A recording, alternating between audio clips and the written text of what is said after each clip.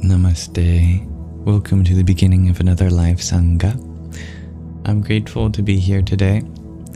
I trust that those who are first joining here are as well as they can be, despite whatever circumstances may be prevailing in their lives at this time.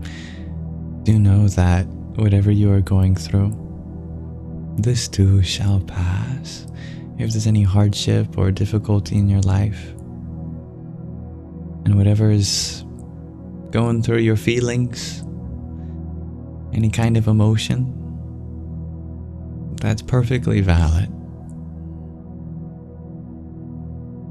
So I hope to be a humble host for this live stream today. Welcome, dear Bubbles. And if I'm not, you can hold me accountable to that.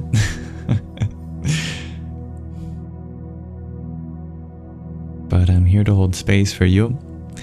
May we come together as fellow students of life to uplift each other, relate in one another's experiences, and share positive sentiments.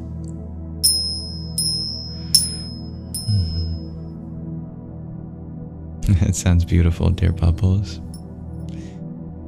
Yes. Thank you, Giuliano, for blessing us with a team bracelet, starting off our live today. Ariom Tat Sat. Namaste, Mo. Welcome. Yeah, I'd love to know how you're all feeling. If you want to share, you don't have to, but whatever you are feeling, allow me to reaffirm. Perfectly allowed to be feeling what you're feeling, whatever it is. Anyone has any reflections or insights that they want to share since last time, this would be a perfect time to do so. And do know that you're all welcome here. And I hope we use this space to grow and learn together. Hello, dear Melanie.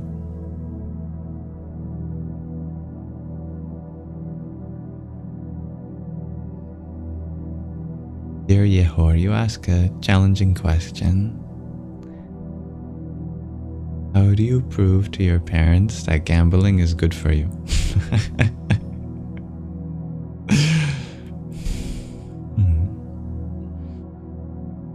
Well, there are many things in life that require risk to achieve. I wouldn't recommend risking your money in places that are mathematically designed to scam you out of your money on average. Unfortunately, the casino is designed to scam you out of your money on average. Unfortunately, the casinos, they're not trying to make people into millionaires. They're trying to make themselves into millionaires. Which means the cash flow must be positive for them and therefore negative for their clients. This applies to online casinos too. But there are absolutely things in life that I would recommend going outside of your comfort zone, taking some risks in. For example, invest in yourself. That will really pay off. Take the risk of gaining experience for you to be able to grow, to learn, to heal. And believe me, every day if you improve some aspect of yourself, 0.1% at a time, that interest begins to compound and add up quickly.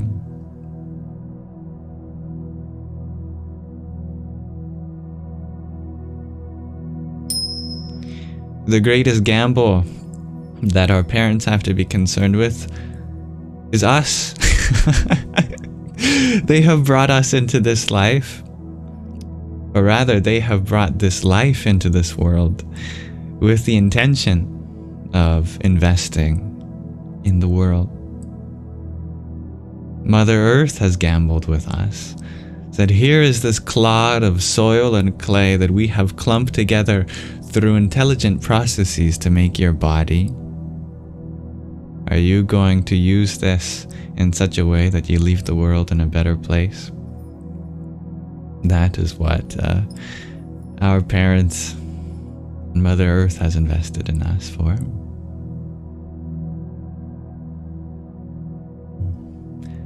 Just small daily changes. Now I have a prayer that I'd like to start our live off with. This comes from the Katha in Taittiriya Upanishad in ancient Sanskrit.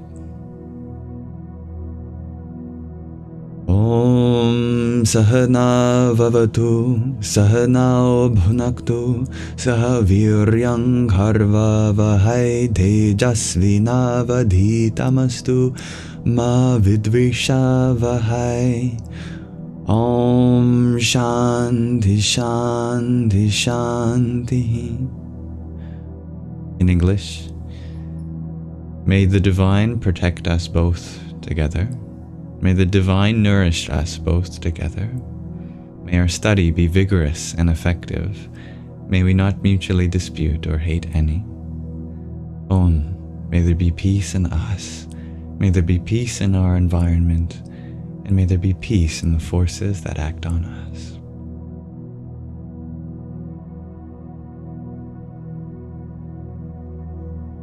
Dear Moch, you're wondering, what's my star sign?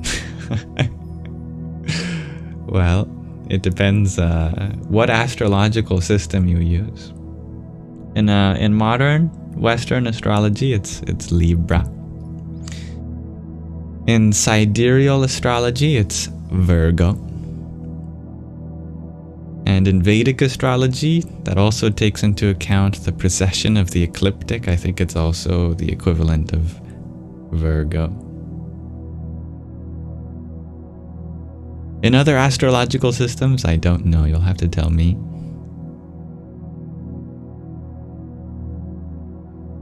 Salam alaikum, dear Afex. Namaste, Randy. Namaskaram, dear Ragnhildur. Look, and you had asked, how do you practice mindfulness? Well, I think it's a bit of a misnomer, because true mindfulness is really mindlessness. And true mindlessness is really just mindfulness. Because if you're full of your mind, you'll never get anywhere else. But if you empty your mind, well, that's all it means to be present. If you can empty your mind of memories of the past or anticipations of the future, and just leave it open to whatever is in truly the present, and not just present somewhere in the world outside of your experience, but really what is directly occurring to you right now. Be open to just that. Hello, dear Darren. Hello, dear Colleen.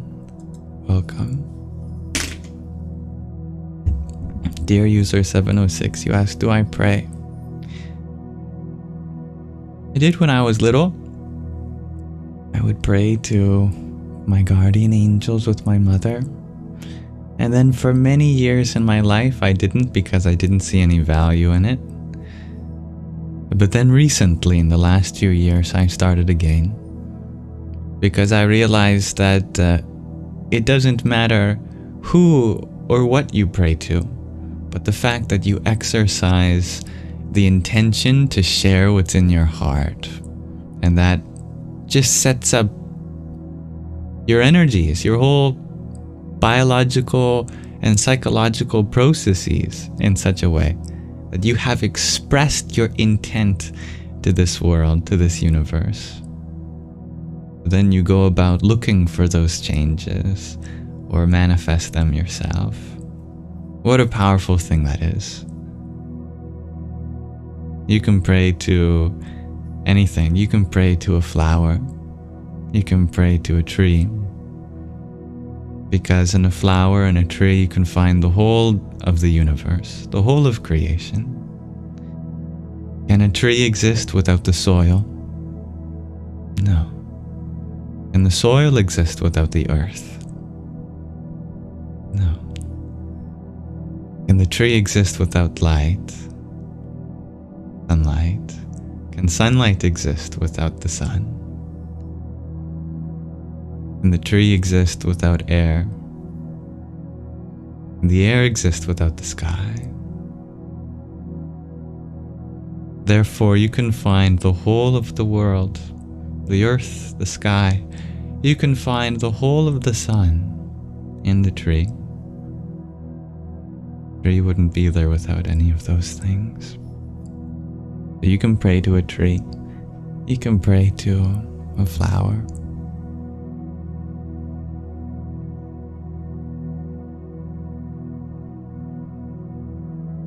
Thank you, dear Kali, for your heart, me.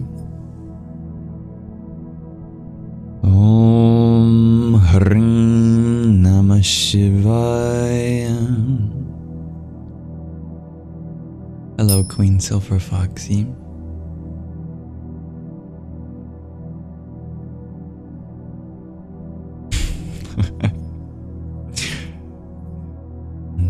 I appreciate your fascination in the world religions, dear Rafex. We don't have to identify with anything to be able to discover the truths of that thing. We don't have to be Muslim to find value in the teachings of the Quran. You don't have to be Christian to discover the joy of devotion in the Christ. You don't have to be a Buddhist to feel the tranquility of the Dharma. Whatever path you seek, that will lead you to truth. But all paths are ultimately parallel, and we can learn from the parallels of all traditions. And hello, dear Laurie. Good evening, dear Darrow. And thank you for your heart, mate. Om Kring Kali Kaye Namah. Hello, Sus. Hello, G. You sure you're not actually home yet? Long day?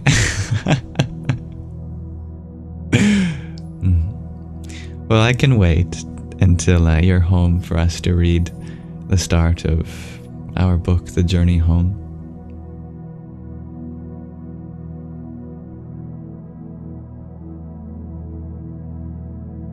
Thank you, dear Davis, for your heart, mate. Om Ram Bhairvaya Namo Namah. Alright, as you wish, dear D. Welcome, dear Quinn. And thank you, Davis, for your heart, me as well. Hare Krishna. Greetings, Isabella.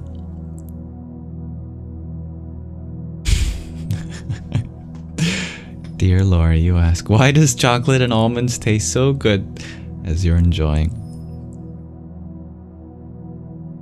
Well, many nuts like almonds, they're very Sattvic foods.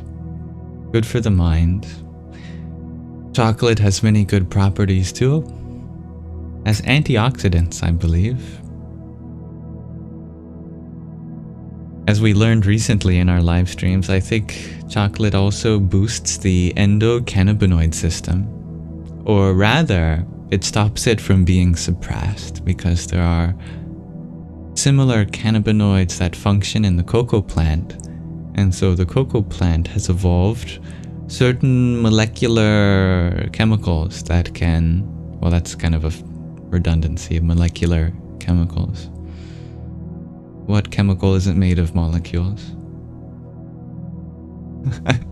Anyway, certain molecules to help prevent those cannabinoids from being deconstructed, denaturing. We have a whole endocannabinoid system. Chocolate can help boost that. Well, then you must continue to enjoy. You can be high on chocolate. Everything in moderation, of course. Dear T. Brock, you ask, can I tell my life story in 2 minutes? Well, I think I'm older than 2 minutes. But I can give you a very shortened version.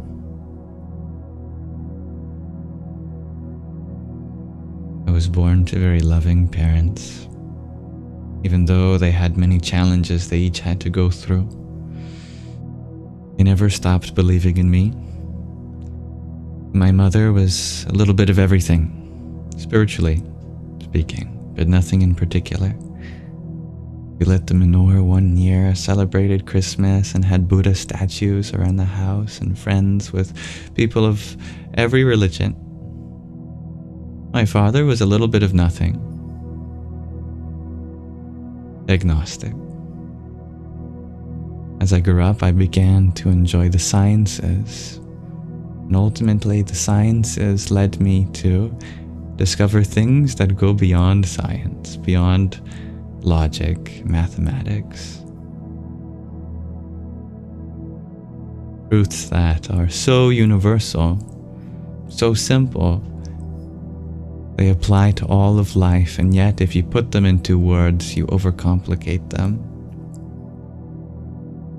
And here I attempt the impossible feat of sharing that which cannot be shared. Here I am. I think that was even under 2 minutes.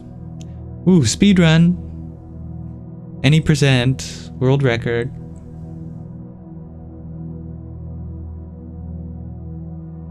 Thank you, dear Isabella, for your finger heart.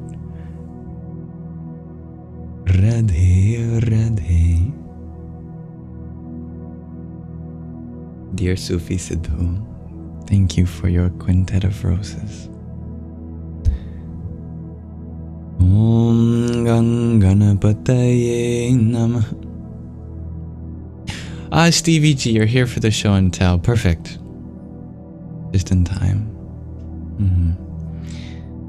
Yes. Dear Advertise, you share you missed the unhinged version of me. Well, my anxiety does not. or shall I say, should I say, my anxiety does also miss that version of me too. Dear Colleen, you ask, what's the most important thing we should learn from Buddhism? It all stems from the noble truth. There is suffering. All of Buddhism can be extrapolated from that truth. That is what's at the heart of the religion or the tradition, the way of life. The most important contribution to the world that Buddhism has given is the middle way, in the form of the Noble Eightfold Path. That is the answer to the Four Noble Truths given by the first sermon of the Buddha. All of the Noble Truths can be extrapolated from the very first Noble Truth, that there is suffering. Suffering is a fact of life, a mark of existence. So what are we going to do with that truth? That is Buddhism in a nutshell.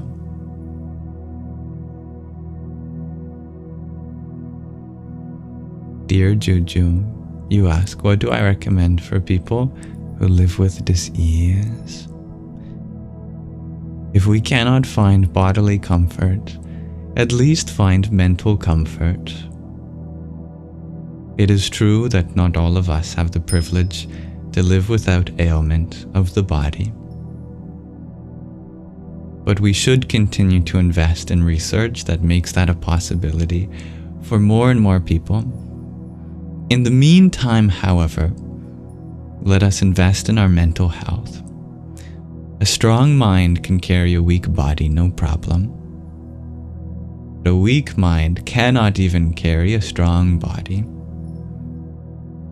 If you take care of your mind, that is most important. Hello, dear Zachary. I like that idea as well, dear G. I hope everyone has a Sangha snack on hand to enjoy. Maybe chocolate, maybe something else. Hello, dear Noob. And thank you, Talita, for your heart mate. Om Shri Mahalakshmi Namaha. Dear Lindsay, you ask, what's something I enjoyed doing as a child but stopped doing as an adult? I love that question, dear Lindsay. Let me think.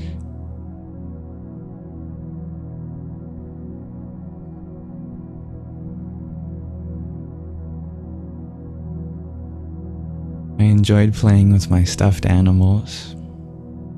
I used to have a whole variety of little bunnies. They were my little bunny family.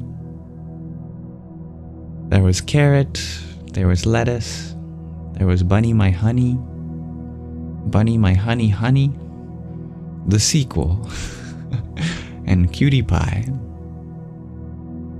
And I would play games like mental tag with them. I'd put them all in a circle and I'd pretend that we would play tag, but with our minds. We would try to catch each other just in our imagination.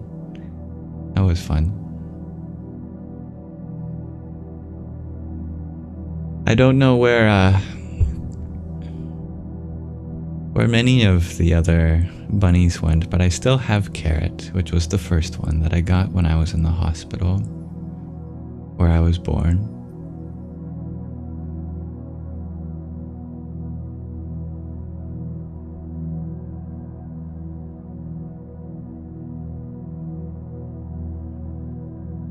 Thank you, Sufi Siddhu, for your 6 roses.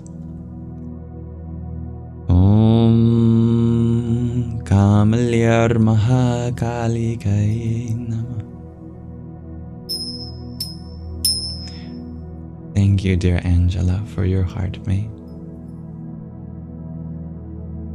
Om Zoom Suryaya Namah.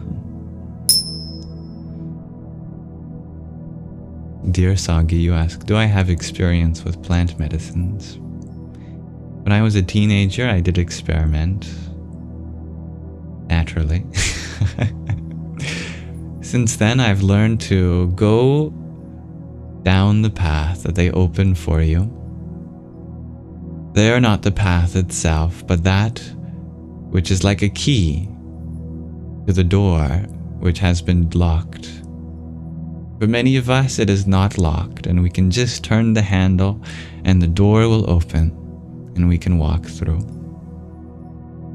For those of us who may have had their minds locked inadvertently, nature provides a key to unlock that door again. But the key itself is not the treasure. Ultimately, once the door is open, we no longer need the key. We can give it back to the next person and walk through the door. See where it takes you.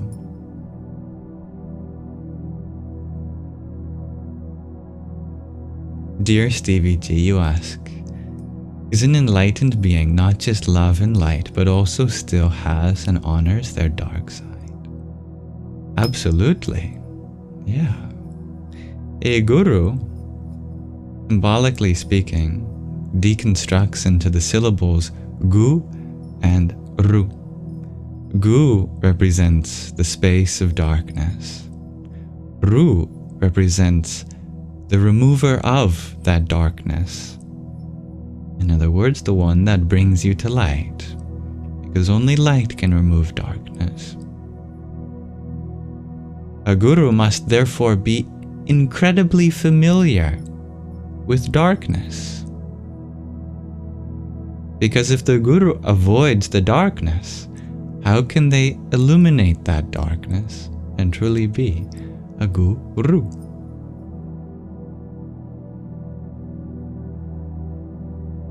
We say that an enlightened being is, well, enlightening. They're illuminating, they're full of light. But that light cannot exist without the space necessary for that light to travel. There can be no light without space. Space is the medium for light. But notice that space is just darkness, seen from the perspective of itself by itself. Without light, that space is called as dark. We need that space in order for there to be light. Therefore, we need that darkness in order for there to have a place for light to flow. Hare Krishna, dear Nanda. And thank you, dear Angela, for your heartmeat and for your septet of roses.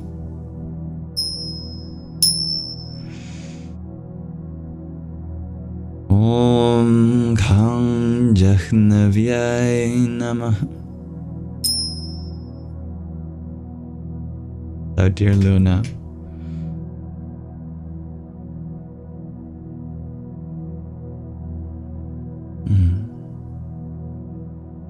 A beautiful observation, dear Sufi Sidhu. I'm very grateful for you, dear Stevie G, and all Sangis here.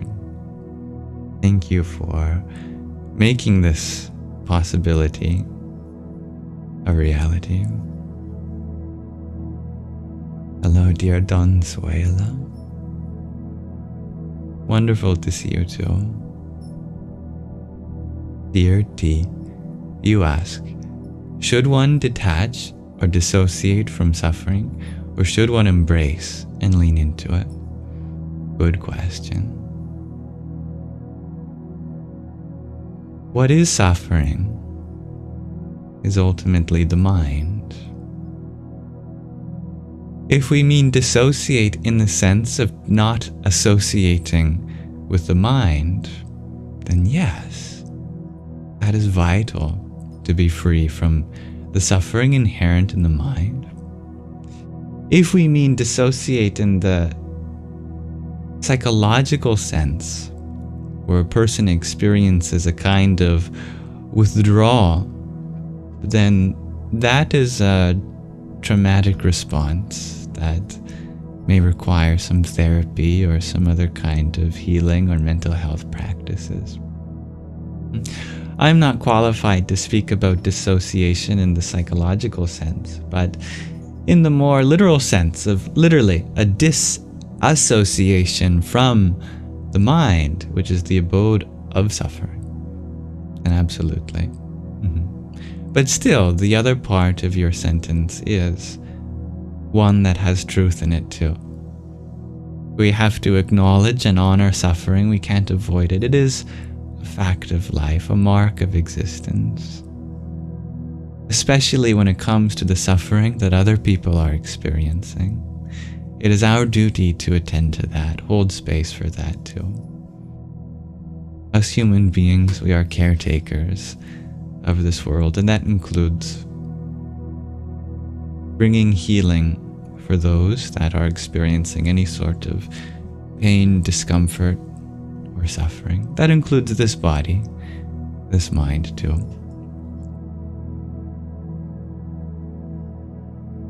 Dear Ren, you have a snack. Hummus and pita. Oh, I love that.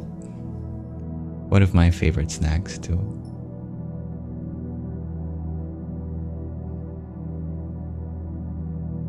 Dear innocent angel, you are wondering how old I am. In this body, 23.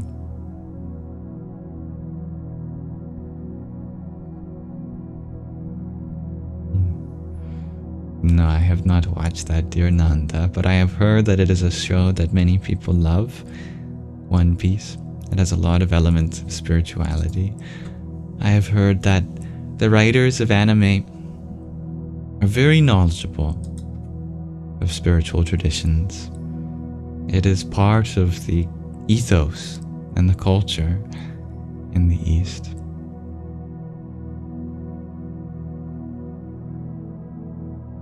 Dear Amma, you ask, what if one remains stuck in paranoia from an experience? I assume that question was asked in the context we were describing about plant medicine. Anything that can be done to the mind can be undone.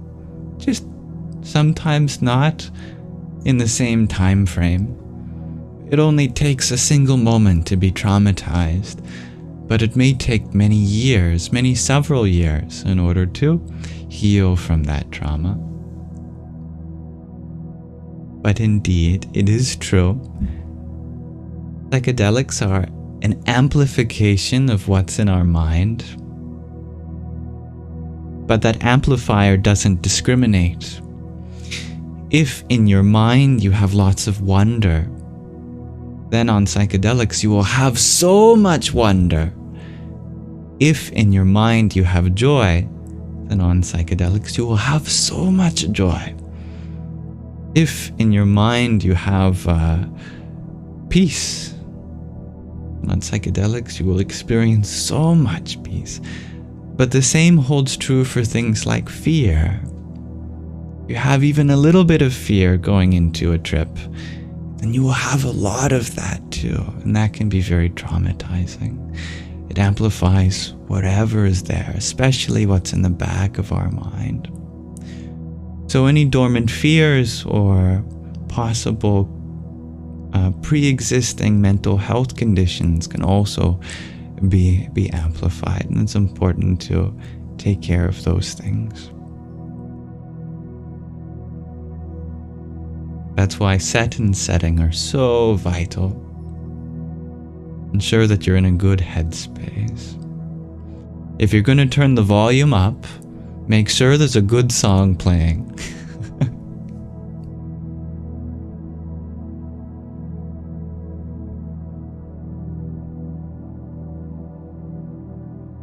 Dear Rafix, you ask, is rosary kind of like mantra and praying? Is it meditation? Absolutely. It's something that many cultures around the world experience. I have some next to me. Actually, I have 3 different kinds next to me. The material may have different significance. There's one made out of quartz crystal.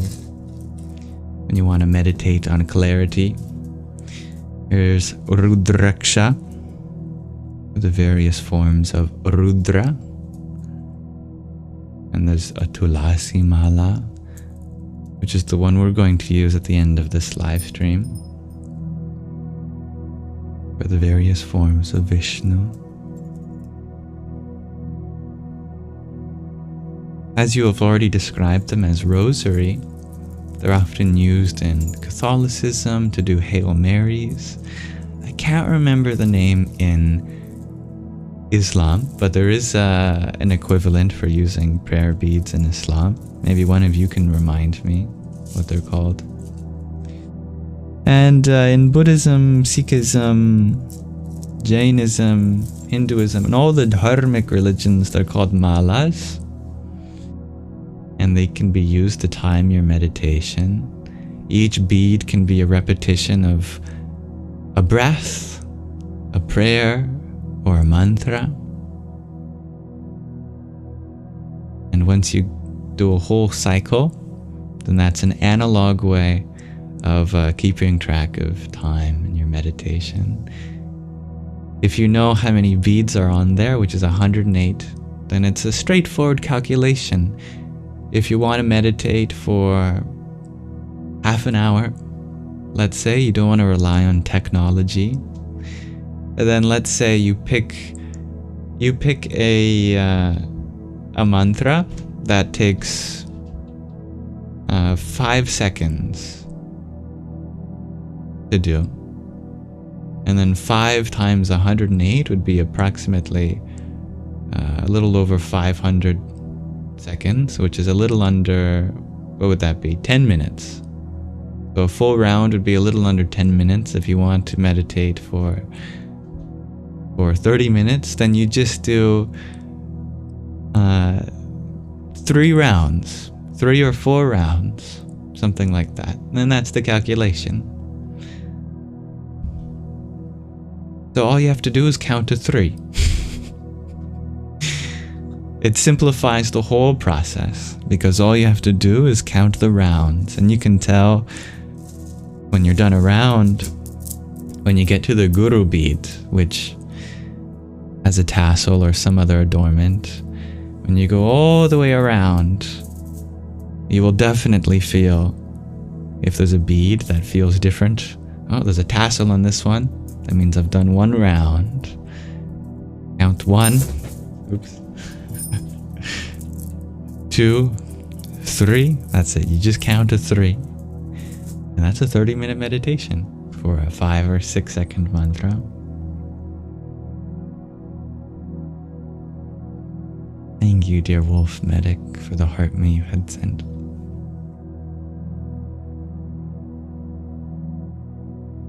Om Som Somai Namah.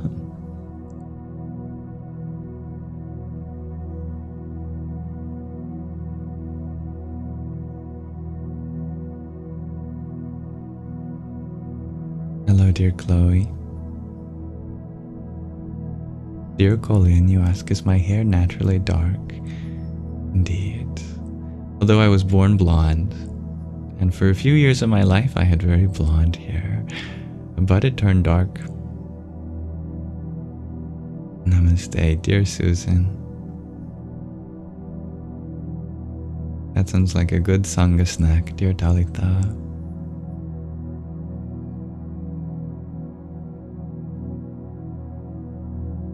Dear Eclectic Tea, you were wondering why 108 beads?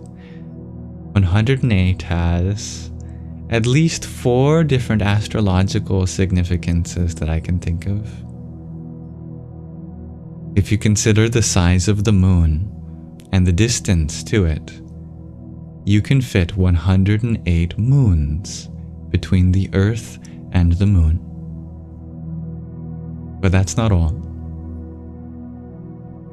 If you consider the size of the sun and the distance to it, you can fit 108 suns between the Earth and the sun.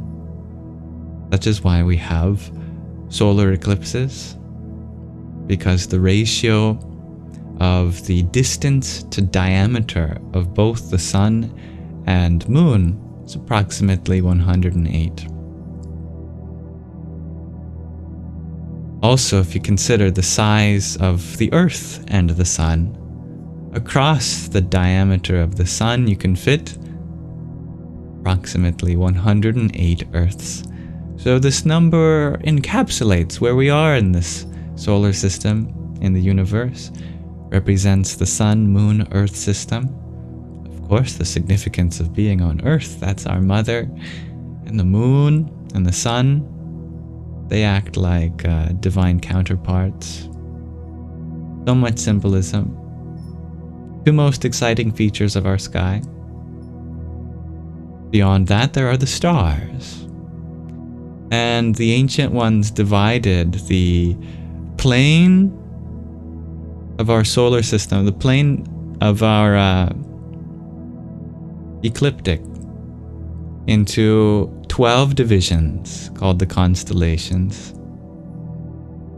And they considered the motion of 9 celestial bodies in that plane, which of course includes the sun, the moon, but it also includes Venus, Mercury, Mars, Jupiter, Saturn, Uranus, and Neptune. So if you take the combination of all possible celestial bodies and constellations, in this context. That's 9 times 12, which is 108. So those are the 4 astrological significances of 108, which have to do with our ancient heritage, as well as our place in the universe.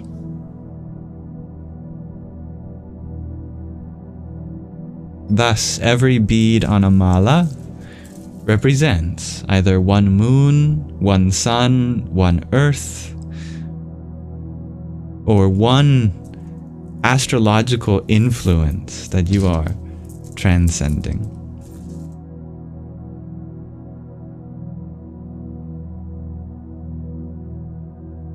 Thank you, dear Isabella, for your paper crane. Om Braum Hanumate Namah. Thank you for your heart, me, dear Hybrid Jen. Om Tam Namastanduraya.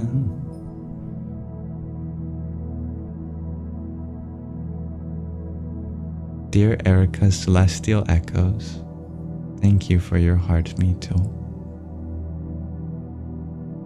Om Vastudevataya Namah.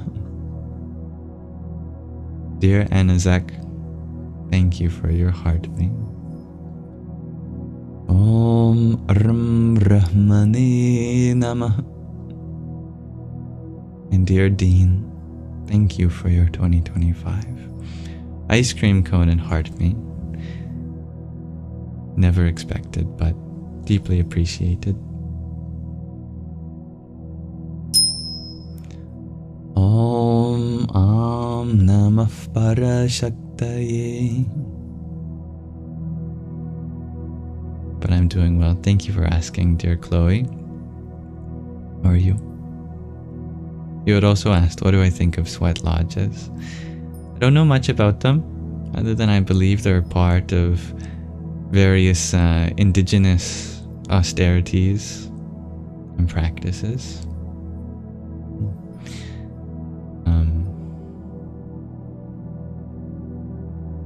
It's quite an austerity to undergo immense heat, especially intentionally. Your body releases a lot of hormones and secretes a lot of substances to the skin during that time.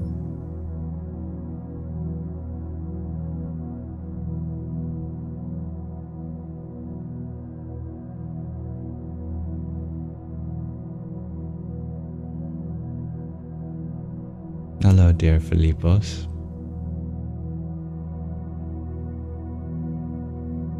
Good night, dear Michelle. Dear Enzo, you had asked, how does one surrender to discomfort? We cannot surrender to discomfort until we realize that we shall survive the discomfort. Because if there is any belief that somehow this discomfort is going to destroy you, there would be no surrender. But if you knew the truth of your being as not this body, not this mind, that which fire cannot burn, water cannot wet, wind cannot dry, a sword cannot pierce, not this abode of flesh and bones, which sleeps, decays, and dies, but the immortal consciousness, the Lord of the earth and skies. Well, then discomfort is just a fleeting experience, unlike yourself, which has nowhere to go that it is not already. So Atma realization of your true self, the Atma, is necessary for surrender.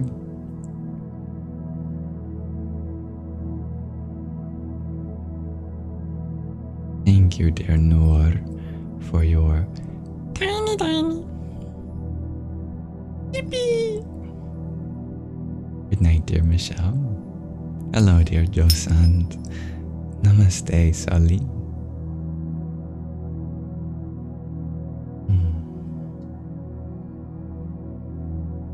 Hello, dear FAQ.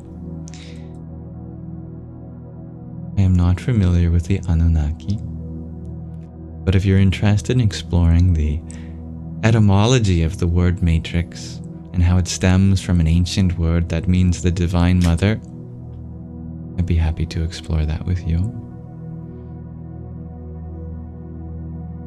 I'm happy you like the atmosphere, dear Super.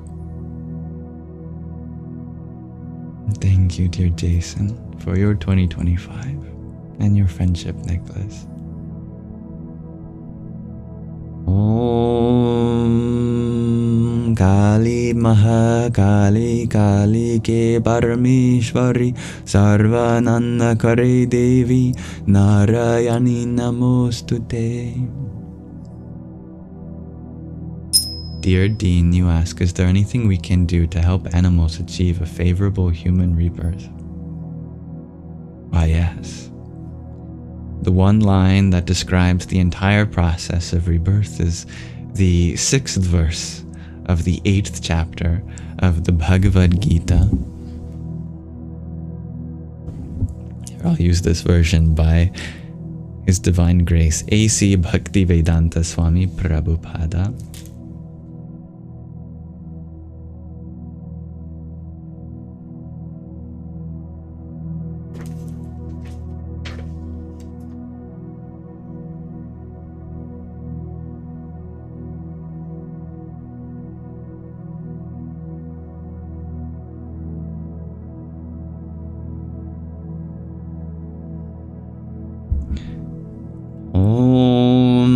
Yam yam vapi smaran bhavan tyajatyante kave kalevaram tam tam evaiti kaunteya sada tadbhava bhavitaha. Whatever state of being one remembers when they quit their body, O son of Kunti, that state they will attain without fail. So if one wants to achieve a human state again in rebirth, then they must be cognizant of something achievable through a human body. If you want an animal to be thinking of this, then you must have some relation with them, like providing for them, being with them in their last moments especially, so they remember your face. This may be done through pets, taking care of pets, giving them love throughout their whole life. It may also be done with taking care of wildlife. If you have any endangered species, maybe you can volunteer, help them, do random acts of kindness for the animals. Whatever state of being one remembers in the end, that very state they shall attain.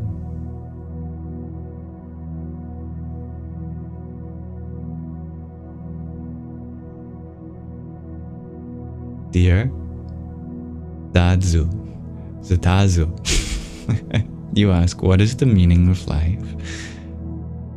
This is a question I cannot tell you the answer to, because the truth of this question is not found in anything that can be said in reference to the question, but it is the question itself. Question contains all the meaning necessary in order to come to a kind of fulfillment. Do not worry so much about the possible answers to the question, as much as the question itself. How is it possible that as life itself, we ask about our own meaning? How is it even a possibility that we have the potential to be curious about our own nature? that wonderment is the most meaningful thing. It is not a given, but an exploration.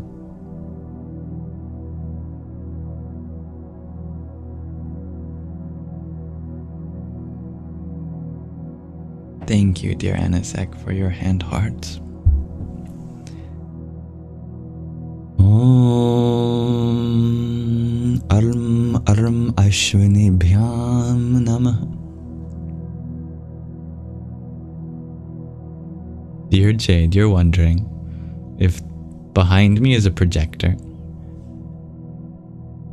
Good question. No, what is behind me is a tapestry. This tapestry is mostly blue, and I'm using it as a blue screen. I can remove the video playing behind. I also have an image behind that, which I always forget about. If I remove the image, then all the dark spots you can see I've removed, but that's all practical effect. And you can see that if I turn the video on and I move myself, see the video playing behind.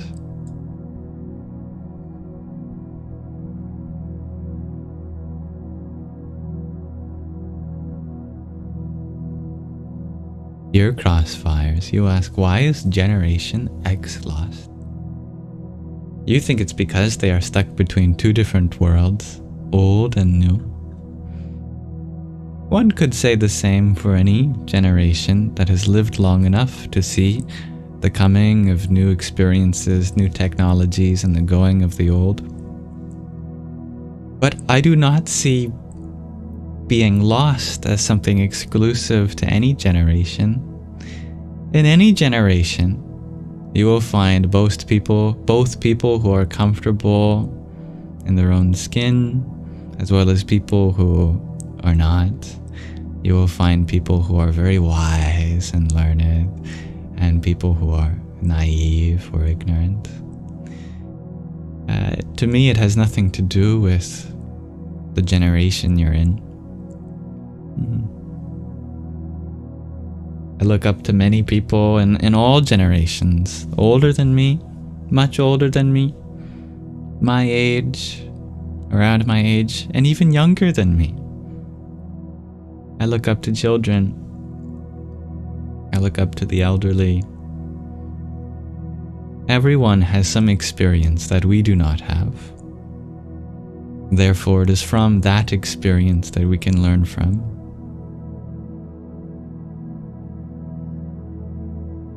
Thank you, dear Marcy, for your Gigi. Om Dum Durgayai Namah.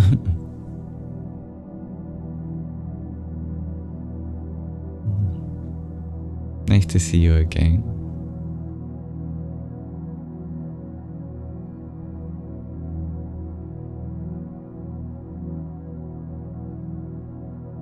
All right.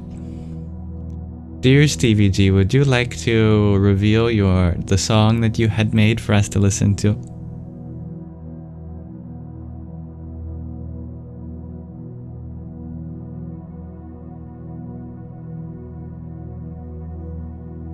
For our show and tell. I love to hold space for what you have to share.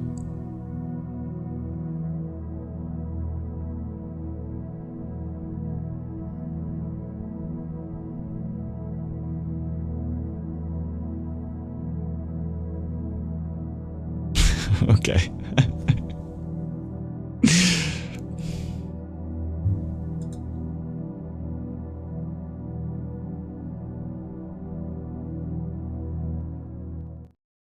So, dear Stevie G, you had shared another one of your songs with us. You write that this is a song that's just a beautiful, positive, spiritual message. We just allowed the divine to create music to awaken others. Originally, this song was meant to be more sad or lovey-dovey song, but it was your friend who showed up with magical lyrics that brought such a magical song about. This song is more than a year old and out on all platforms within your album, The Dance Between Light and Dark. Just search up the only S. All one word, no space, and the period is needed as well. If it's hard to find my name, I have my links in my bio. And of course, Stevie G, aka the only S, had asked for us to wait until he's here in chat. So if you see his name, you can find the link in his bio. The song is called Hey Big World, featuring Daddy Gentai.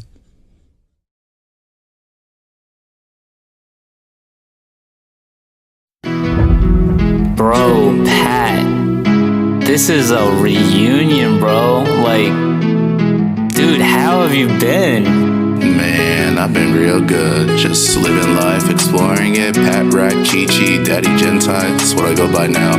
But man, life is amazing. It's amazing. Data Bayo! Finally free, yeah. Finally me, yeah.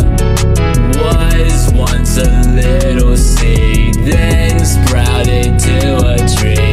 You can't even fuck with me, 'cause I know how to be. All I do is see and hear. Why shed a tear? Heaven is here, heaven is everywhere. Listen to the words I share. It's all in your heart, yeah. Life is like a bunch of art, yeah. Though it might be hard, yeah. There's no harm to just start, yeah. Push the cart, you might fall apart, but remember, light comes after dark. Yo, bro, you're up. It's your time to shine, bro. Show them what you're made of. I mean, I'm just your average Nigerian weeb, so I don't know what much I can do, but this is gonna be my first time spitting in the mic. I hope I do good, bro. I love you, bro, and I missed you, bro, and I'm glad I'm here. Hey, big world, I finally made it. Big world, small, I can finally say it. Made big changes, but still amazing. To all I met, I'm really gracious. Love in my heart, I still embrace it. Connection with you, I know you feel it. Peace and love, we all keep craving. Come with me and you'll feel amazing. Positivity is what I'm gonna hit you with. Let go of rage and just keep praying. God still loves us is what I've been saying. Don't lose hope, accept the saving. A special someone, you are my baby. You held me down despite my crazy. Loving me for me, I wasn't ready. Now you got me wanting cute little babies. But let's not rush until we're ready, because you and I, we still need saving. I love you, for you, baby. Gentai.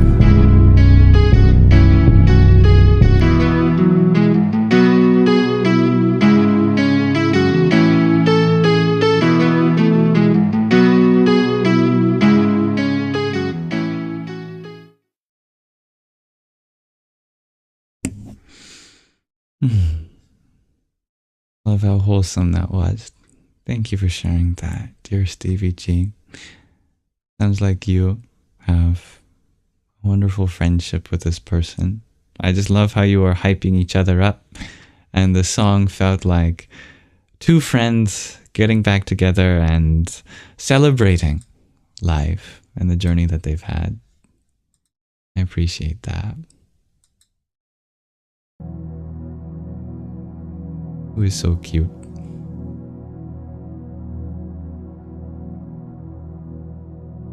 Always grateful when you share your music, dear Stevie G. Your wholesome energy radiates positivity.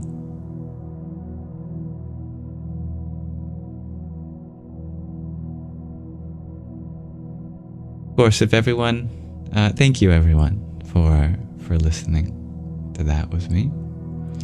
And if you ever have something you want to share, you're welcome to check out the link tree in the bio, the show and tell submission form. I'd love to hear from you. Namaste.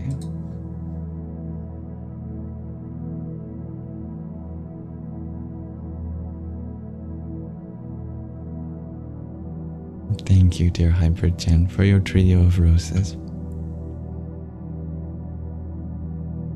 Om Haum Jum Saha Om Bhur Bhuvaswaha Om Triambakam Yajamahe Sugandhim Pushti Vardhanam Urvarukam Iva Bandhanan Mrityor Mukshiya Mamritat Om Swaha Bhuvaha Bhuhu Om Saha Jum Haum Om.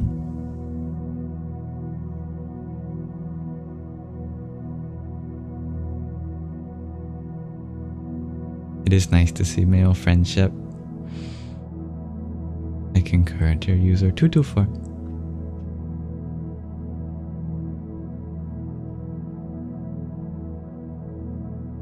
Thank you, dear Fiddle Leaf.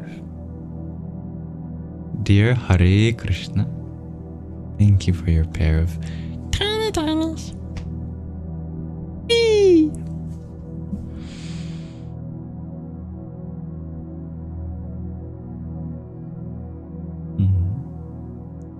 Switching vibes a little bit. This beginning portion of Sangha is dedicated to Shravana. Listening. I love to listen, hear from you, what you have to share. We're going to start a new book today.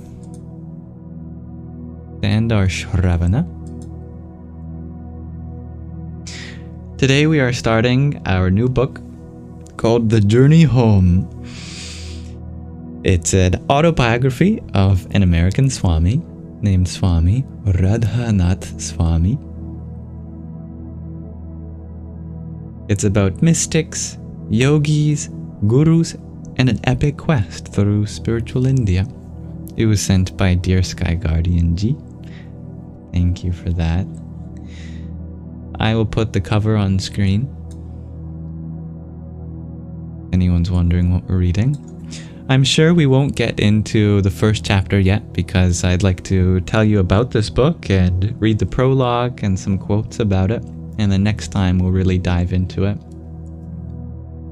There's some wonderful quotes on the back, but there's a whole section dedicated to quotes. I wonder if the quotes on the back are just a subset of the quotes inside. So I'll start with those. After I read you about the inside flap. Within this extraordinary memoir, Radhanath Swami weaves a colorful tapestry of adventure, mysticism, and love. Readers follow the former Richard Slavin from the suburbs of Chicago to the caves of the Himalayas as he transforms from young seeker to renowned spiritual guide. The Journey Home is an intimate account of the steps to self-awareness and also a penetrating glimpse into the heart of mystic traditions and the challenges that all souls must face on the road to inner harmony and a union with the divine.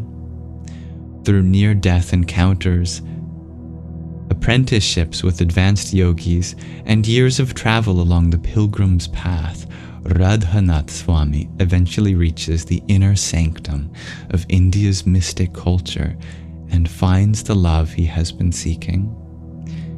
It is a tale told with rare candor, immersing the reader in a journey that is at once engaging, humorous, and heartwarming.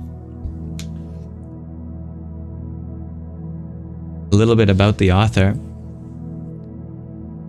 There's a little picture I can show you. That's what he looks like at the time of writing.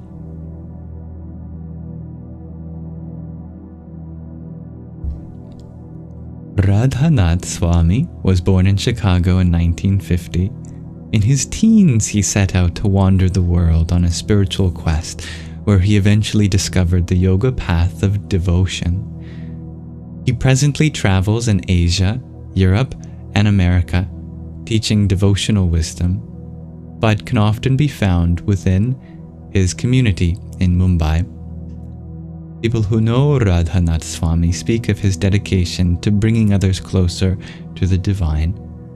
Almost in the same breath, they speak of his lightness, simplicity, and sense of humor. Visitors and friends are inspired by his unassuming nature and natural unwillingness to take credit for the works he inspires, developing communities, massive food distribution to why don't I know this word? Indigent children. That's funny.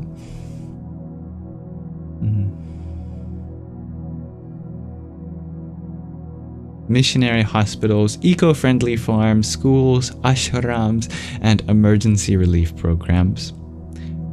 Quote unquote, he seems to see life as a continuous blessing of God's grace. One admirer said, and yet he never loses his humanness.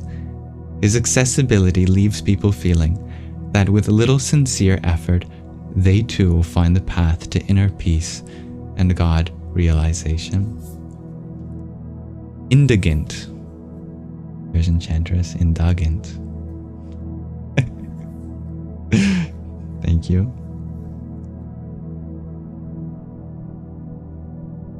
Let's read some quotes about this book from people you may know. Indulgent.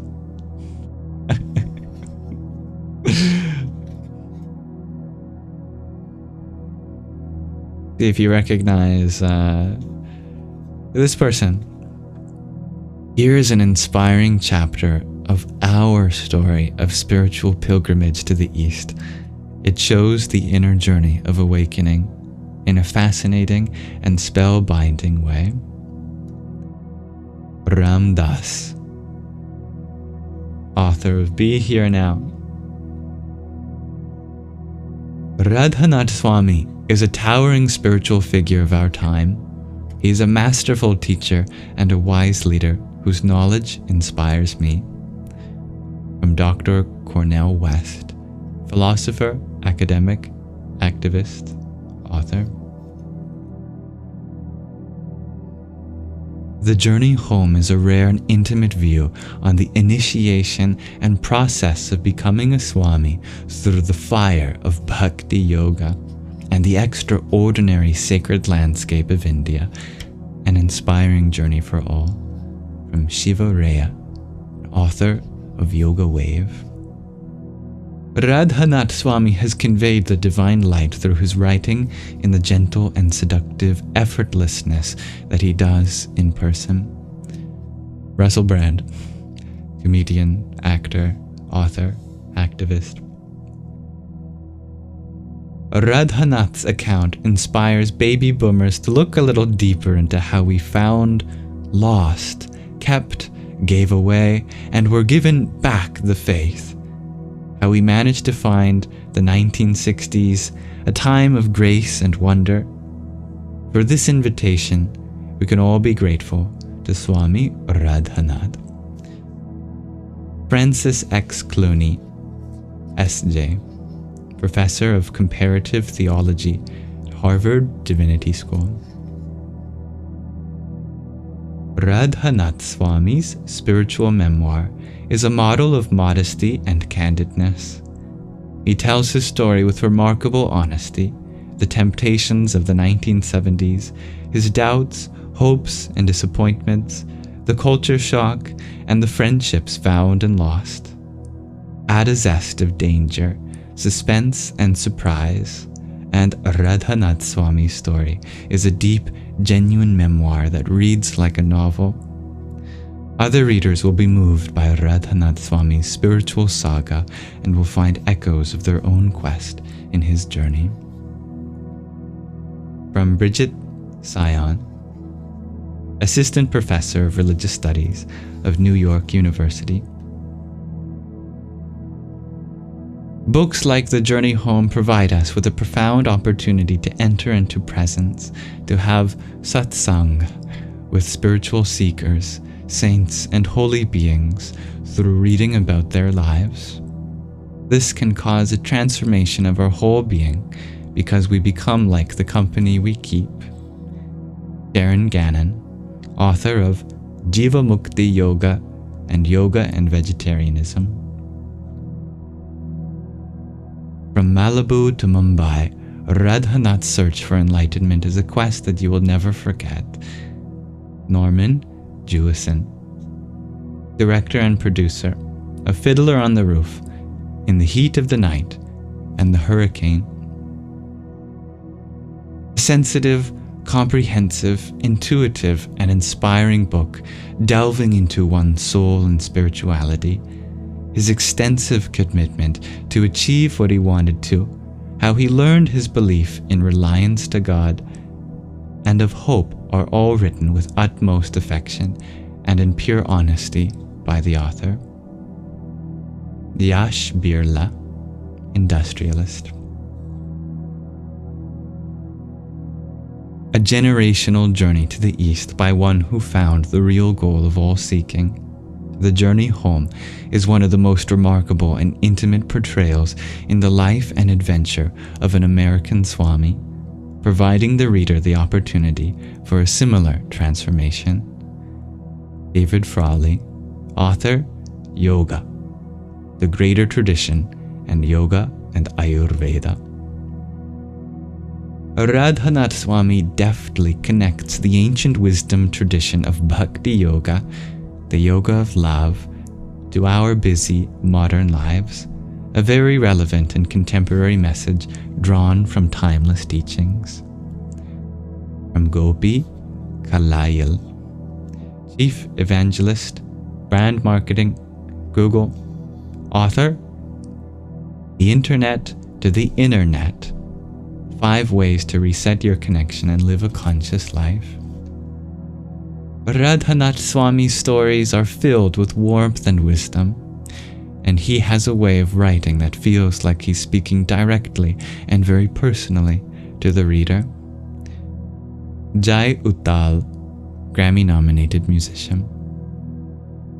It is a great joy to know that a saint like Radhanath Swami is now sharing his precious memories with the world through this long-awaited book. Having had the privilege to know him closely, I have no doubt that future generations will find these reminiscences fascinating and inspirational. Arvind N. Mafatlal, industrialist. What is remarkable about this book is its transparent honesty. One marvels at Radhanath Swami's fearless description of his failings and shortcomings, fears and anxieties as he went about from place to place looking for the ultimate purpose in life. In every chapter there is a glimpse of the great souls that have influenced his thinking. This book is a must-read for all spiritual seekers. N.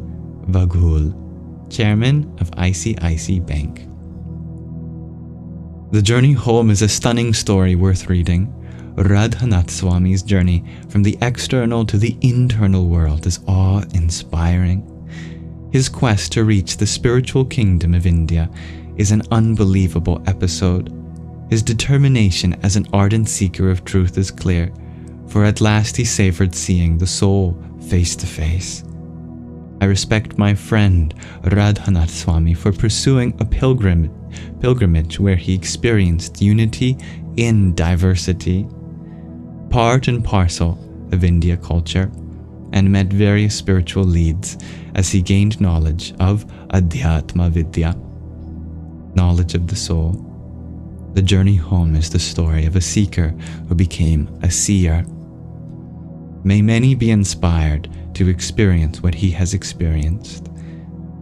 BKS Iyengar, author, Yoga Wisdom and Practice. Radhanath Swami is an incredible example of someone who found his life's purpose early on and has been living a life of passion ever since.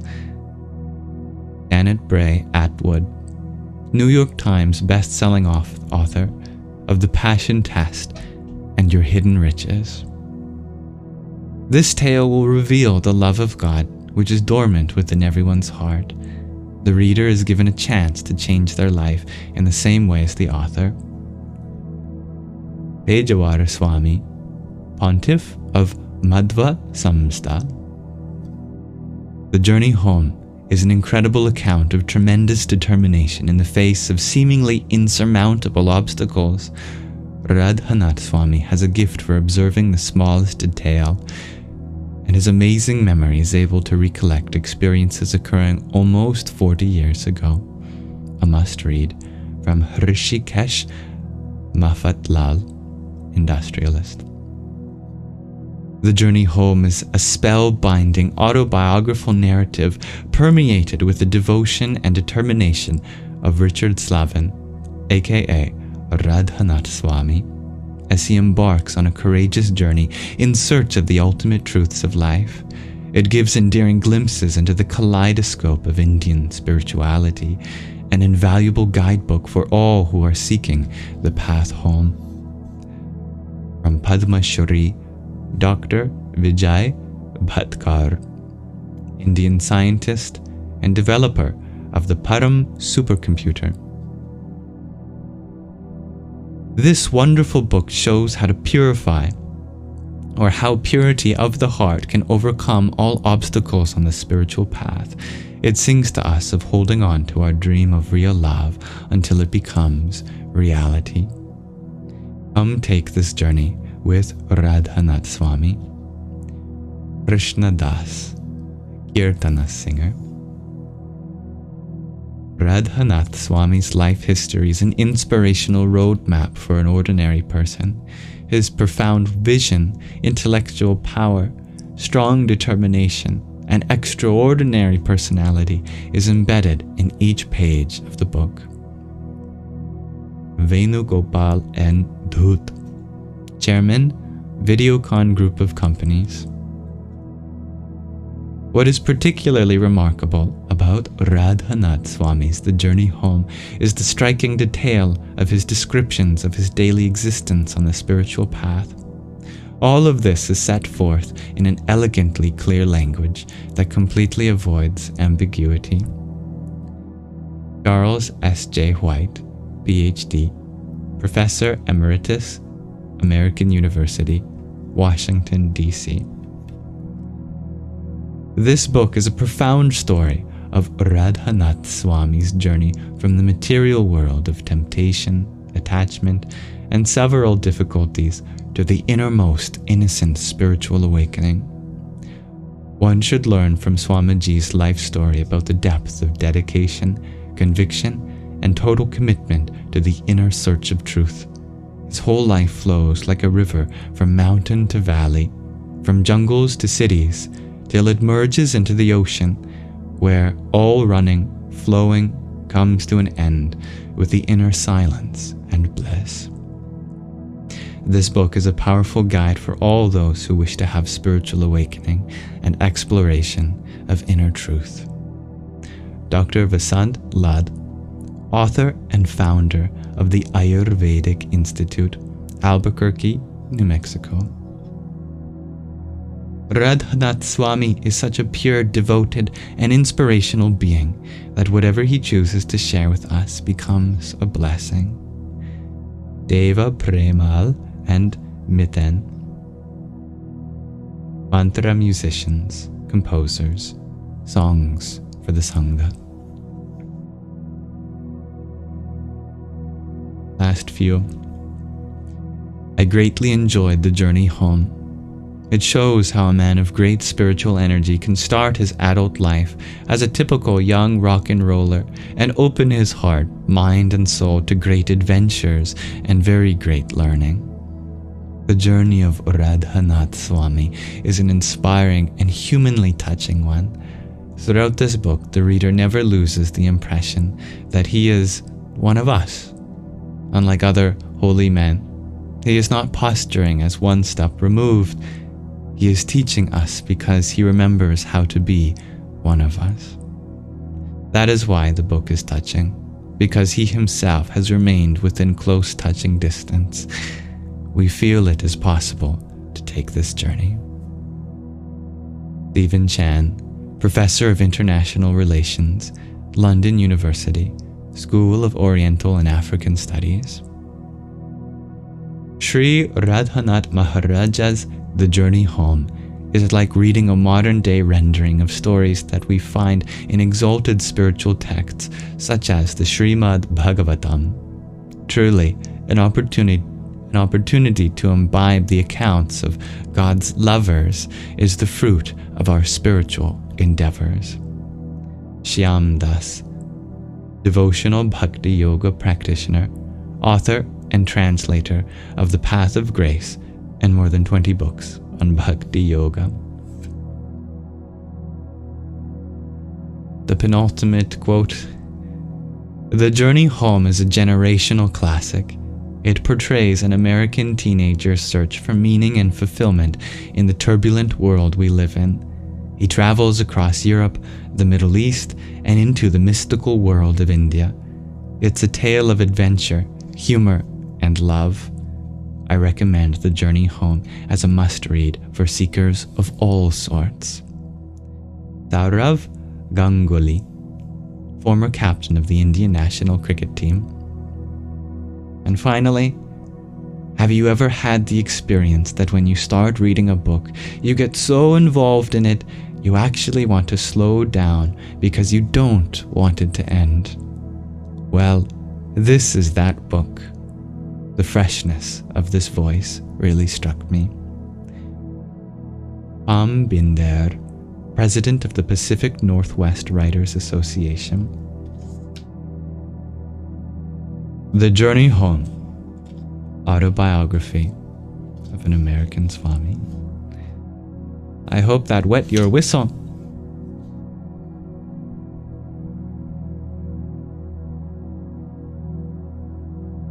To all my guides of various faiths who extended their compassion and wisdom as I stumbled along on my journey home, to my mother and father who nourished me with selfless care and devotion, they never gave up on their wayward son.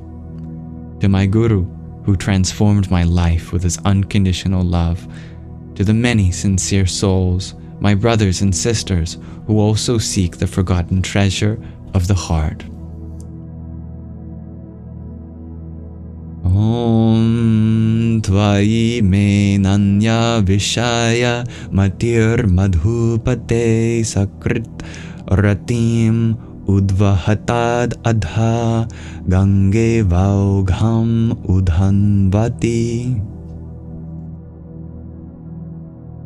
A verse from the 42nd verse from the 8th chapter of the 1st canto of the Srimad Bhagavatam, spoken by Mother Kunti, which means, "My sweet Lord, as the river Ganga forever flows to the sea without hindrance, let my attraction be constantly drawn to you without being diverted to anything else."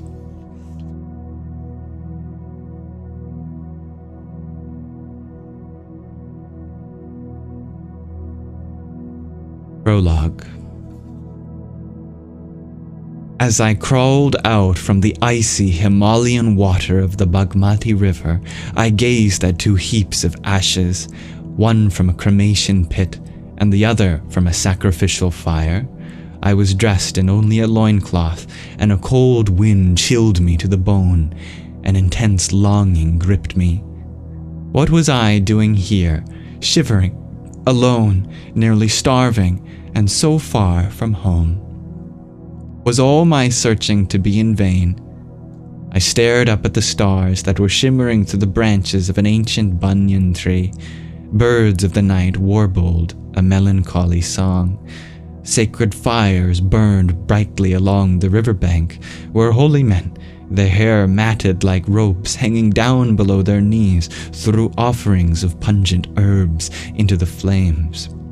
From the smoldering remains they scooped out handfuls of ashes and smeared them over their flesh. Completing the ritual, they marched toward the sacred shrine that I yearned to enter. It was the spring of 1971 in Pashupatinath, Nepal, where a flood of pilgrims had converged that night.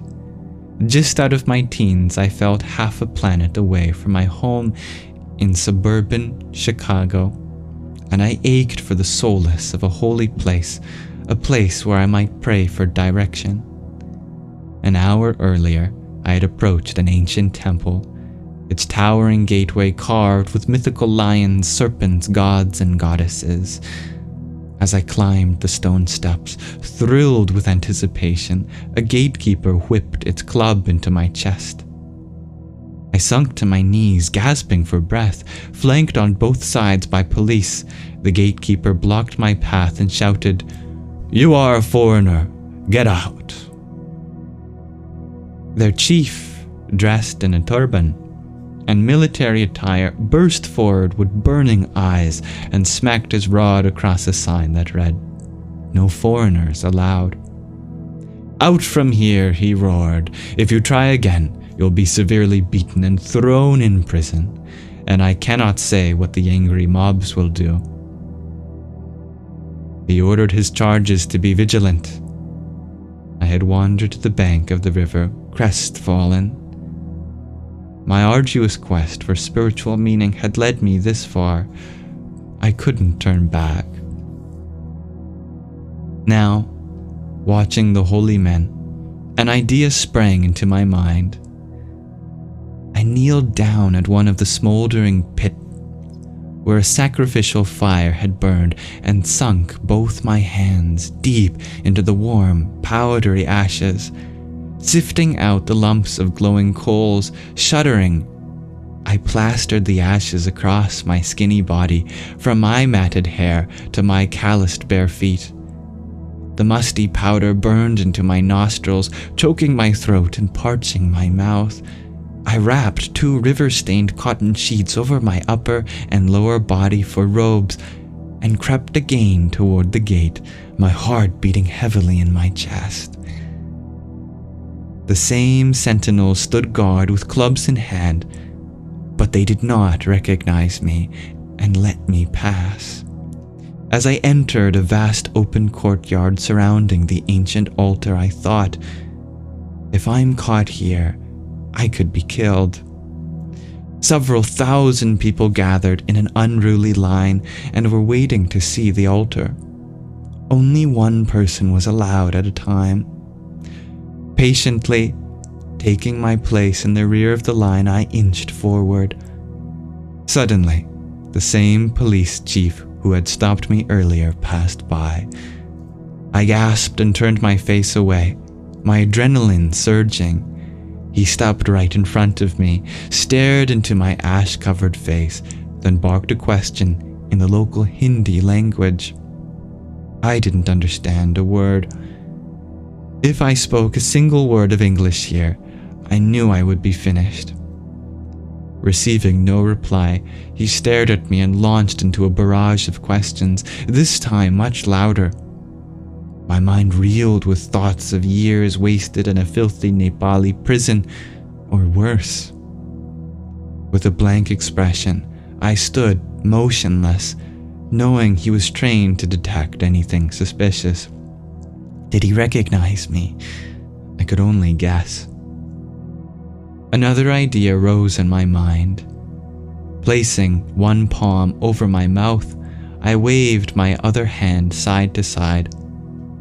Those who vow never to speak, Mauni Babas, often expressed their vow in this way. The chief gripped my arm and dragged me away. Where was he taking me? Was I under arrest? He yelled. Instantly, 2 police guards came running. Surrounded, I was yanked through the line of pilgrims until we reached the place of maximum congestion. Raising their clubs, my captors roared like thunder. Was this to be a public lashing? Would the mob tear me apart for defiling their sacred shrine? They shouted louder and louder as people scattered. I waited, terrified. The men dragged me through the bustling crowd until I found myself standing directly in front of the altar. A colorful pagoda with swirls of sandalwood incense pouring out. In front stood a massive stone bull. On the altar stood a stone figure of the deity Shiva, adorned with embroidered silks and glittering with gold and precious jewels. The chief lifted his stick and squeezed my arm. Would he pummel me right before the holy image? Surrounded by his lieutenants, rod raised above his head, he shouted orders at a priest who rushed back into the altar. I waited, trembling. From the inner sanctuary, the high priest appeared, dressed in robes of red silk. A striking red circle of powder marked his forehead, and he wore a gold necklace and a strand of dried rudraksha seeds around his neck. Not unlike the ones I have here, perhaps.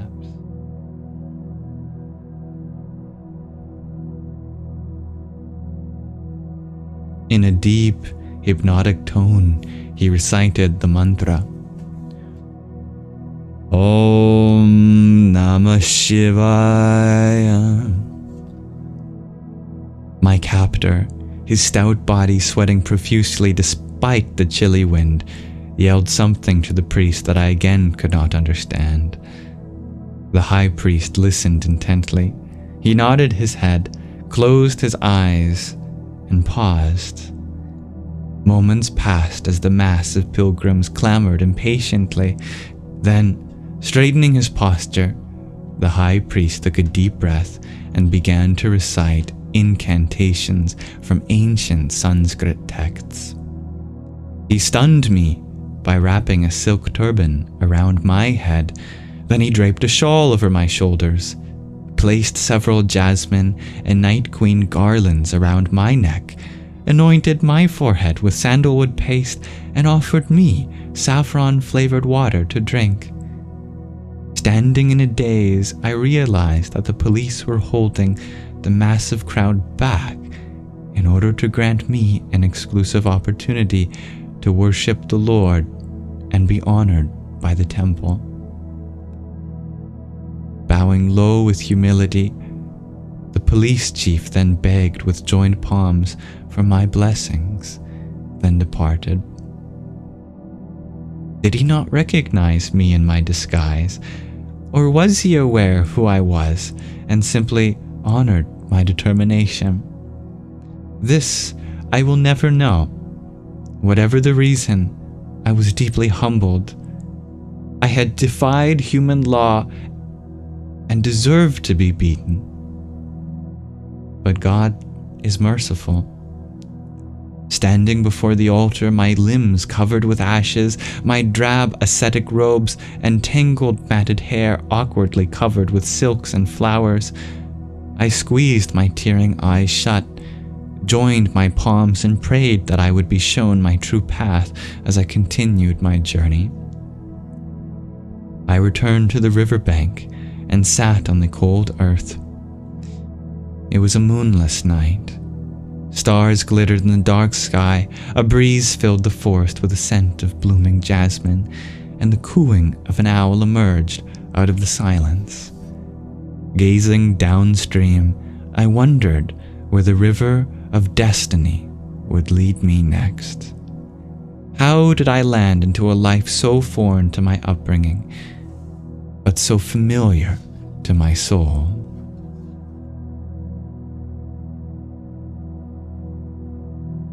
That is the end of the prologue, and where we'll pause our reading of The Journey Home.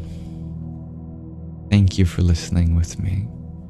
I look forward to seeing how Radhanath Swami's journey plays out as he takes us all home together.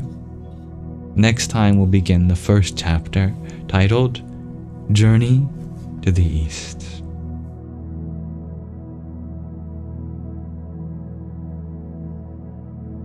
Namaste.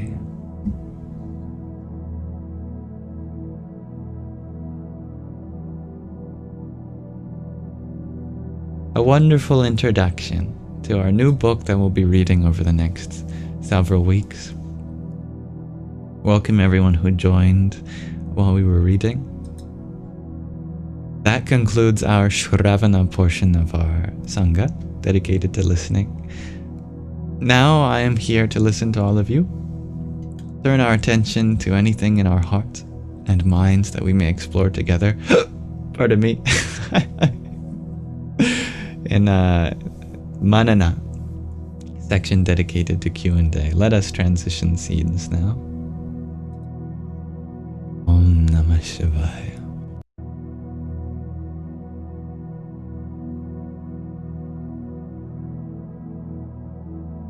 Thank you to those who sent a gift while we were reading, and for your patience as I may return the acknowledgements. Thank you, dear Master Mix, for the rose you had sent. Om Namo Bhagavate Rudraya. Dear Gina, thank you for your pair of roses and heart me. Om Namo Bhagavate Vasudevaya. Dear Jos, thank you for the beating heart. Om Sadyo Jatam Prapadyami Sadyo Jataya Vai Namo Namah Bhave Bhave Nati Bhave Bhavaswa Mam Bhavod Bhavaya Namah. Dear Usha Priyaji, for your flowers and tiny yippee. Tatwam Asi, thank you for your quintet of roses. Jaya Ramana Maharshi Maharaj. Dear Dean, thank you for your trio of ice cream cones. Om Narayanaya Vidmahe Vasudevaya Dhimahi Tanno Vishnu Prachodayat. And dear Gia and Simon Aladdin, thank you for your pair of tiny tinies. Yahoo! Grateful for you all.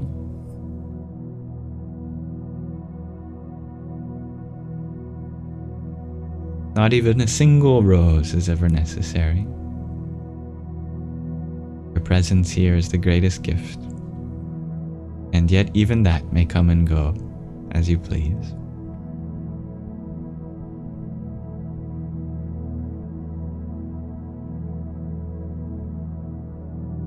Evening, dear Neangelo Pack. CVG, you had asked, how do you stop being distracted and focus on what you want to focus on?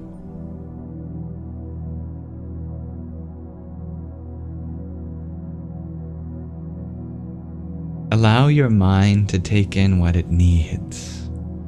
Let the subconscious process for you. Around grade 3, or whatever the equivalent is in your education system, when we are about 6, 7 years old, we begin to transition in our learning styles to a more academic one. We're no longer seated crisscross applesauce on the carpet, and we end up getting desks and we start writing things down as we learn how to write. But if you recall all the lessons that you've learned when you were just sitting on the carpet, on the ground, there was no pen and paper needed. In fact, you might not even been looking at your teacher. I remember being in preschool, kindergarten, grade 1. My eyes would look all around. I'd hardly ever be looking at the teacher, I'm sure. But the most vital lessons still remain with me.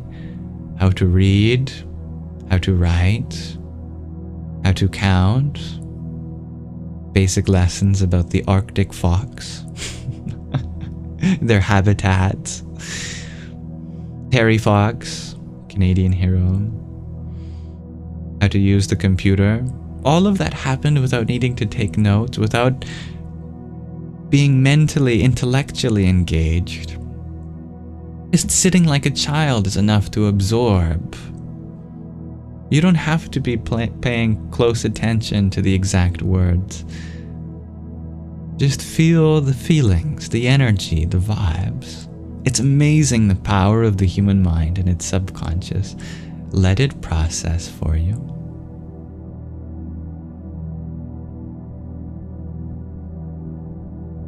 Thank you, dear Shai, for your friendship necklace.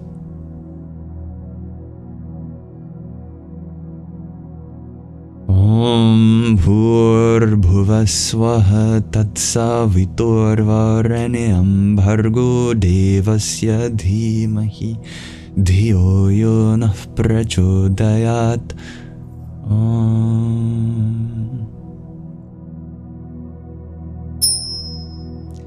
Intention is enough. Well said, dear herbalistic. Feelings deepen our learning. Just be present. Childlike wonder is all you need to open your neural pathways. The vibe that you get is much louder than the words. And trust in your mind's capacity.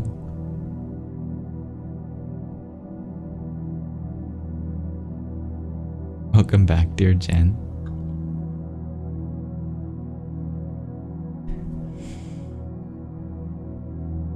Academic trauma is very real. We all have unique learning styles. And there are so many different kinds of teachers. I've had my fair share of challenging experiences. But even them, they have taught me things. Mind you, they taught me more about my own needs than probably what they wanted to teach me. But still a teaching happened, nonetheless. Of course, dear Stevie G. When we look back on our conversations with friends and family, oftentimes we don't remember the exact words that were spoken, but we know enough of the general vibe that stays with us to be able to paraphrase. Same is true in a different sense. When listening to stories, for example, we don't have to follow the literal series of events in the plot, as long as we follow the feelings, the raw experience that the storyteller or the author captures in their writing, then that is where the lessons really take place.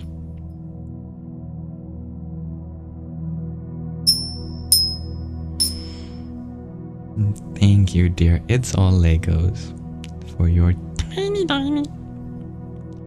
Yippee!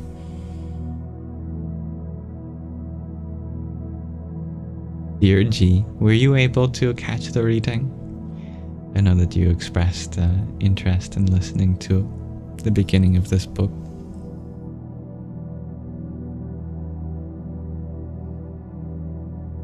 Herbalistic advice you share, the vibration around us was enough to remember events and what took place, you guess.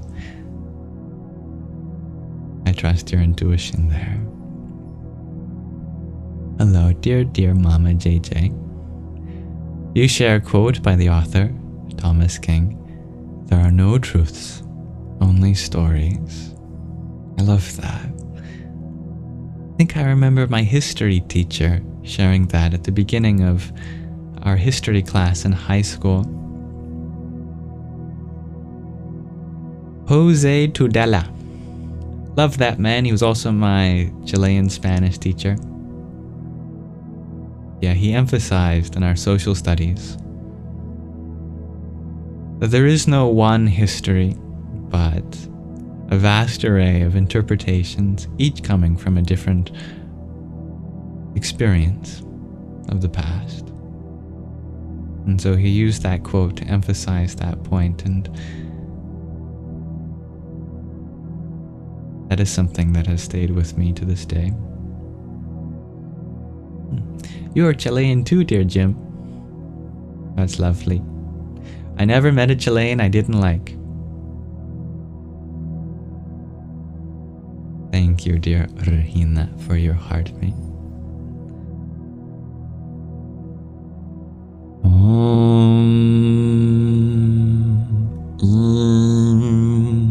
Namo Maya Shaktaye.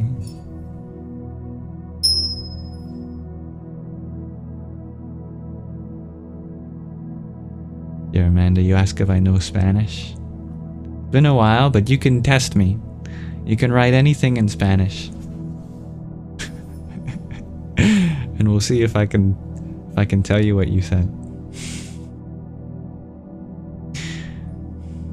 Dear Stevie G, you're wondering if you can recommend a Sadhguru book at some point. You can pick the book because you love anything from him. Sure, my mother has one. My mother regards Sadhguru as her guru. And when we were at the bookstore, I found that book and she was like, ooh, yippee! So it's somewhere in the house. I'll have to borrow it from her. Hello, dear Laura.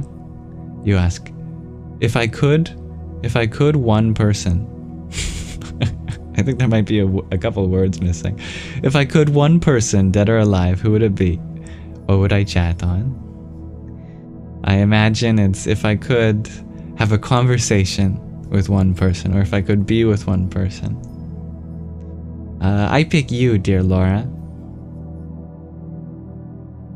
And we would chat on whatever you want. Dear Dean, you ask, how is my quest to reaching India going? I am gaining the courage and confidence. There are still things in my life that take priority, like my health and my family. So those things have taken priority at the moment. But as I always say, my heart is already there. My body just has yet to catch up. Thank you, dear Neon Jello Pack, for your subscription.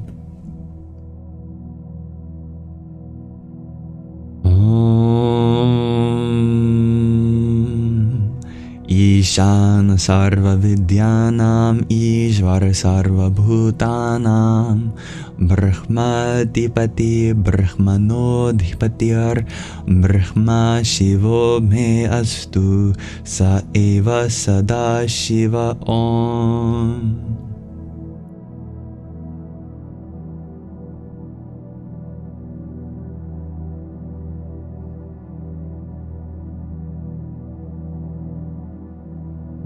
Dear Jim, you ask, where am I from? I am from Canada. Thank you for the heart you sent as well.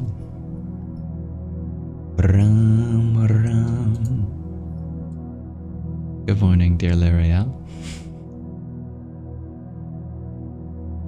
It's all Legos. You ask, do I remember pretty much everything I learned? I'm sure I forget many things.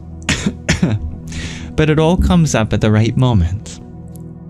It's like it surfaces, an ever-churning sea of experiences within us all.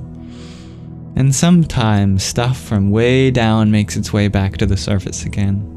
And I have to thank you all for bringing that out.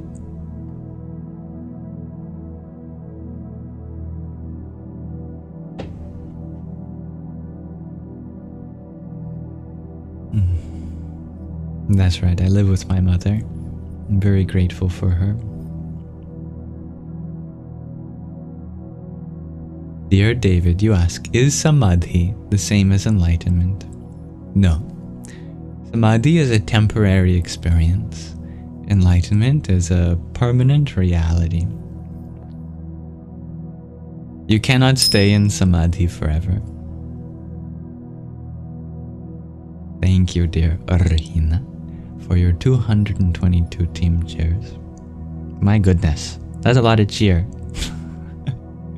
We can all go home with 3 team cheers in our hearts.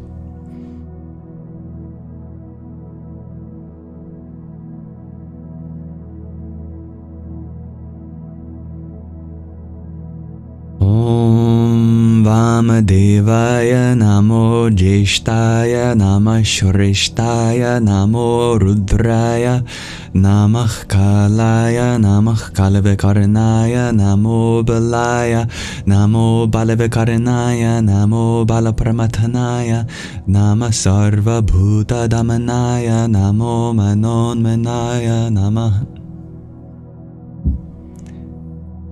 And dear Usha Priyaji, thank you for your septet of roses. Om Namah Shakti Shivaya.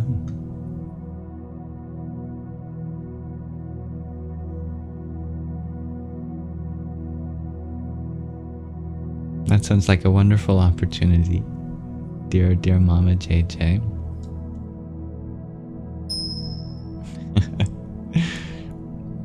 It'd be lovely to meet you in person, dear Stevie G. Dear Usha Priya Ji, you ask, do I believe in fairy tales? And why the number 7 is considered a magic number?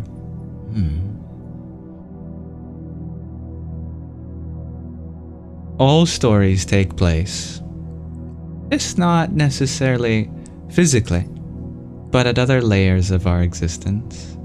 There are namely 3 which are important. Speaking of numbers, you can separate this reality into any number of layers. One common way is into 3, which includes the physical, the subtle, and the causal. The physical is the gross manifestation as it is. The subtle is the energy that tags along with the physical. The causal is the deep impressions, the patterns of the patterns themselves. Stories all take origin in the causal. Many come to fruition in the subtle, but few come to fruition in the physical. What comes to fruition in the physical is known as history, is known as non-fiction, but what only comes to fruition in the subtle, in the dream world, in the astral, in our subconscious, we call as fiction. But do not mistake fiction for being not real. It just functions at a different level of reality. A child may listen to a fictional story and still get real experience from it, feel really connected to the characters, the protagonist, and imagine themselves in that landscape. Your connection to the number 7, however, is still a mystery to me. Indeed, 7 shows up in many places, from the 7 days of the week, to the 7 chakras, to the 7 heavens, and the 7 nether regions. There are many different ways in which the number 7 comes up. But to be fair, so too does the number 5 and 3 and other small numbers. There's a meaning you can find within all numbers, especially the small ones. It's called the strong law of small numbers. But the small numbers have so many wonderful properties. Bigger numbers are almost just too specific. You know, what can we point to in a number that's exactly 603,524,080,009? We'd be scratching our heads for a while to come up with some specific significance of that number exactly, and no other number. Unless we start pulling apart the prime factors or the digits, once we start reducing again to the small numbers, then we can start building together the meaning.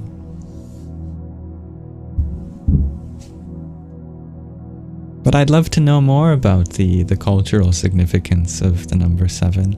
I don't know a lot about it specifically.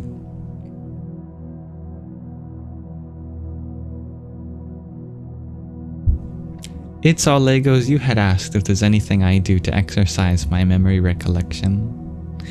Well, I often reminisce on my childhood.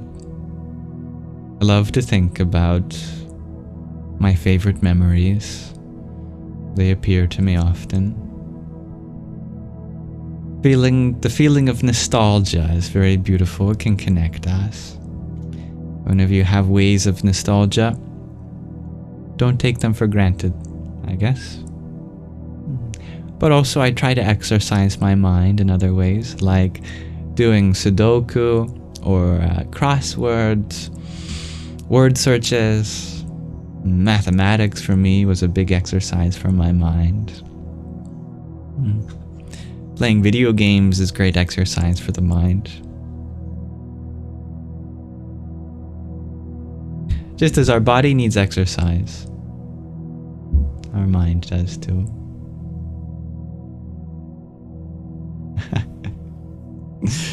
That makes sense, dear Mama JJ. Who knows what the future has for you?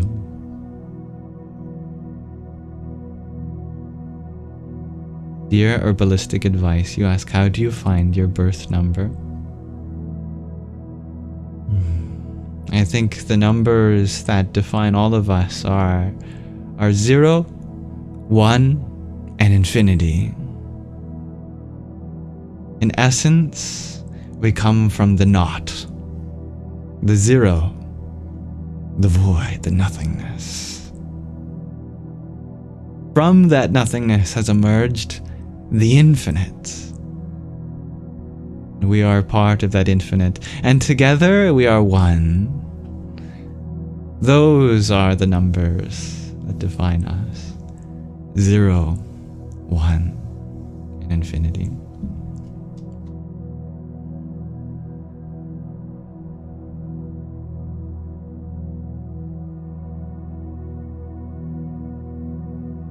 Thank you for your welcome, dear Jim. Nice to see you, dear Bacon the Bird.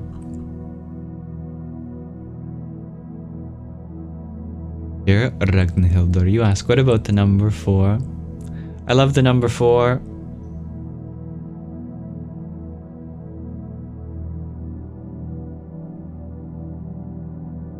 The number 4 has many significances. Of course, it's the number of sides on a square. Therefore, it has connections to right angles, orthogonality. We have 3 orthogonal spatial dimensions and 1 temporal, making 4 spatial/temporal dimensions. There are 4 Vedas. There are 4 parts to the earliest spiritual revelations. See if I can remember them. Rig Veda, Yajur Veda, Atharva Veda, and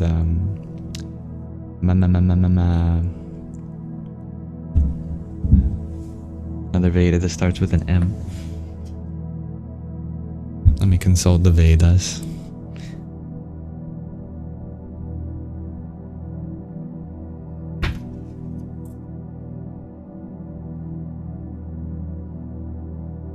Sama Veda. It didn't start with an M, but it has the M in it. The Sama Veda. We have 4 seasons.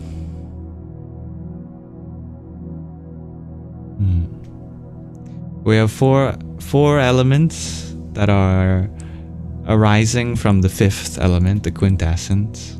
From space, the quintessence, Akash, becomes the 4 elements. And the 4 elements are very different from the 5th, which is why it's usually categorized separately.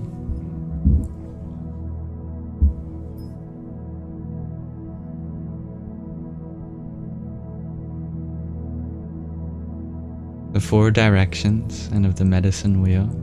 Yeah.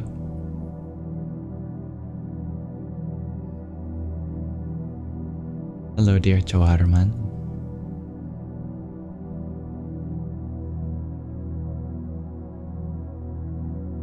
Dear Stevie G, you would love for me to look into numerology and angel numbers. It would help you understand them.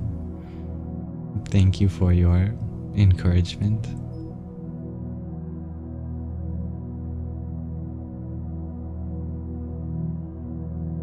Genetically, the number 7 is significant because, mathematically speaking, you are guaranteed to contain genes from the first 6 generations. After that, if you do the calculations, the combinatorics say that there's a chance to not inherit a gene from all of your ancestors at the 7th generation and higher. But you're guaranteed to have some DNA from generation 6 and lower.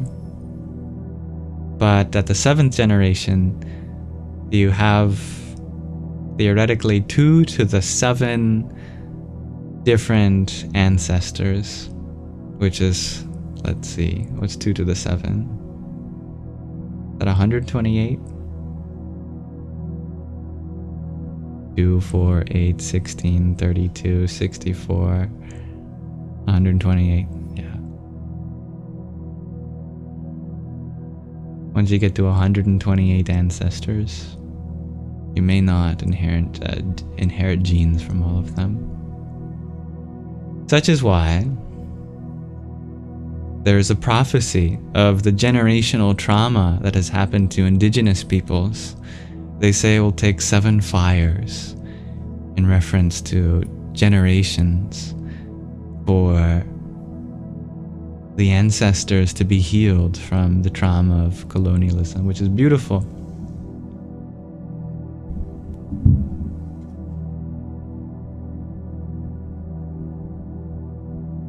Dear Jim, you ask if China thinks the number 4 is cursed. I think there may be a taboo around the number 4 in China indeed.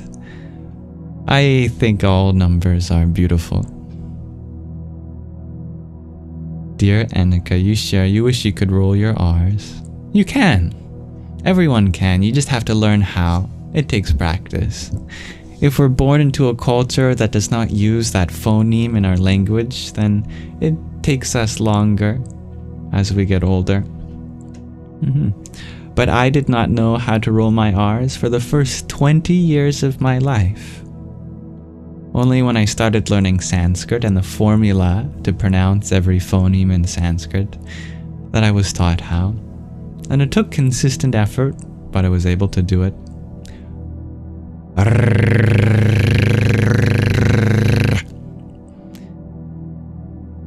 All it takes is 3 things. 1, place of articulation. The place of articulation is called retroflex. It's on the hard palate.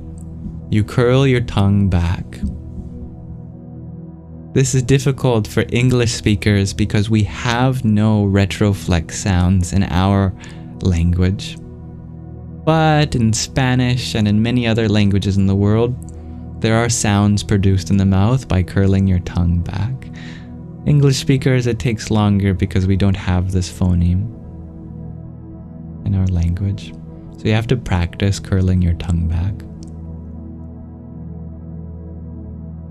We used to have it, but our ability to do so has fallen, and we do an approximation. Instead of a retroflex R, we just kind of close our teeth and shove our tongue loosely in that direction.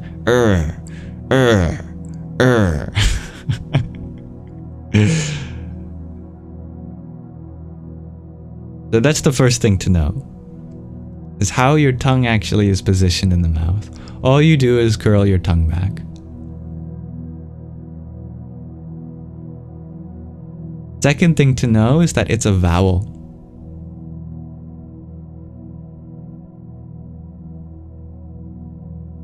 The vowels in English are A, E, I, O, and U, but in Sanskrit, R is a vowel.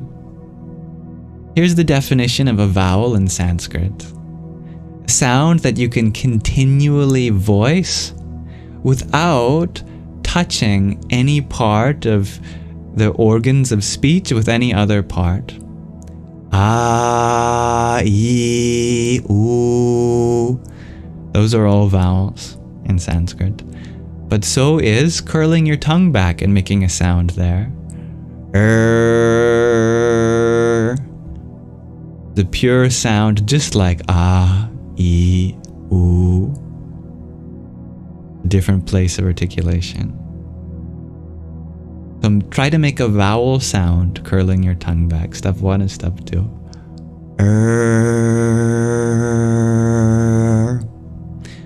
And then the last step is that you add breath.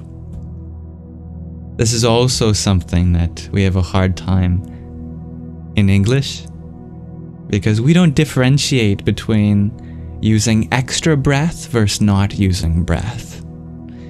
But in other languages, if you make a sound with extra breath or not, can be a completely different letter. Like there's a big difference between saying Buddha and Buddha. Buddha. Buddha and Buddha. Buddha means old man, but Buddha, with extra breath, it means the awakened one. So you have to use extra breath to distinguish between an old man and a wise old man.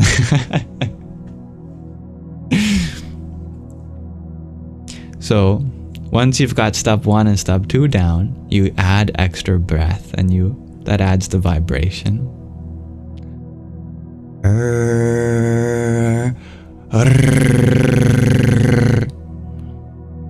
Without that extra oomph, you really gotta breathe out. Give it all your energy. As you voice it like a vowel, curling your tongue back.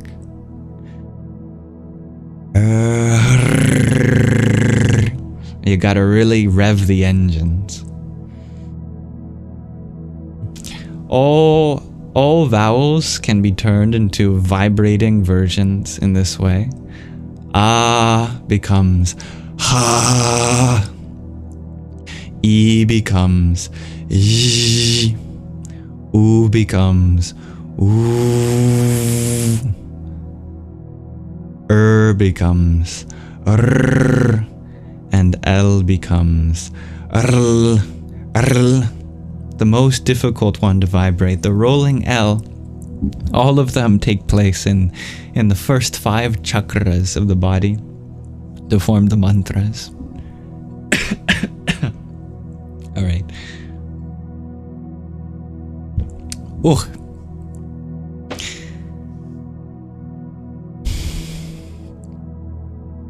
But I promise that if you practice, you will be able to. We all have the same tongue, basically. The same roof of our mouth, the same teeth, the same lips. Medical conditions aside. Thank you, Mr. Pork Taco, for your heartbeat.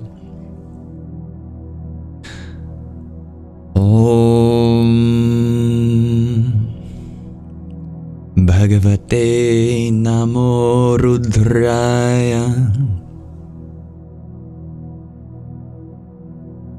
That's okay, dear Annika. You ask, how do I view dissociation? You experience that a lot. I'm not equipped to talk about it in a professional sense, as would be diagnosed as a disorder through psychiatric means. But I do generally understand it as a trauma response that we may learn, especially when we're younger, and it may surface later in life. If there's an extremely traumatizing environment around a child, and that child has no means to speak up for themselves, or whatever opinions they voice are discouraged or disregarded, or if they have no way of coming to any sort of terms with what they're experiencing logically, then what happens is very interesting. a certain kind of psychological withdrawal happens, where the individual literally stops experiencing themselves as in this moment. They feel like this is not happening, this is not real. You don't even feel like you are the body, you don't even feel like you are the mind. But when you put it like that, well, that might resonate with some ideas in meditation. You are not the body, not the mind. You have to create space between your body and your mind. See yourself as not in this experience, but the experience is in you. We are programmed to meditate. And a certain kind of unhealthy form of meditation can be a traumatic response, a trauma response. A child innately knows to withdraw their sense of self from suffering when they are unable to attend to it otherwise. Yeah. But it's important to distinguish. Meditation is something very different from dissociation in the psychological sense, because it's an unconscious process, or an involuntary process, I should say. Whereas if you make it conscious, if you make it voluntary, if you can choose when that happens, then that's a form of meditation, and it can be a beautiful thing.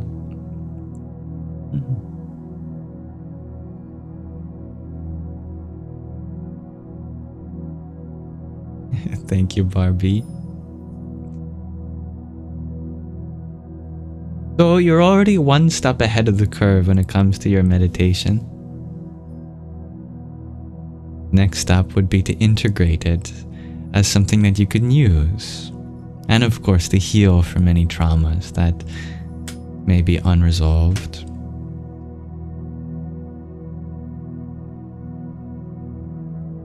Welcome, dear Matt.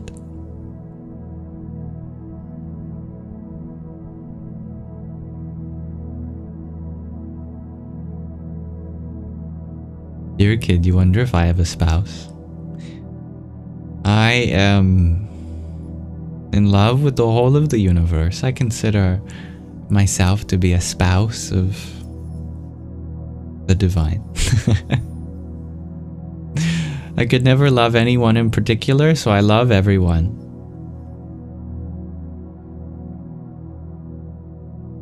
Hello, dear Matt. What you described, dear Annika, has been described in ancient scriptures as Sakshi Bhava, witness consciousness, where you are just a witness, observing even your body and mind as separate things. You separate in identity from the world, from the body, from the mind, and that is Sakshi Bhava. Sakshi means witness. Bhava means state.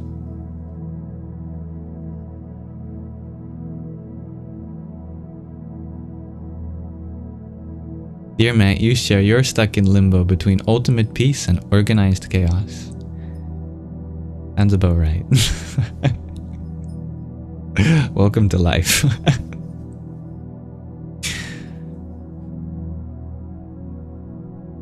Dear Mama JJ, you ask, what's the difference between it and the flow? I assume by it we're still talking about dissociation. The difference is that in the flow you are very much engaged in the world. You're still also witnessing it, but you're also fully present with your mind, with your body, with the people around you, with your emotions. It's a kind of withdrawal inward, but not outward. Outwardly, you still radiate and engage with the world. In a flow state, you could be singing, dancing, crying, laughing, washing dishes, running.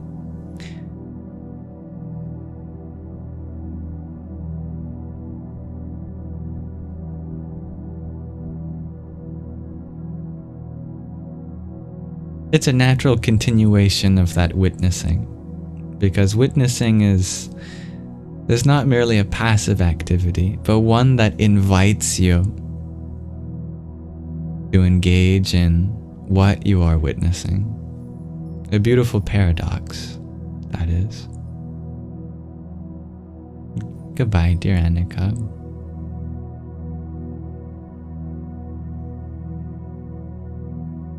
Dear It's All Legos, you share, the more awareness you seem to gain, the more you realize how much you don't know or understand. Perfect. Yes. Even a billion out of infinity is still 0%. And the more we go into the billions, the trillions, the quadrillions, we start to realize that this journey never runs out.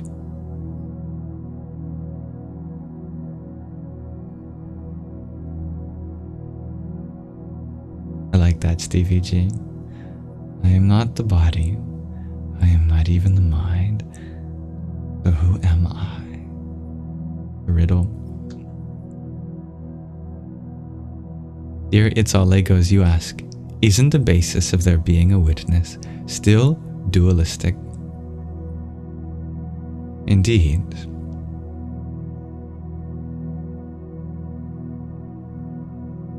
If we understand that what we witness is not actually separate from us, then it's possible to be witnessing, but not something separate from your being. And that's the difference between the kind of dissociation and the flow state. In the flow state, you are one with everything you witness. In the dissociation state, you are not one with at all. In fact, the whole purpose is to get away from what you're witnessing. Identification-wise.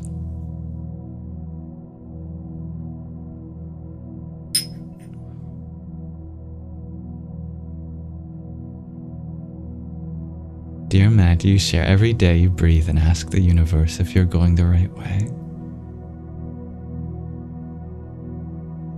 And the answer is hit and before the comment got cut out. Hit and What a fascinating answer. No, but it's a good question. Good thing to do. Breathe. Connect to the present moment.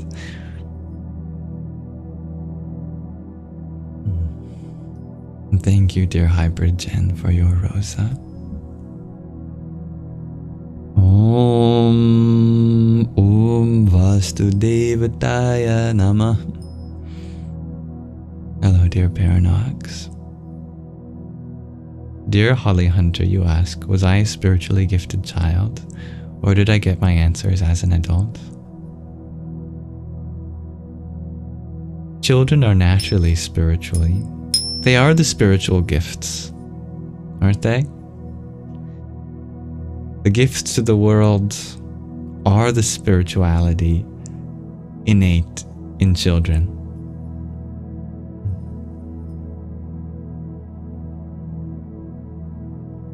And we have all the questions. What we gain in adulthood again, what we possibly have to gain, is not the answers to our questions, but the questions again, because we stopped asking. The gift of spirituality in a child is the wonder, is their question. They're always curious, asking why and how. When we get older, we think we know all the answers. And so the answers take us away from our spiritual gifts. Once we think we understand, But if we go back into that state of vulnerability, that state of wonderment in our inner child, we return into an ocean of wisdom. All children are naturally curious, but us adults have to wrestle with our own preconceptions and assumptions as we get older. And at some point we fall back into a state of not knowing. That state of not knowing is synonymous with knowing just how much there is to know. Because it is in that openness, that emptiness, that you become available for life to show you something new, to evolve.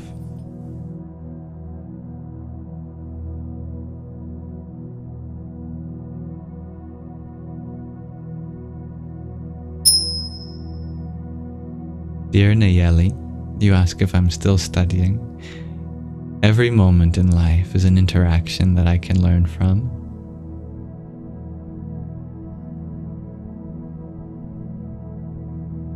Dear Jim, you ask about astral projection.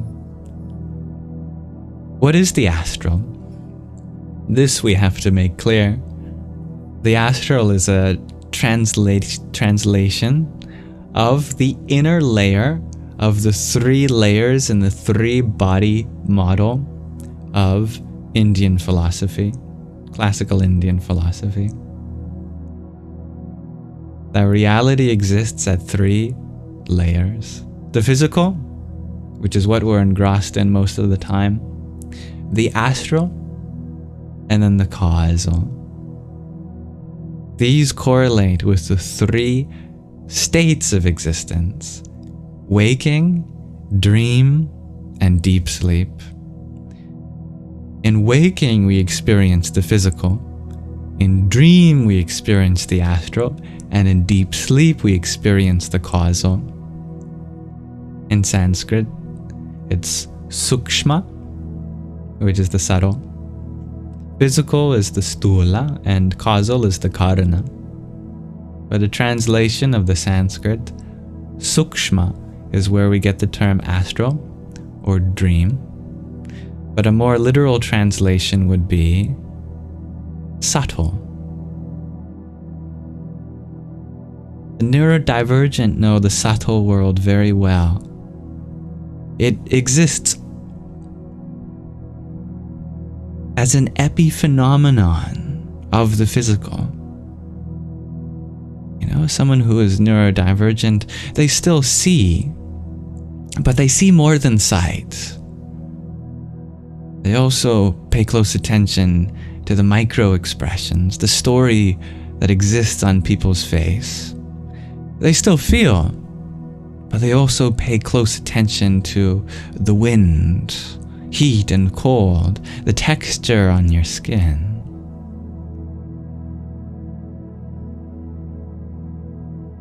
They still taste. They pay close attention to the relationship between the flavors and the identity of each one. This is the subtle world. Not everyone experiences just sights and sounds and smells and tastes and feelings. There's also tones and textures and temperatures and intentions. We have few words truly to describe the pattern of energy that exists on top of everyday life. But in dream, we all experience it. We all experience the subtle world in dream as a natural process, part of our circadian rhythm. But if you ever want to experience it consciously, you can always bring to your attention these subtle parts of our subconscious. And when we do that, it's called astral projection. No, dear Alicia, this is not pre-recorded. But I tried to give every commenter as full of an answer as I can before moving on to the next. I trust you understand.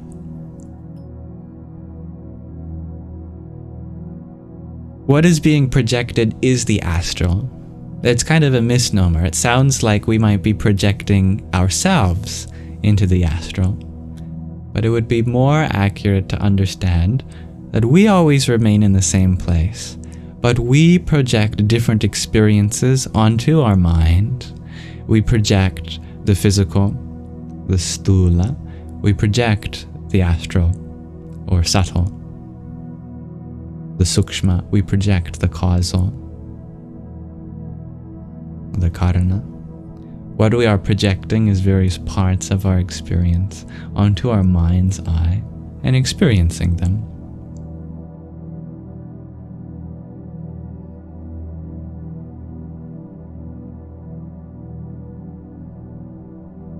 Thank you, dear Starlight Wow, for your flowers. Om Bram Bhairvaya Namo Namah. Alright, dear Alicia. Is your second name Mirya?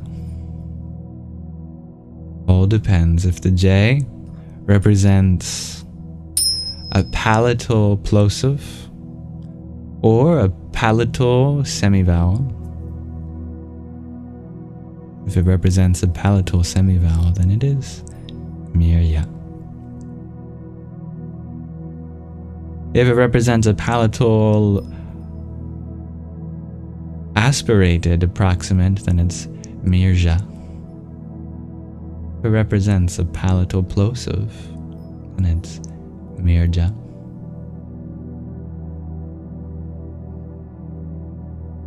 But I guessed right at the beginning. Mirya.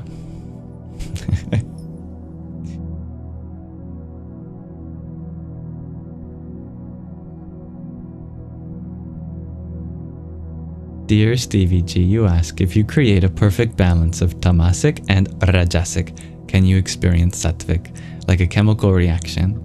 That is a great question, dear Stevie G.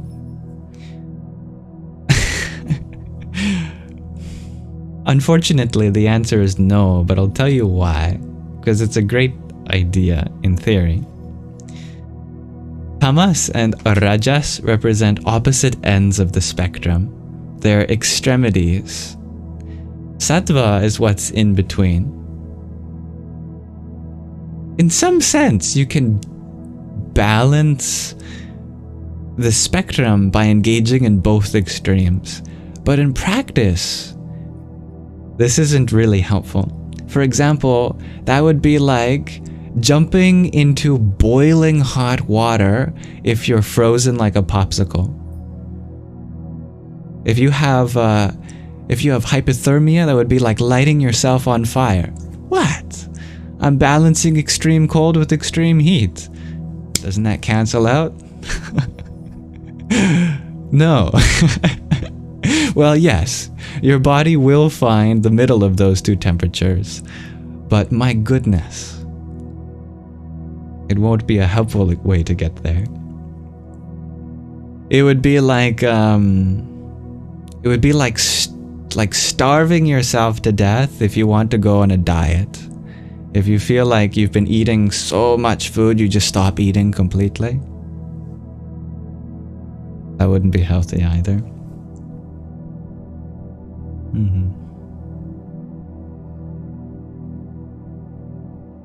Or it would be like going up to someone who is really angry and just give them a kiss. You give them a smooch and you say, I love you so much. You're the best. You're awesome. I want to take care of you. Can we go out for dinner? They might not react so well. Yeah.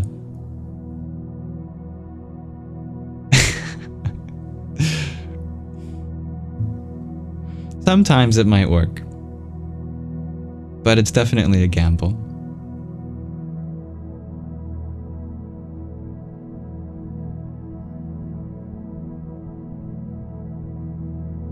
I think the most accurate of those things would be like Lighting yourself on fire if you have hypothermia. That would be like trying to balance Rajas with Tamas. Tamas would be hypothermia. Rajas would be the fire. But Sattva would just be going into a climate that's already not too hot, not too cold. If you go into a climate that's not too hot, not too cold, and it doesn't matter if you're super hot or super cold, you'll naturally find equilibrium. Sattva is the point of equilibrium itself. It is what balances hot and cold.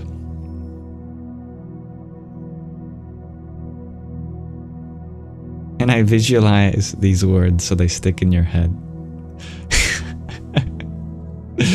Well, I could do a little drawing, sure.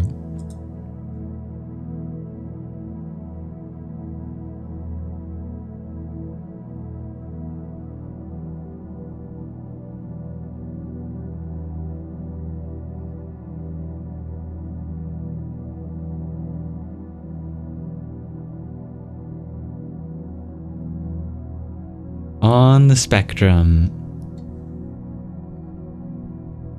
that goes from Tamas to Rajas,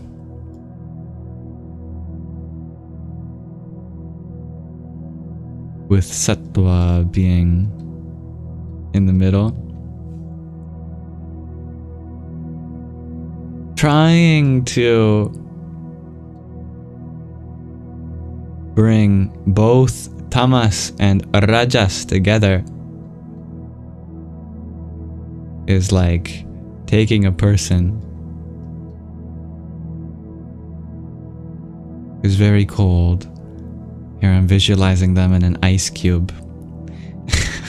And then lighting them on fire.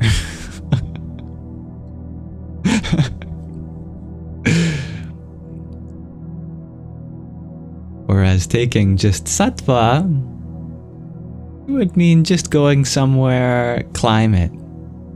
Maybe this means imagining a nice beach with the sunset on the waters and some palm trees.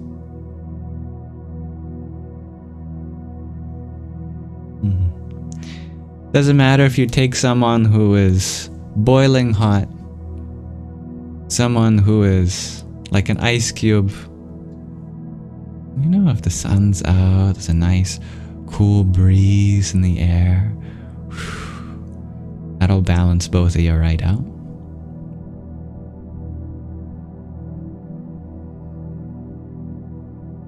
There's a visual for you.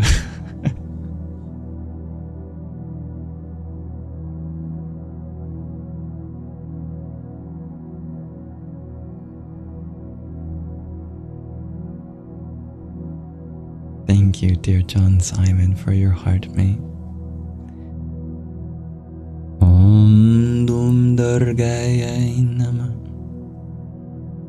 Dear Neon Jello Pack, thank you for the shiny air balloon. Om Arm Arm Ashwini Bhyan Nama.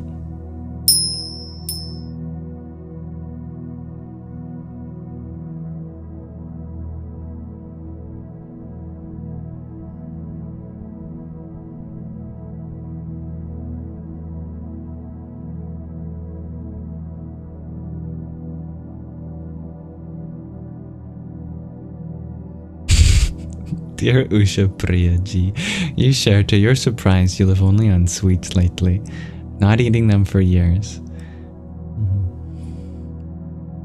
You're just catching up. That sounds like balancing one extreme with another. But no, sometimes sweets can be sattvic, especially if they're made from fruit concentrate.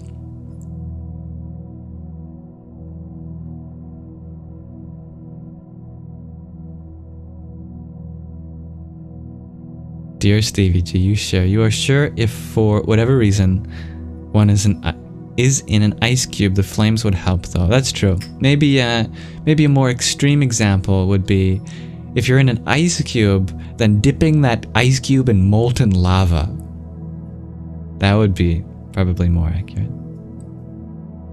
I did bump up the hypothermia to an ice cube. I should bump up the fire to a lava.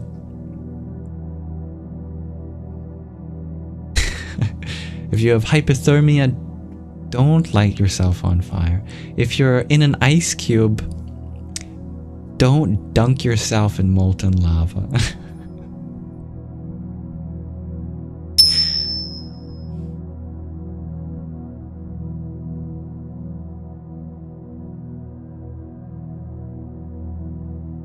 And if you're frozen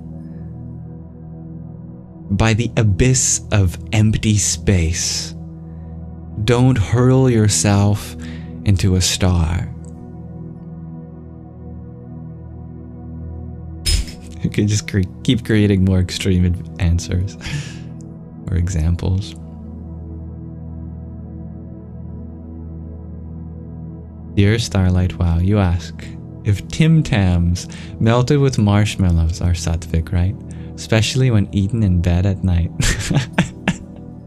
I like your emoji combination of someone going.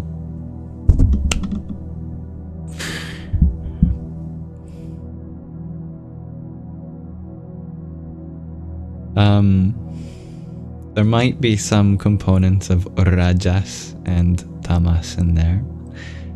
Especially the part of the marrow, the marshmallows that come from the bone marrow.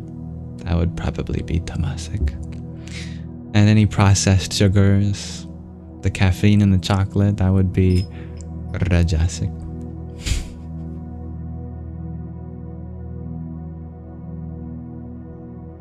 But a nice sweet Sattvic treat would be like dried mango or other fruits, dried ginger. I know ginger isn't a fruit, it's a root, but crystallized ginger. It's a nice sweet Sattvic treat. Fruit leather. Real fruit leather, not fruit by the foot. Rice pudding. Dark chocolate, maybe. In small quantities.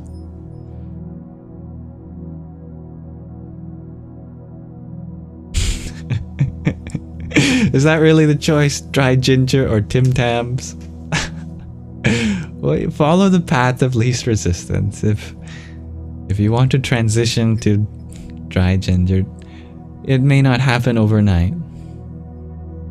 If you eat only Tim Tams every night, I'm sure that's not healthy. But also, if you fight with yourself to stop the things that bring you some joy, that can be hard on your mind too. Take the path of least resistance.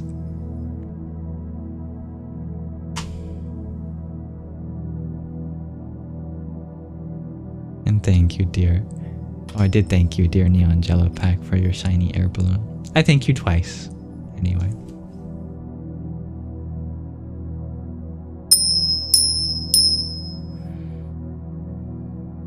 Dear Mama JJ, you ask, why are carrots Rajasic? I don't know where you got that information, but I do not consider carrots to be Rajasic at all. But you notice you have about 500 pictures of carrots on from your garden on your phone. Well, you love to take pictures of the ones that look like they're little people with arms and legs, and sometimes other extremities.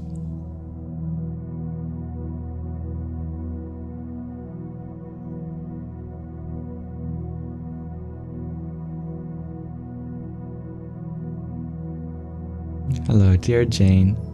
You share, your lips are chapped, you're sick, and everything is awful. I know how that feels sometimes, dear Jane. You're absolutely allowed to be feeling like that at times. Sickness is a part of life. We cannot avoid it. There are wonderful lessons that we can gain during those times too. like allowing our loved ones to take care of us. That can be a beautiful experience. And just not having the capacity to do our responsibilities otherwise, that can be a nice break. You get an excuse to drink your favorite teas and stay home and be in bed. Those are all nice things too. Dear Stevie G, I should create a do's and don'ts video in the theme of don't light yourself on fire if you have hypothermia. That's a fun video idea. I like that. Thank you, It's All Legos, for your 20 tiny tinies. Yippee! Dear Liriel, you had asked, what is Tamas? I can tell you about where these words are coming from. Bring up the blackboard again. A great reference is the Bhagavad Gita.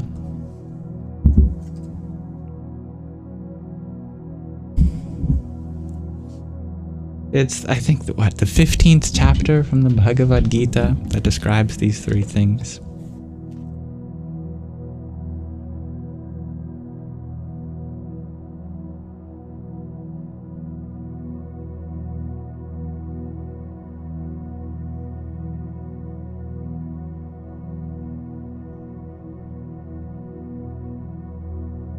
Chapter 14. The three modes of material nature, called the Gunas, the Triguna in Sanskrit.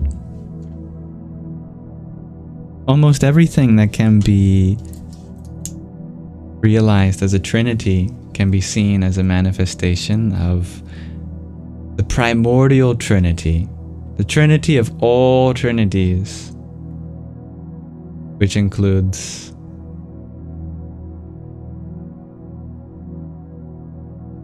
Tamas,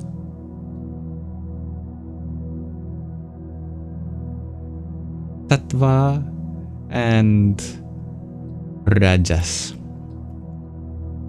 Tamas is the quality of destruction, quality of darkness, the quality of...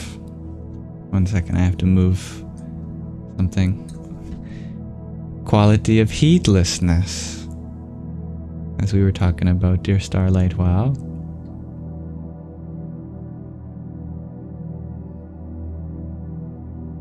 And many, many, many, many more things.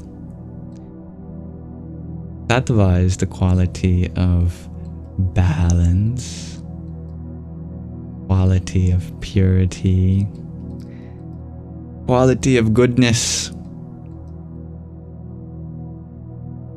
Rajas is the quality of passion,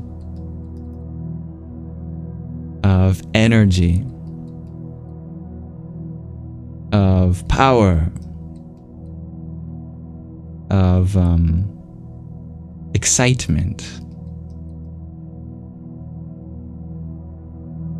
of creation. Sattva is the property of preservation.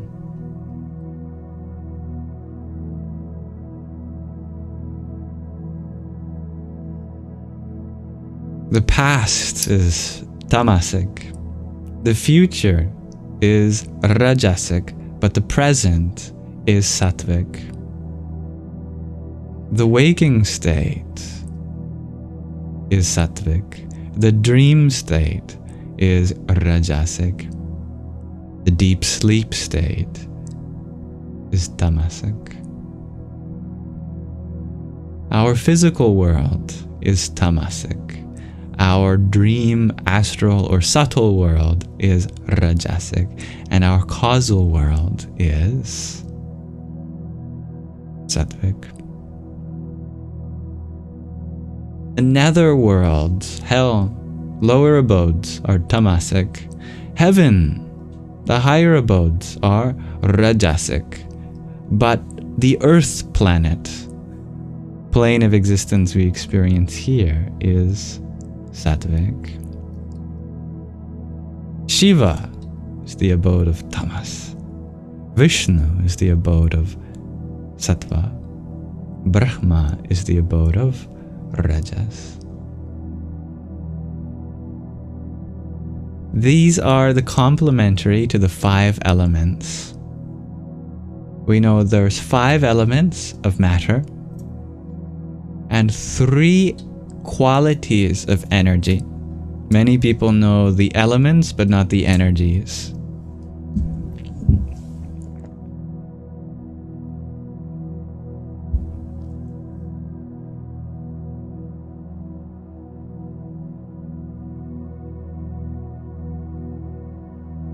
Dear Lyriel, you ask, is there a middle to Tamas and Sattva, or is it duality? Sattva is the middle between the duality of Tamas and Rajas.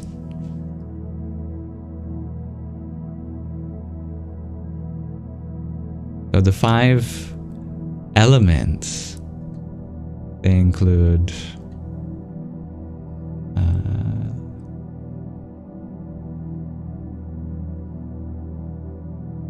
Akasha, space,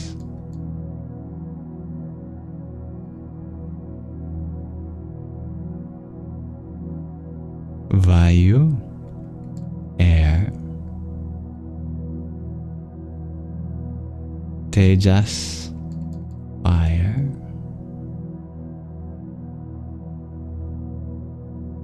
Apas, water, and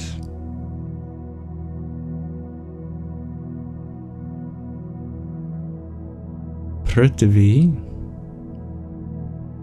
earth. This makes up the matter.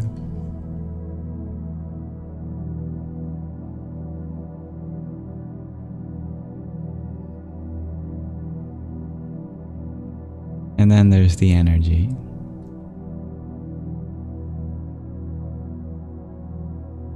Which includes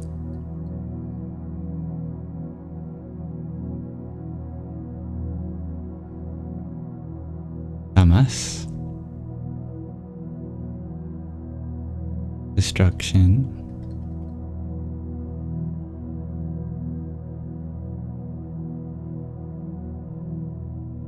Sattva, preservation, and Rajas, creation.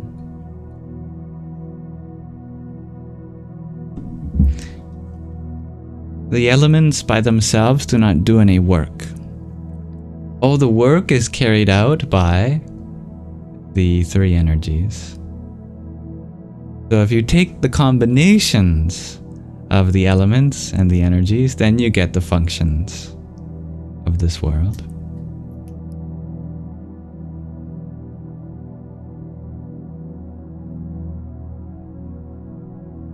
Wherever you see things come in 5s and 3s, it's usually a combination of the elements and the energies. I made a recent video about that, about how the soundscape of the human voice is a cross product between the 5 elements and the power set of the energies. Also, our 5 senses, our 5 biological faculties, and our 5 inner mental faculties are just variations of the 5 elements, Tamasic, Sattvic, and Rajasic, respectively. You're welcome to check out that video. It's one of my favorite videos I made.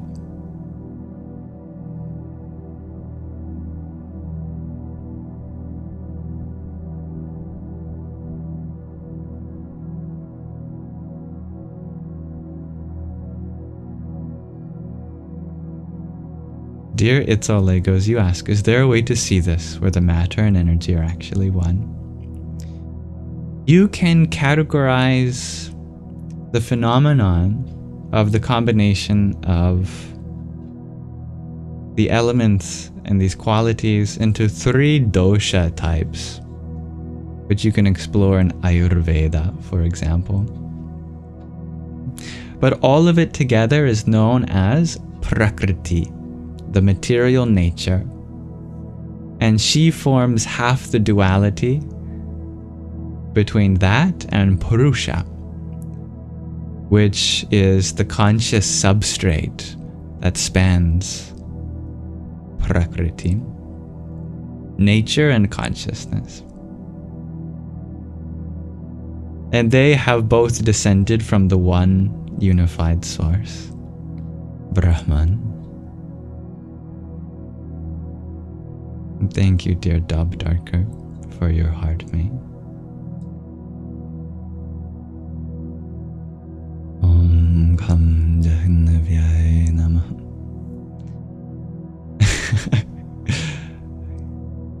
Sattva is what balances Rajas and Tamas, dear Lirio. Tamas and Rajas are the extremes. Sattva is the balancing, what balances between them.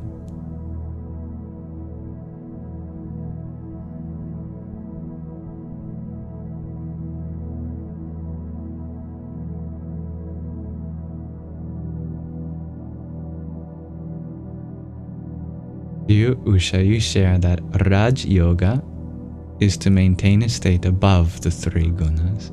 This is true. I do wonder if the etymology is for Raja, which means royal, and Rajas is similar. I'm not sure. But yes, Raja Yoga, the royal yoga, is to go beyond the 3 states, because each one can be binding, even the state of goodness, that is Sattva. If we identify with goodness, that can also be a bondage to let go of.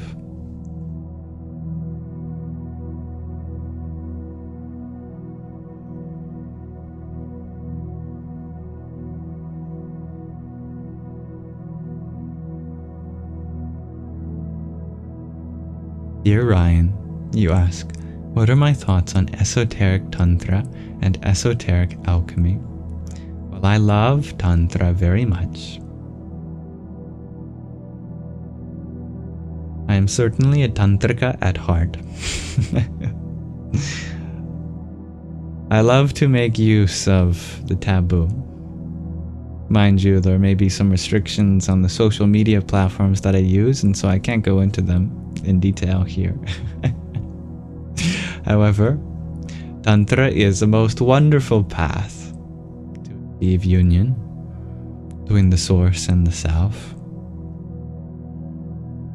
individual and the universal consciousness. Alchemy I don't know much about, other than that there is an alchemy that exists at the level of our experience. Metaphorically speaking, we can transmute lead into gold, because lead is a poison and gold is a treasure. The things that appear to poison us can be transformed into things that bring us value. An example of that alchemy is the transmutation between traumatic experiences and the deep wisdom that comes from processing them. Trauma is like lead. It's heavy. It's a poison.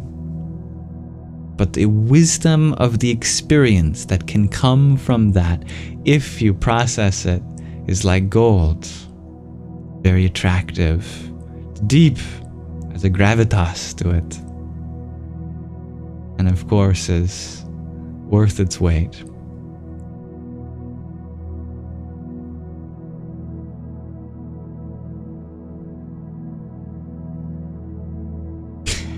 You're funny, dear Usha Priyaji. I thonk not.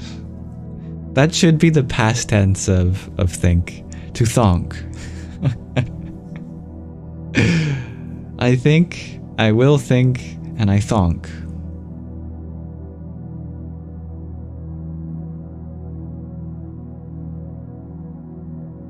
Thank you, Hybrid Jen, for your finger heart.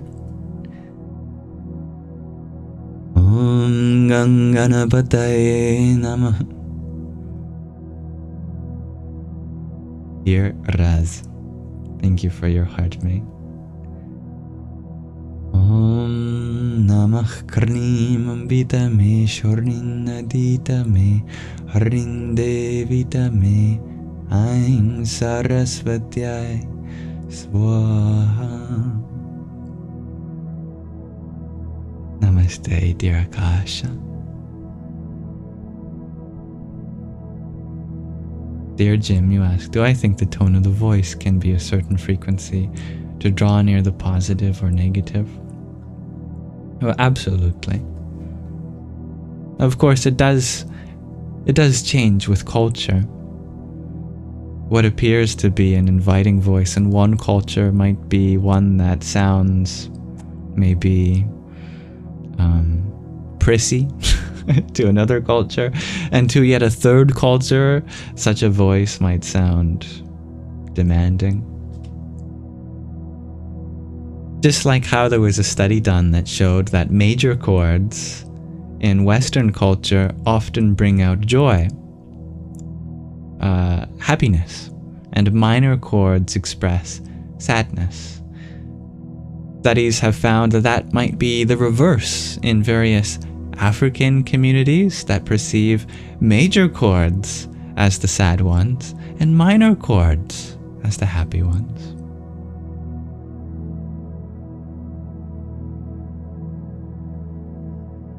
So it absolutely changes on what it means to the individual. But in general, if I raise my voice at you, if I speak in a way that my inflection is always pointing down, then it sounds like there is an authority, that I'm speaking to you not to invite anything, but to assert something. For example, that can be a kind of universal indication.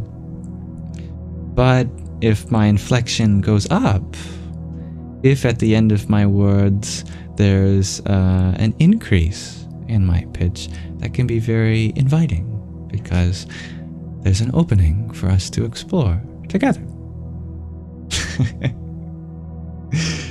That's just one way in which we can explore it, but I'm sure there's many other aspects too. The softness of our voice can be can create a space of vulnerability, whereas the harshness of our voice can be extremely what's a good word? Disconcerting when it comes to expressing yourself freely.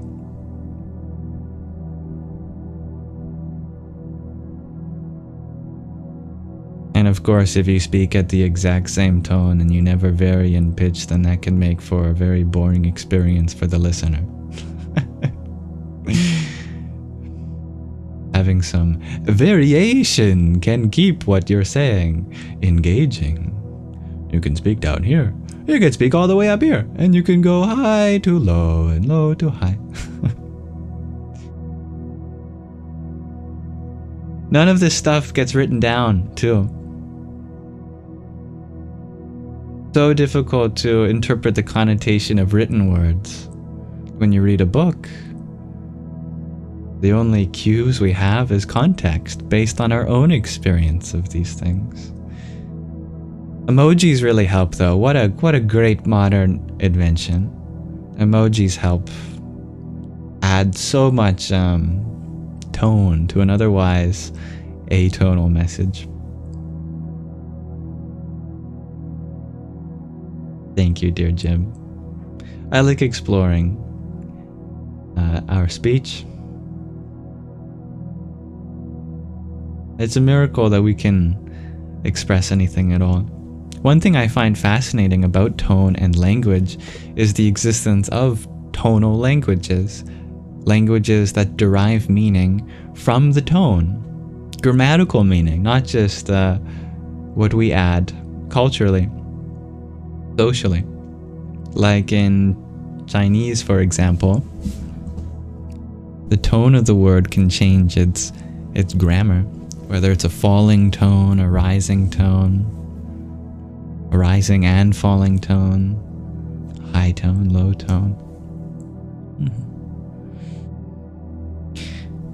It's believed that the root of many Indo-European languages were tonal, Proto-Indo-European, but many Indo-European languages have lost that tone. But I think that allows for some creative expression. For example, given that English lacks tone, grammatically, as a feature, means that we can sing. That singing in different pitches don't change the meaning of the literal content of the word, which is very beautiful. English also doesn't formally vary its vowel lengths, whereas other languages do have specific short and long versions, which is another aspect of singing that can come out in English. We can make our words very long, or we can make them very short, and they still mean the same, regardless of vowel length.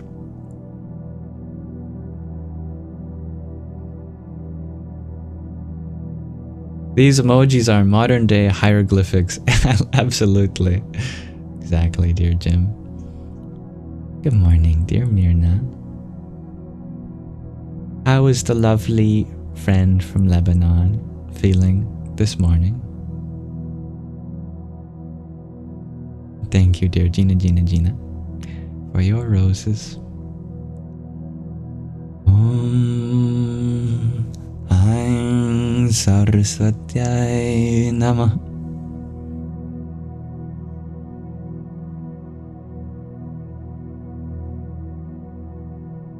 Dear Stevie G, you ask, can I explain Tantra to those who don't know? Also, you ask with surprise, am I tantric? I'm not anything in particular, but I absolutely love the form of spirituality called Tantra. It is commonly misunderstood. You may have heard of Tantra from the physical intimacy side of it. Tantric, you know what? That is like not even 1% of 1% of what Tantra truly is. In case anyone has that preconception. Tantra literally means like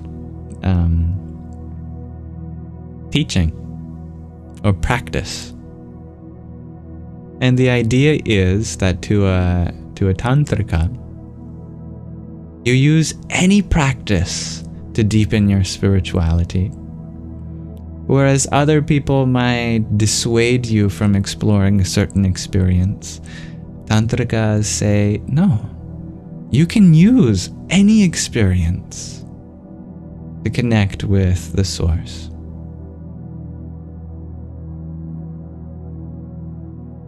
Later on in its usage, Tantra became specifically synonymous with texts. A Tantra is a text, like the Vijnana Bhairava Tantra. It's the text, the Tantra of the higher knowledge, the Vijnana of Bhairava, a form of Shiva known as the Annihilator. So Tantras are generally, literally, practices or texts that teach you about various practices.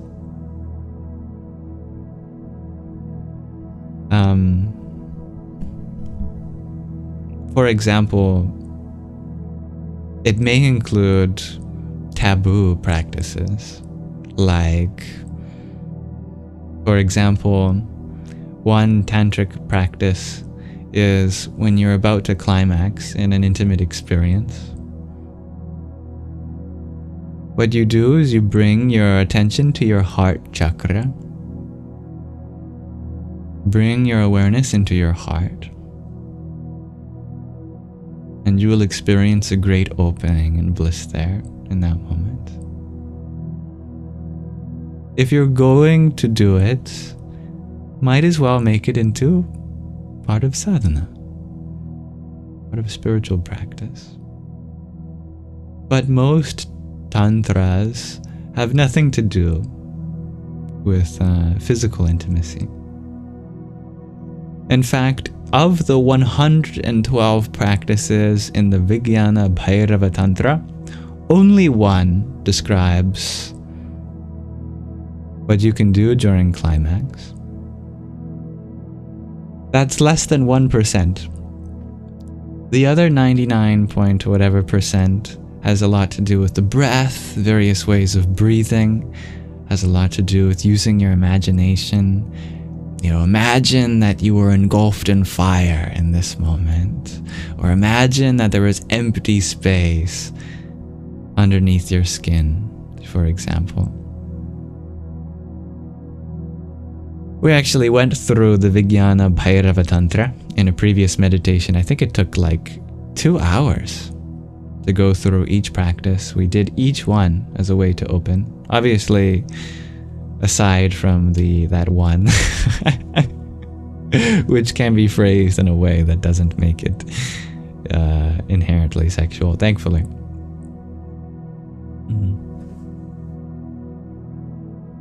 Dear Mirna, you ask, what is my opinion on the Kama Sutra? The Kama Sutra is probably the most famous Tantra. That's the one where you get all sorts of different ways to use the sexual experience as a way to achieve certain spiritual realizations or exalted states of consciousness. I've never read it. Yeah, I don't know exactly what's in there. I haven't found it necessary. But perhaps one day I shall read it. It's infamous.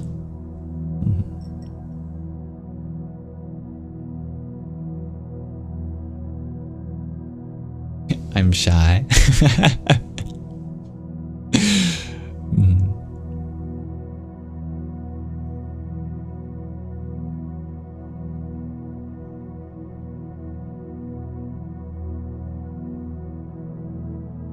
Yeah.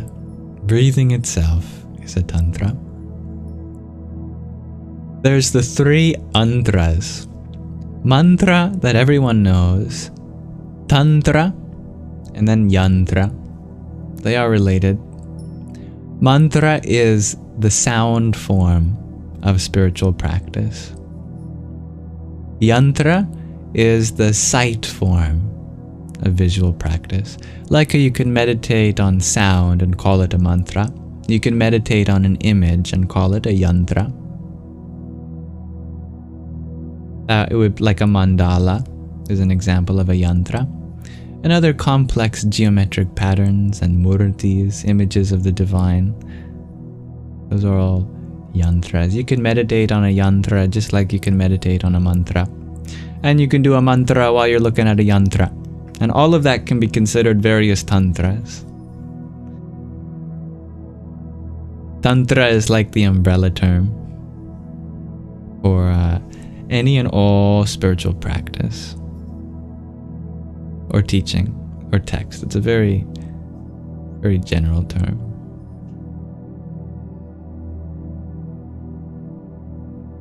Dear Mirna, you wonder if I decided on the book we are going to read here. Yes, and we read the prologue before you came. The book is called The Journey Home, an autobiography of an American Swami named Radhanath Swami. And if any of you want to listen to that, as with all the readings we do here, I put the clips of that on my YouTube channel. Yamsox Lives. Why did I choose it? I didn't choose it. Sky Guardian chose for me.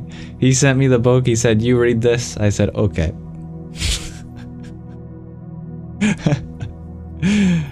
Same story behind Hollywood to the Himalayas, Moksha, and In Love at Ease.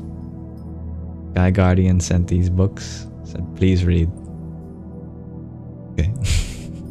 Same story with The Hidden Power in Humans by Usha Priyaji's guru. He sent it. Please read it. Okay.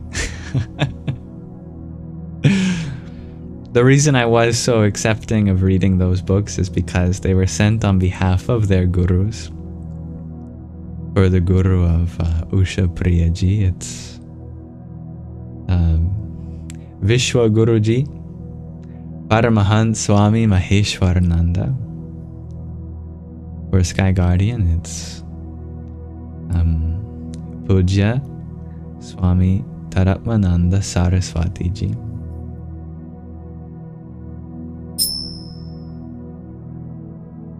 You all should whisper Sky Guardian next title.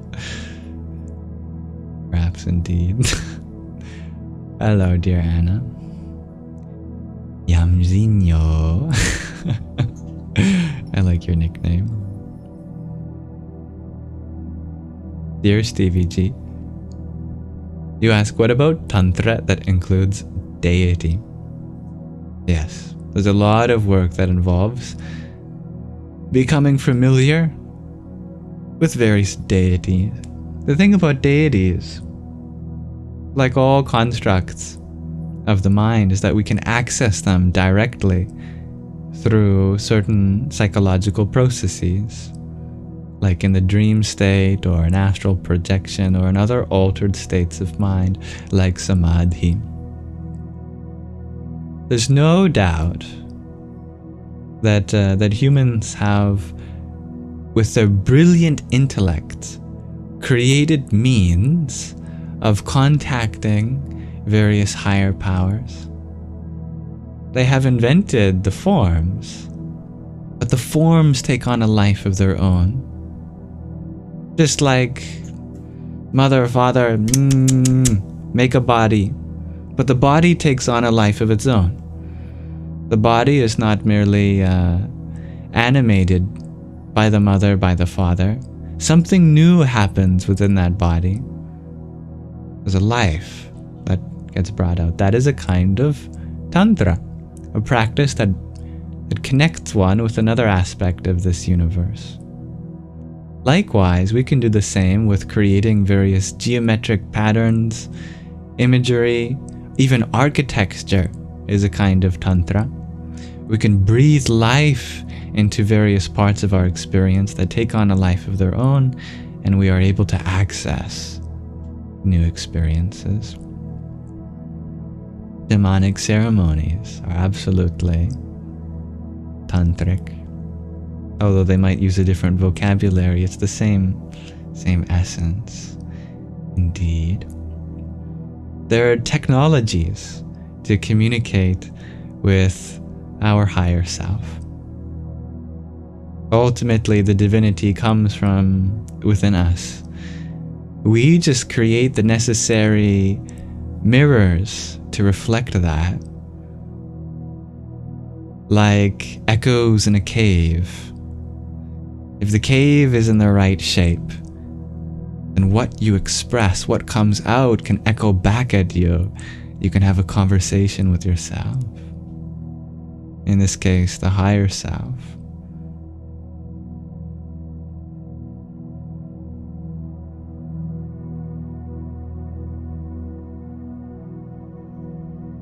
You so love my answer, says Usha. And you ask, is that a correct sentence? Yes. That is grammatically correct.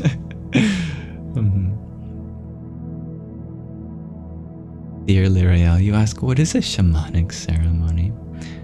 Maybe Stevie G can tell you more about that. I haven't experienced one myself, but in general it involves sometimes substances, psychoactive substances that the ancestors have used. It may involve singing and dancing, shamanic drums, rhythmic processes that put you in a state of meditation. There may be a fire, kind of, if you can imagine an indigenous ritual that we've been doing for thousands of years. It might be conducted in a sacred place, a temple. It may be conducted in a forest. It may be done with the accompaniment of various imagery like masks and various garbs and dresses. It brings out very primal forces within us that come to the surface. Totems, yeah, that's a good word, dear Anna.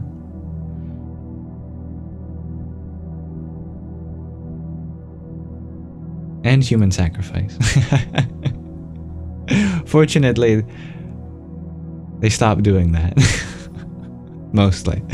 I'm sure there's probably some unfortunate people that still get subjected to that.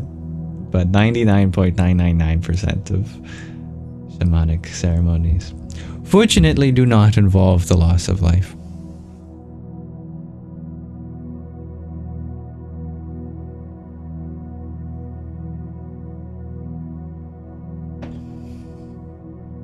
Hello again, dear Mo.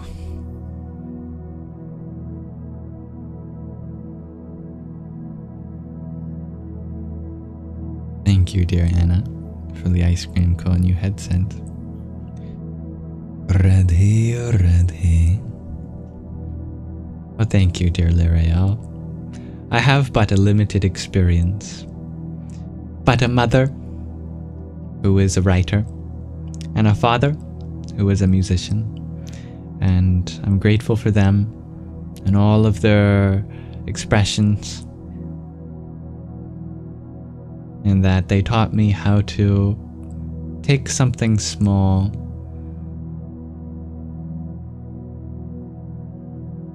and use what you know to make that small experience into something large and lifelike.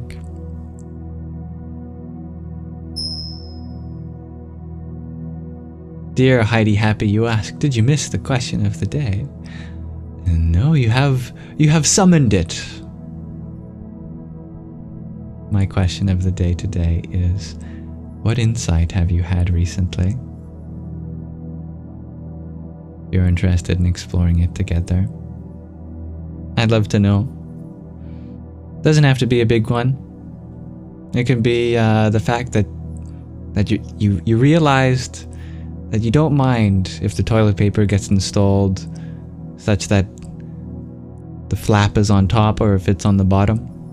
Maybe you learned that about yourself, that it really doesn't make a difference to you. That's a genuine insight.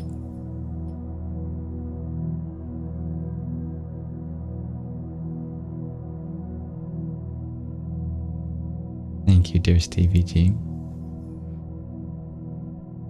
Jim, you're wondering about my father and mother's creative abilities.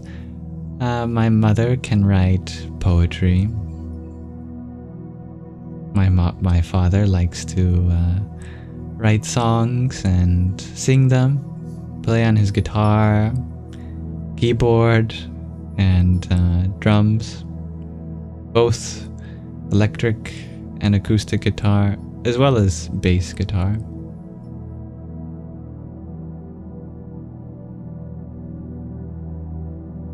Dear Rabba, you share, apologies without change is manipulation. That's a powerful insight.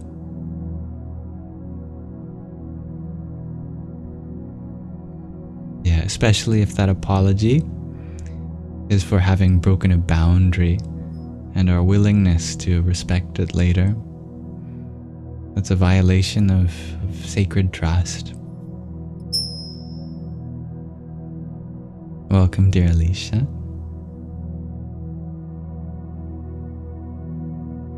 Dear Mo, you share, to be born into a universe where love is the essence of things is actually so beautiful. I love that, Mo.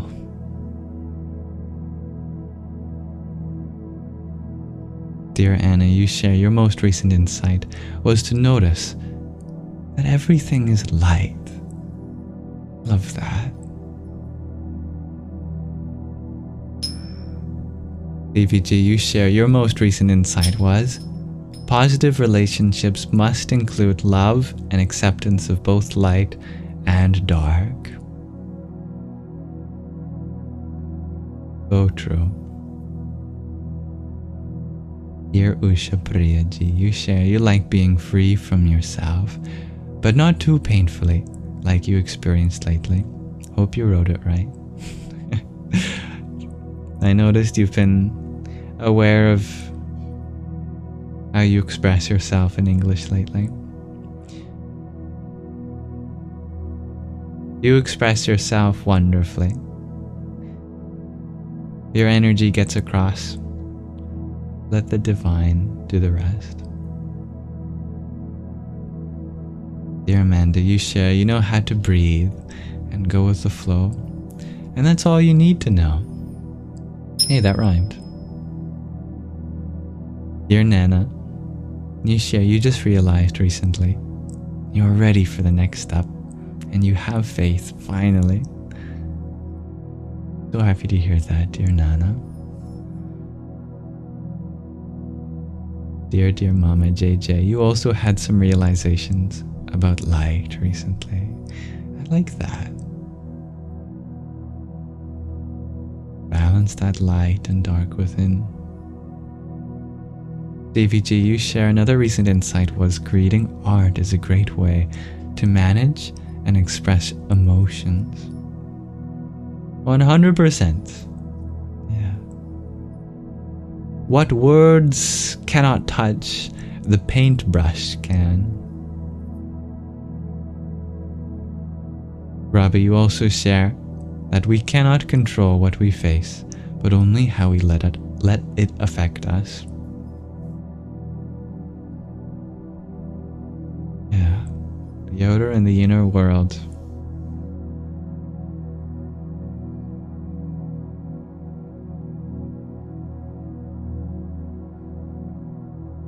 Dear Mo, you share another one is we are quite insignificant in the greater scheme of things.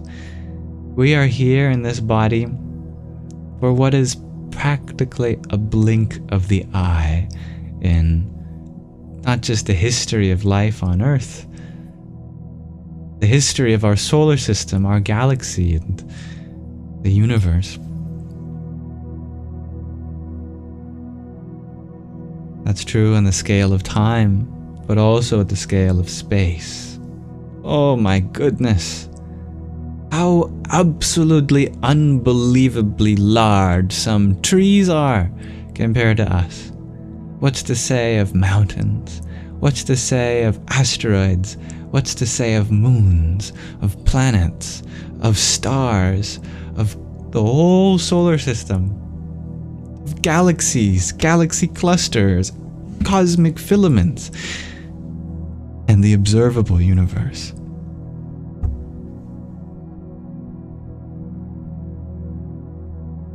Dear Jim, you share, I make you all feel stupid. Do I? I'm really sorry if that's the case. I hope the things I say are not meant to make you compare yourself in any way. Please believe me when I say that there are so many things that I learned from all of you. I feel like I'm in the presence of such wise individuals. So much experience exists within you that I draw from.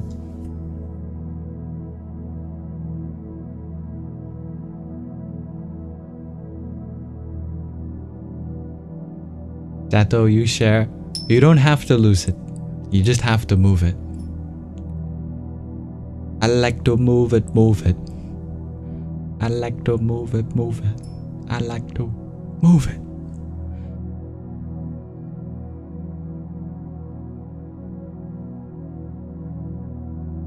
Dear Amanda, you would like some energy.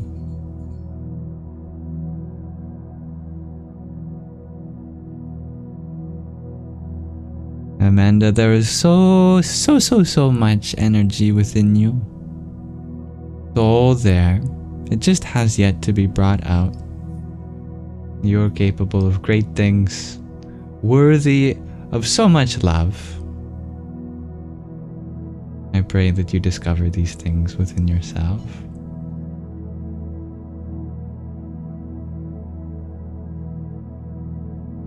Dear Jim, you share, the closer you are to the light, the further the shadows. I like that. Breathe life into art, shares dear Mama JJ. Dear Valley Wings, you share, we live at the constant intersection of 1,000+ angles. If one isn't crazy, it must be insane. Welcome, dear Valley Wings. Kenji, you share, it's not a happy insight, but you could tell that you may have been cheated on, and it was true. Sad days. That by itself may not be a happy insight indeed, but thank you for sharing that. What is insightful is to reflect on our experience, just like you have done, even if it brings us into some temporary discomfort about the truths of life. This too shall pass.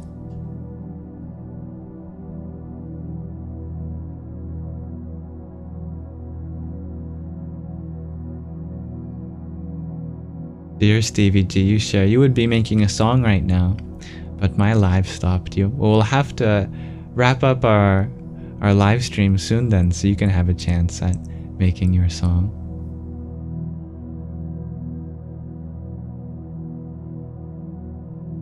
Dear Myrna, you have realized that commitments are what keep you grounded and functioning. I love that. In spite of our cosmic insignificance, dear R, you ask, should we still think each one of us are of great value though? Absolutely. It is only our physical nature which is insignificant. Our spiritual nature spans the whole universe, and then some.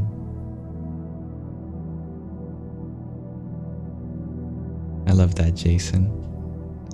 Everything is connected. There is no such thing as asymmetry.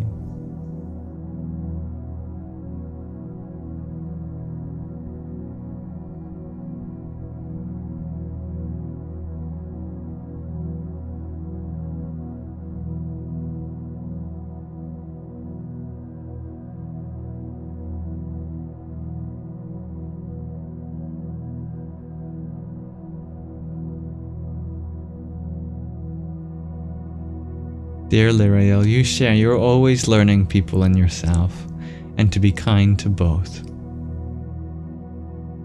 Beautiful insight.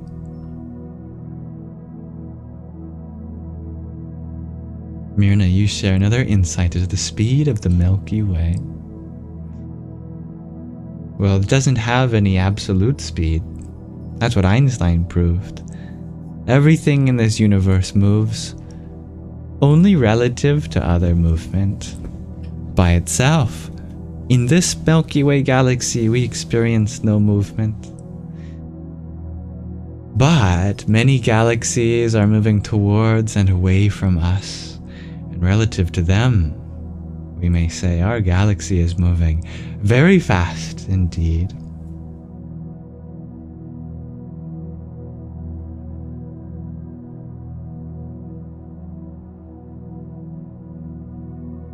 Dear Kenji, you ask, are there any mantras or hymns you have for the loss of a parent?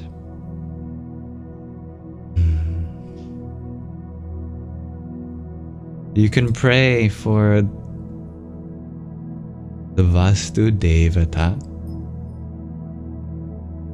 for the divine forms that protect your family.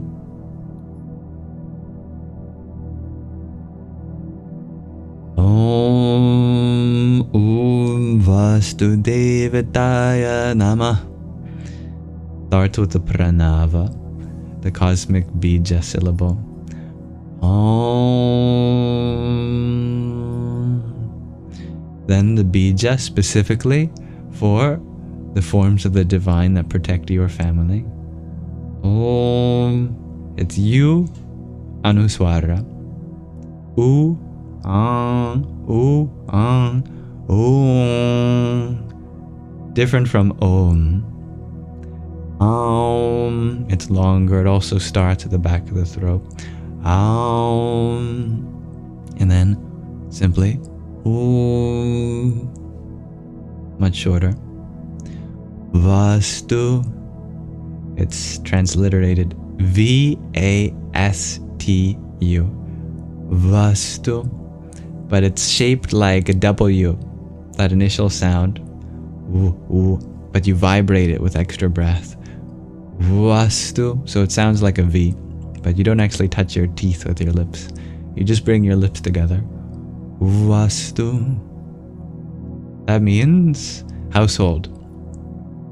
Household of your ancestors, the household of your family house. Devataya means to the deities, the forms of the divine, of the household, of the family.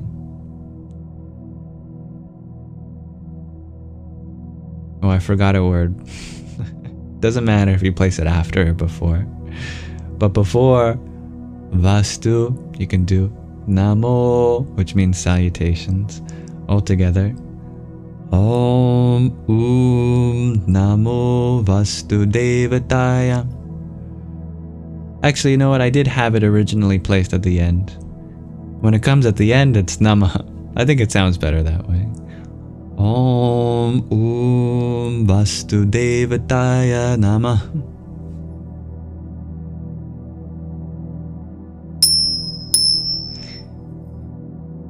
You can do that to bless your family.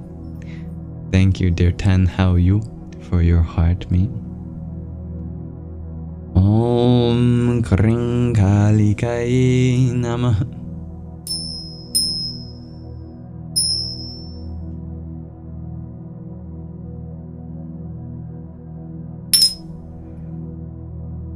Dear David, you ask, can the observer be present in the moment? It has to be. Yeah.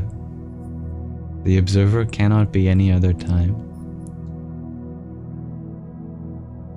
Lariel, you share another answer to our question of the day. Or no. Actually, it's the second part of a comment that you sent replying to Stevie G. But it would work for an answer to our question of the day, that you can help yourself through an experience. Anyway, I thank you all for exploring this question of the day. I think there's a natural pause or transition, but I'm very grateful to hear all your insights. I'm always impressed at just how reflective this community is in many more ways than one.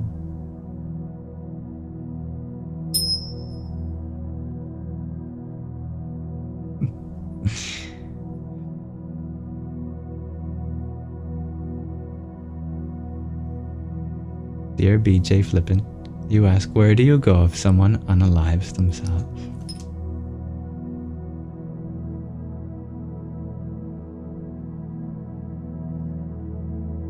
You end up back here. And that's exactly why you shouldn't try to run away from your suffering, because it comes with you. Taking one's own life is never the end of suffering. And that might sound terrifying. And I hope you know the point is not to scare you out of the decision. But practically speaking, wherever we go, we take all of our worries and fears and concerns and traumas with us.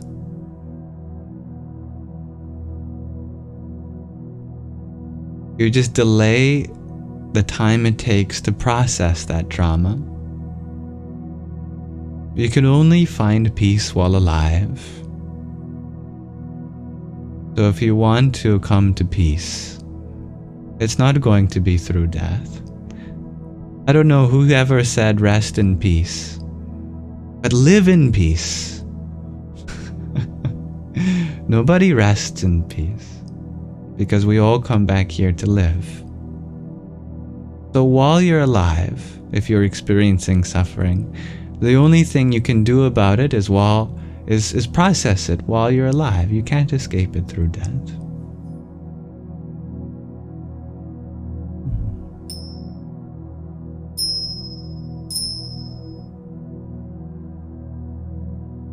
Mind you, there is a grace period, of course.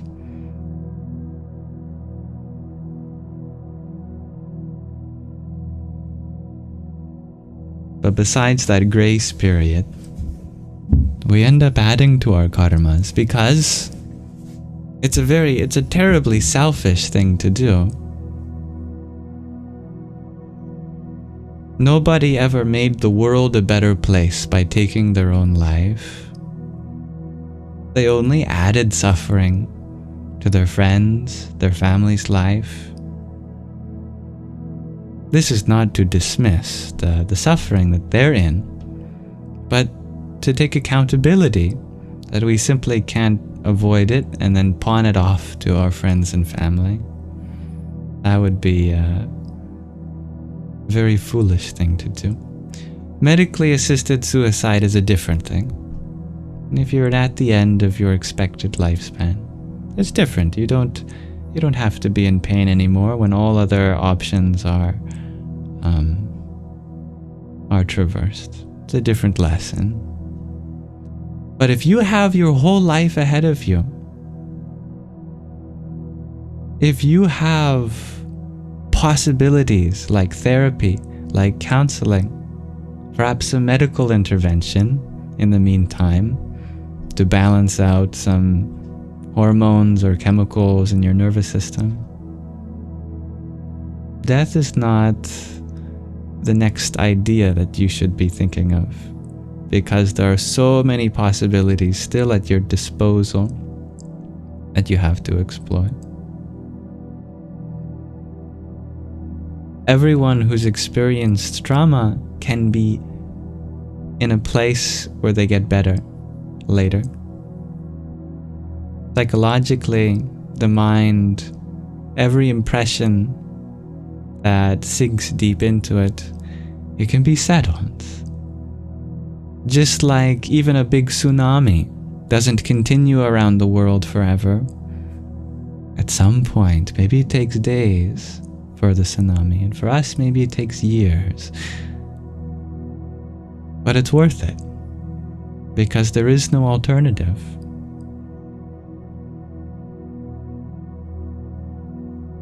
Either we face our suffering, we process our traumas, or we delay that and we repress it further. Just like the adage goes, the best time to plant a tree is 20 years ago. The second best time is today.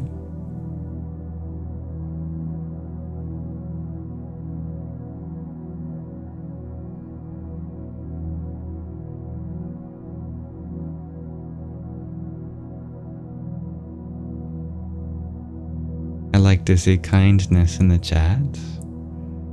I like to see empathy. Let's be kind to each other.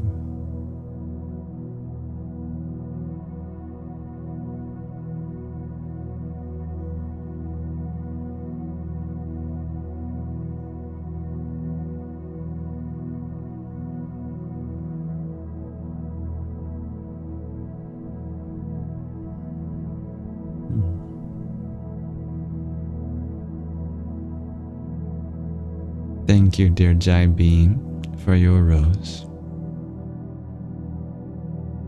Om Haum Jum Saha Namah Shivaya. And thank you, dear Hybrid Jen, for your star. Om Ganganapataye Namah.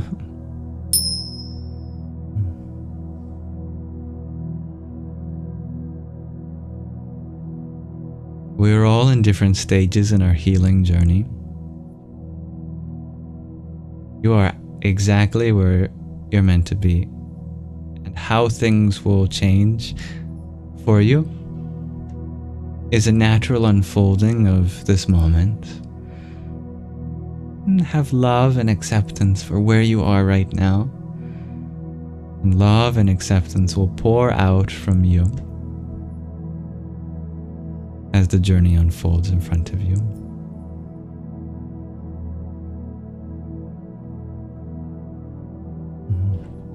I love your insight, dear Akasha. Yes. When we feel hopeless, we can ask God to carry the weight for a while. Absolutely.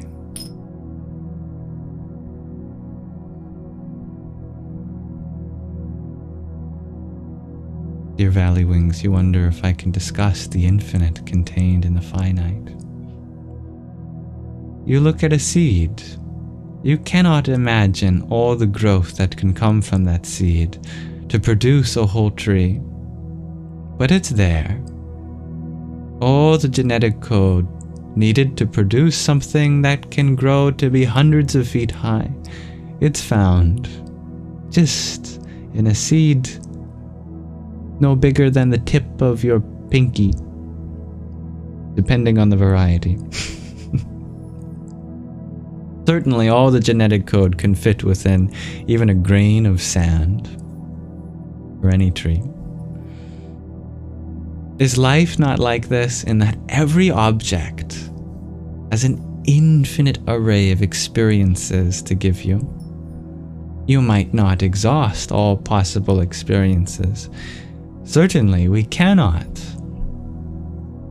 But every moment, every interaction can bring out something new that was in the soil, that was in the water, that was in the air, that was in the sunlight. Isn't everything we do just creating new infinite combinations of the light, the air, and the earth? That's just physically speaking.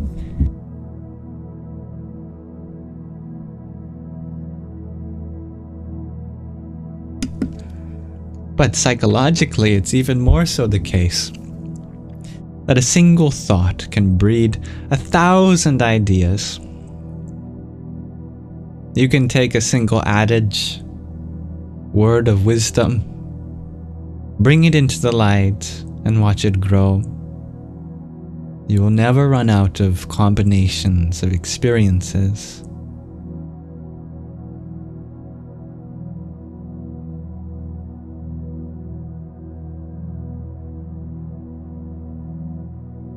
I'm happy to hear you won't quit, dear BJ Flippin.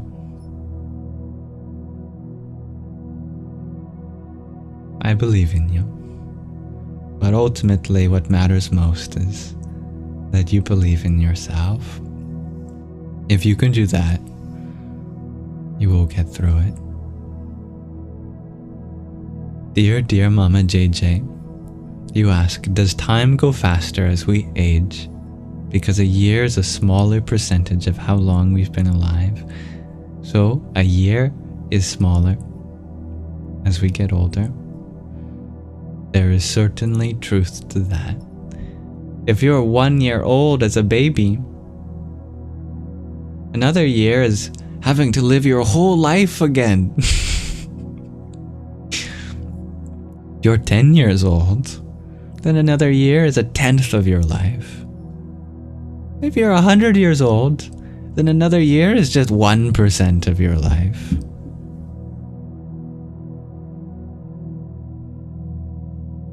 But there's also truth to the saying that time goes by faster when you're having fun. Maybe we just have more and more fun as we get older.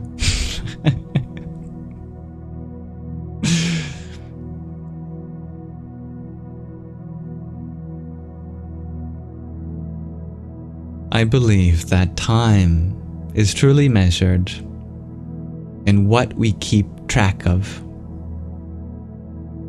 The more we are aware, the more change there is. Therefore,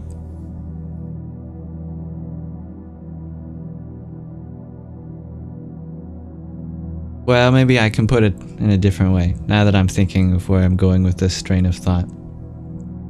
If you are fully present in this moment, if you're not pointing out any object, if you're not keeping track of different things in multiplicity, your awareness isn't darting from one thing to another.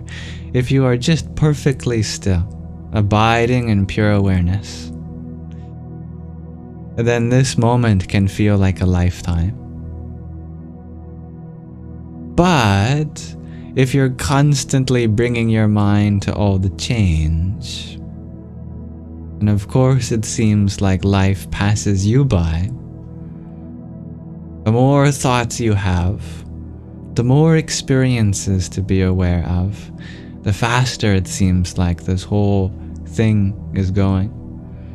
But if you abide in that state of stillness, conscious, pure awareness, then even a fraction of a second lasts a whole day.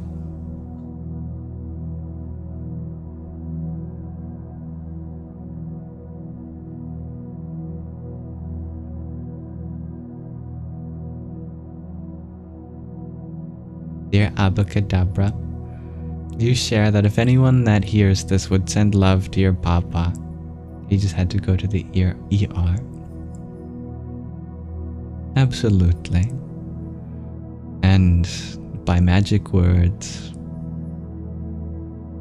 let us take a moment to send love and prayers to your papa. May he get the treatment that he needs. He's in the right place for that. May the knowledge and wisdom of the doctors and nurses there be able to diagnose the problem and come up with a solution. May they implement that solution successfully, and your papa turn back to good health.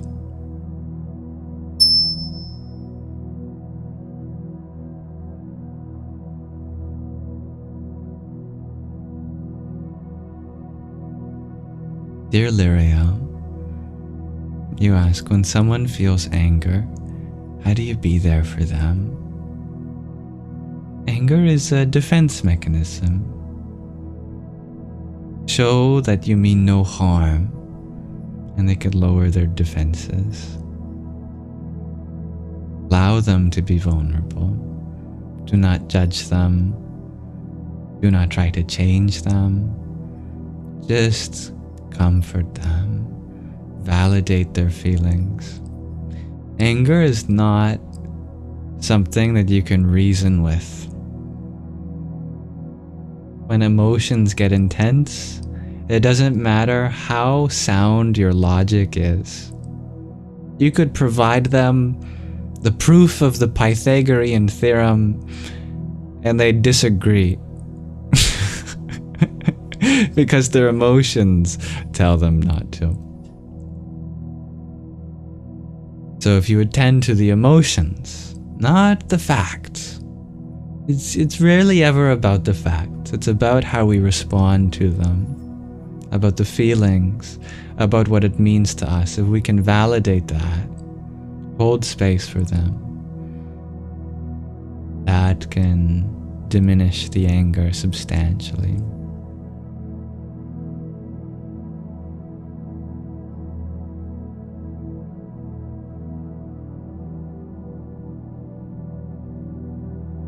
Hello, dear user 706. I am still live. Thank you, dear BJ Flippin, for your hand hearts. Here's some for you. Om Vram Bhairvaya Namo Namah. Dear Gina, thank you for your rose. Hare Krishna. And dear Jarrett, thank you for your heart to me. Om Namah Shivaya.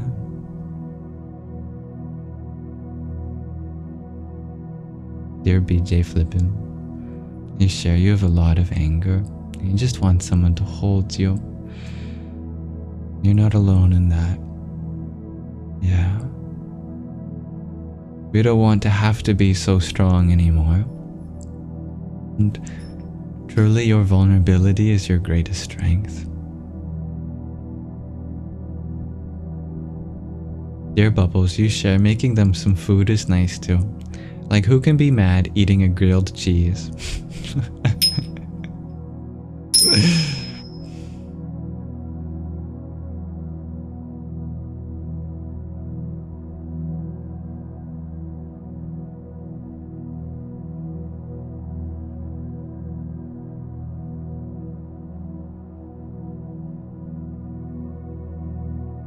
Dear Valley Wings, you ask, do I find there is a relationship between anger and extreme disgust? I like that idea. Yeah. I think I can point to a few things in my experience where something disgusted me to the point of getting angry.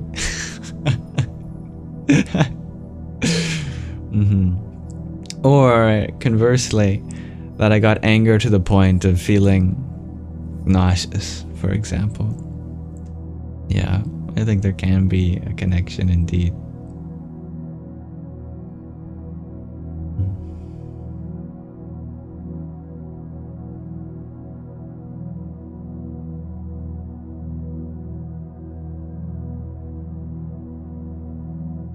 Yes, very true, dear Mo.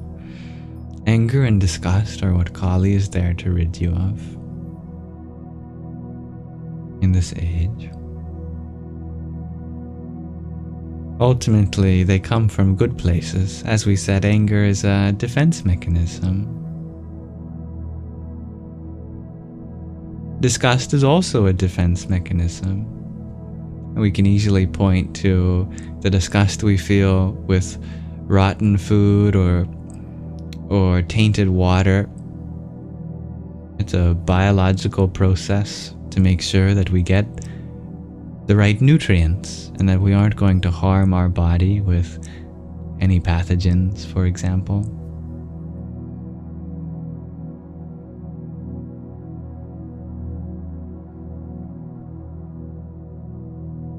I see them as two forces that exist as one, but just on different scales. We can't exactly get angry at viruses or bacteria or fungi. It's not like they heed to anger. Anger is not going to be effective to protect us against from the pathogens in our food. We can't yell at the pathogens in our food, "Get out of my food!" or else. But it might well work for bigger pathogens, like people whom we may have to stand up for or to in life.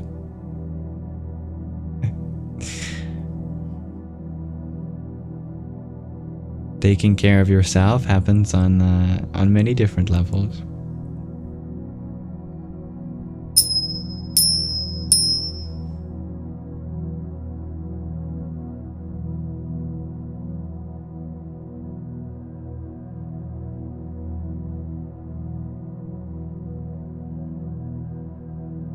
Dear Liriel, you ask, does anger show a boundary with ourselves? Yeah, absolutely. We know that anger has the ability to cross people's boundaries. But that's one edge of a double-edged sword. The other edge being the ability to protect our own, to uphold our own. Something which has the power to protect can often have the power to be on the offensive as well. Thus, we have a great responsibility to use the resources that protect us in a way that doesn't create harm for the other two.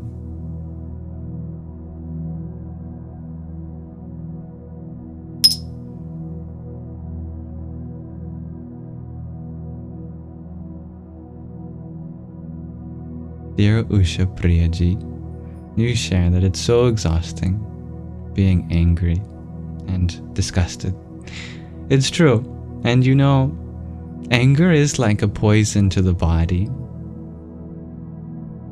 Physiologically, someone under intense stress, someone who's experiencing anger, their whole physiology changes at the molecular level too. Stress hormones like cortisol rise. That adversely affects the health, including the heart rate, the blood pressure, the respiratory rate, as well as the immune response and our ability to have a healthy circadian rhythm. That's phrasing it in terms of the negative.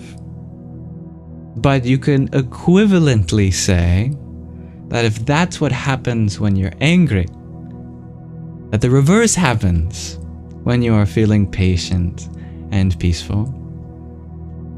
When you are feeling patient and peaceful, then your heart rate lowers, your breath deepens, your immune response is much better,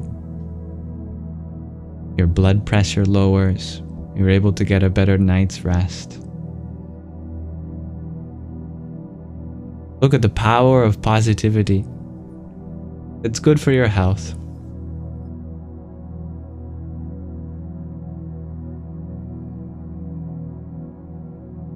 Much love, dear Ragnhildur.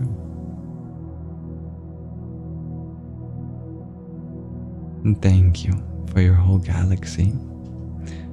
Never expected, but deeply appreciated.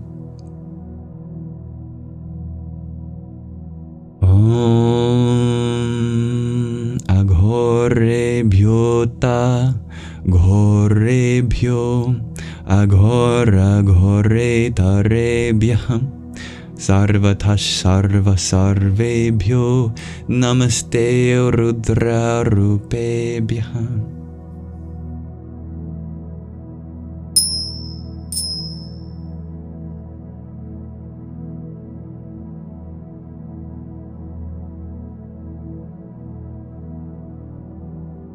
Dear Lyriel, you're wondering about my real name. It is Liam, spelled with a Y. Such is why the nickname Yam comes. Yam is just an abbreviation. The last 3/4 of my given name. But once I stopped taking L's, Liam became Yam.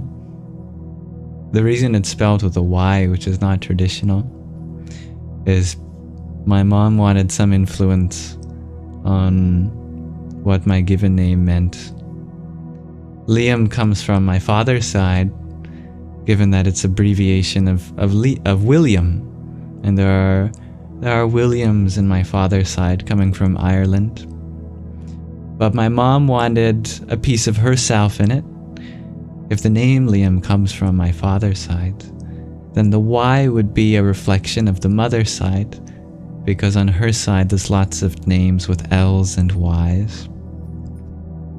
Like my grandmother is named Eileen, which is normally not spelled with a Y, but she is unique in that she has a Y after the L, for example. So it's like, well, it's the love child of my mother and my father, just as I am.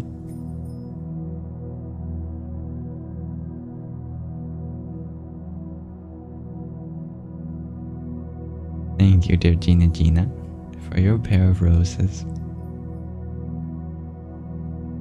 Om Gham Jahnavyai Namah.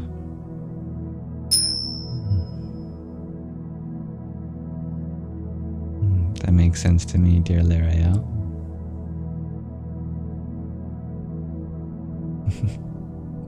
Alright, I would like to transition between our Manana section of our live stream and our Nididhyasana section, from Q&A to meditation.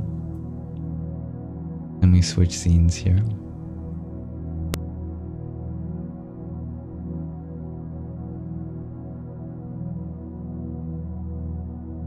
Thank you, dear BJ Flippin, for your hat and mustache. Hari Om Tat Sat.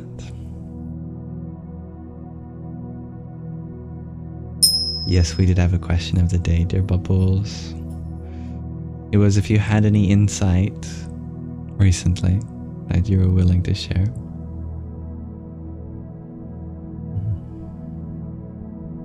Hybrid Jen, you share, hearing kids all day long is harsh. You can't homeschool no more. Now can you imagine how the teachers feel? You have a small number of children. Now imagine 30 or so, or 60 every day. Oh, and a different set of 30 or 60 coming through by the hour. Ay caramba.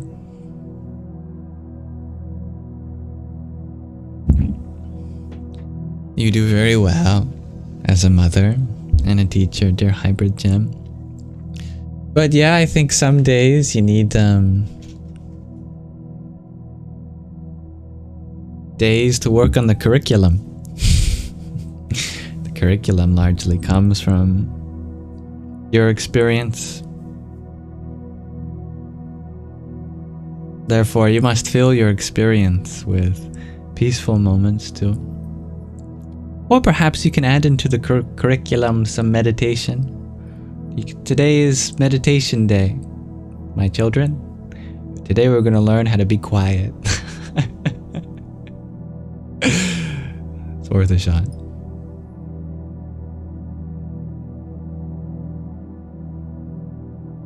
Bye, dear Gina. Thank you, dear Valley Wings, for your hanging lights as well. Om Tat Purushaya Vitmahe Mahadevaya Dhimahi Tanno Rudrah Prachodayat. Goodbye, dear BJ Flippin. Many wishes to you.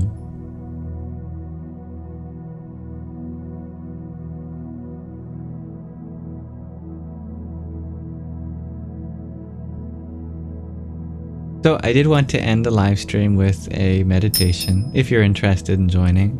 Obviously not expected nor necessary, but I think it's a nice way to end these sanghas.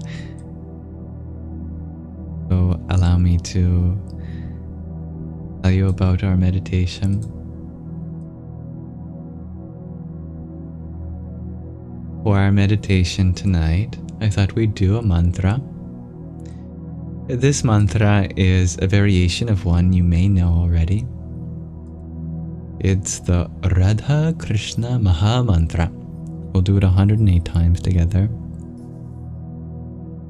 It's a variation of the Maha Mantra that goes like Hare Krishna, Krishna Krishna, Hare Hare, Hare Rama, Rama Rama, Hare Hare. Just instead of Hare, we have Radhe. And instead of Rama, we have Shyama. It goes like Radhe Krishna, Krishna Krishna, Radhe Radhe, Radhe Shyama, Shyama Shyama, Radhe Radhe. The original mantra comes from the Kali Santarana Upanishad, in which a great sage asks a form of the divine as the creator, what means is there to cross the ocean of samsara, cycle of suffering, in this age of Kali, this dark age? And Brahma replies, there is no other means than chanting the 16 names of Lord Narayana, which is the regular Hare Krishna mantra. This is a variation of that, which balances the names of the divine with a feminine counterpart. In the original, Hari, Rama, and Krishna are all names for the divine masculine. Hari is the one whom steals the heart of all Paramahansas. Krishna is the one who forcibly attracts the minds of all Paramahansas, and Rama is the one in whom all Paramahansas dwell. Paramahansa meaning liberated being. Radha is a name for the Divine Feminine. In this case, she is considered the greatest devotee of Krishna. It's a unique duality between the Divine Feminine and the Divine Masculine because they don't have an intimate physical relationship. They're not husband and wife. They are deep friends. It's a deep friendship between the Divine Feminine and the Divine Masculine. They love each other so platonically, for example. Shyama is another name for Rama. It means the one who has dark complexion. It refers not literally to skin color, although that interpretation is often used in art. If you see art for Radha and Krishna, you will often see their skin painted blue or black, but it is to represent the great expanse of things like the ocean, the sky, and space. If you look up into the great expanse above you, what color do you see, if not blue or black, on a clear day? So, Shyama represents the color of the divine that we see in the ocean, and the sky, and the space, for example. So that's the mantra we'll be doing together. I've added some tips of pronunciation. For example, the A with the bar over it and the A.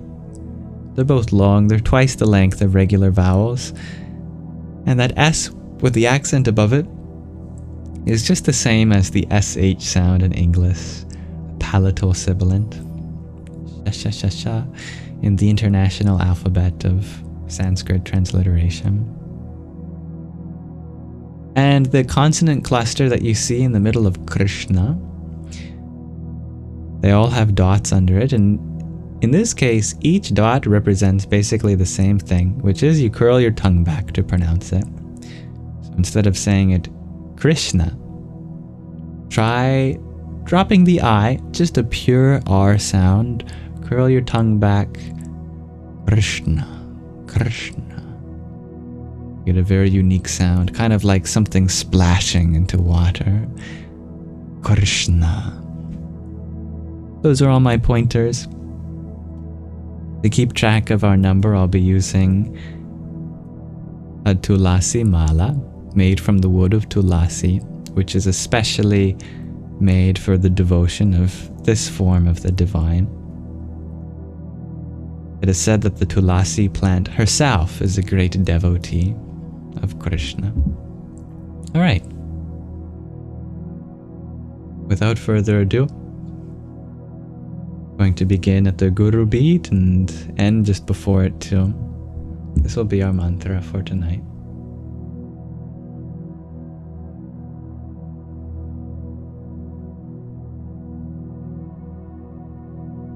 Radhe Krishna, Krishna Krishna, Radhe Radhe, Radhe Shyama, Shyama Shyama, Radhe Radhe. Radhe Krishna, Krishna Krishna, Radhe Radhe, Radhe Shyama, Shyama Shyama, Radhe Radhe. Radhe Krishna, Krishna Krishna, Radhe Radhe, Radhe Shyama, Shyama Radhe Radhe. Radhe Krishna, Krishna Krishna, Radhe Radhe, Radhe Shyama, Shyama Radhe Radhe. Radhe Krishna, Krishna Krishna, Radhe Radhe, Radhe Shyama, Shyama Radhe Radhe. Radhe Krishna, Krishna Krishna, Radhe Radhe, Radhe Shyama, Shyama Shyama, Radhe Radhe. Radhe Krishna, Krishna Krishna, Radhe Radhe, Radhe Shyama, Shyama Shyama, Radhe Radhe. Radhe Krishna, Krishna Krishna, Radhe Radhe, Radhe Shyama, Shyama Shyama, Radhe Radhe. Radhe Krishna, Krishna Krishna, Radhe Radhe, Radhe Shyama, Shyama Shyama, Radhe Radhe. Radhe Krishna, Krishna Krishna, Radhe Radhe, Radhe Shyama, Shyama Shyama, Radhe Radhe. Radhe Krishna, Krishna Krishna, Radhe Radhe, Radhe Shyama, Shyama Shyama, Radhe Radhe. Radhe Krishna, Krishna Krishna, Radhe Radhe, Radhe Shyama, Shyama Shyama, Radhe Radhe. Radhe Krishna, Krishna Krishna, Radhe Radhe, Radhe Shyama, Shyama Shyama, Radhe Radhe. Radhe Krishna, Krishna Krishna, Radhe Radhe, Radhe Shyama, Shyama Shyama, Radhe Radhe. Radhe Krishna, Krishna Krishna, Radhe Radhe, Radhe Shyama, Shyama Shyama, Radhe Radhe. Radhe Krishna, Krishna Krishna, Radhe Radhe, Radhe Shyama, Shyama Shyama, Radhe Radhe. Radhe Krishna, Krishna Krishna, Radhe Radhe, Radhe Shyama, Shyama Shyama, Radhe Radhe. Radhe Krishna, Krishna Krishna, Radhe Radhe, Radhe Shyama, Shyama Shyama, Radhe Radhe. Radhe Krishna, Krishna Krishna, Radhe Radhe, Radhe Shyama, Shyama Shyama, Radhe Radhe. Radhe Krishna, Krishna Krishna, Radhe Radhe, Radhe Shyama, Shyama Shyama, Radhe Radhe. Radhe Krishna, Krishna Krishna, Radhe Radhe, Radhe Shyama, Shyama Shyama, Radhe Radhe. Radhe Krishna, Krishna Krishna, Radhe Radhe, Radhe Shyama, Shyama Shyama, Radhe Radhe. Radhe Krishna, Krishna Krishna, Radhe Radhe, Radhe Shyama, Shyama Shyama, Radhe Radhe.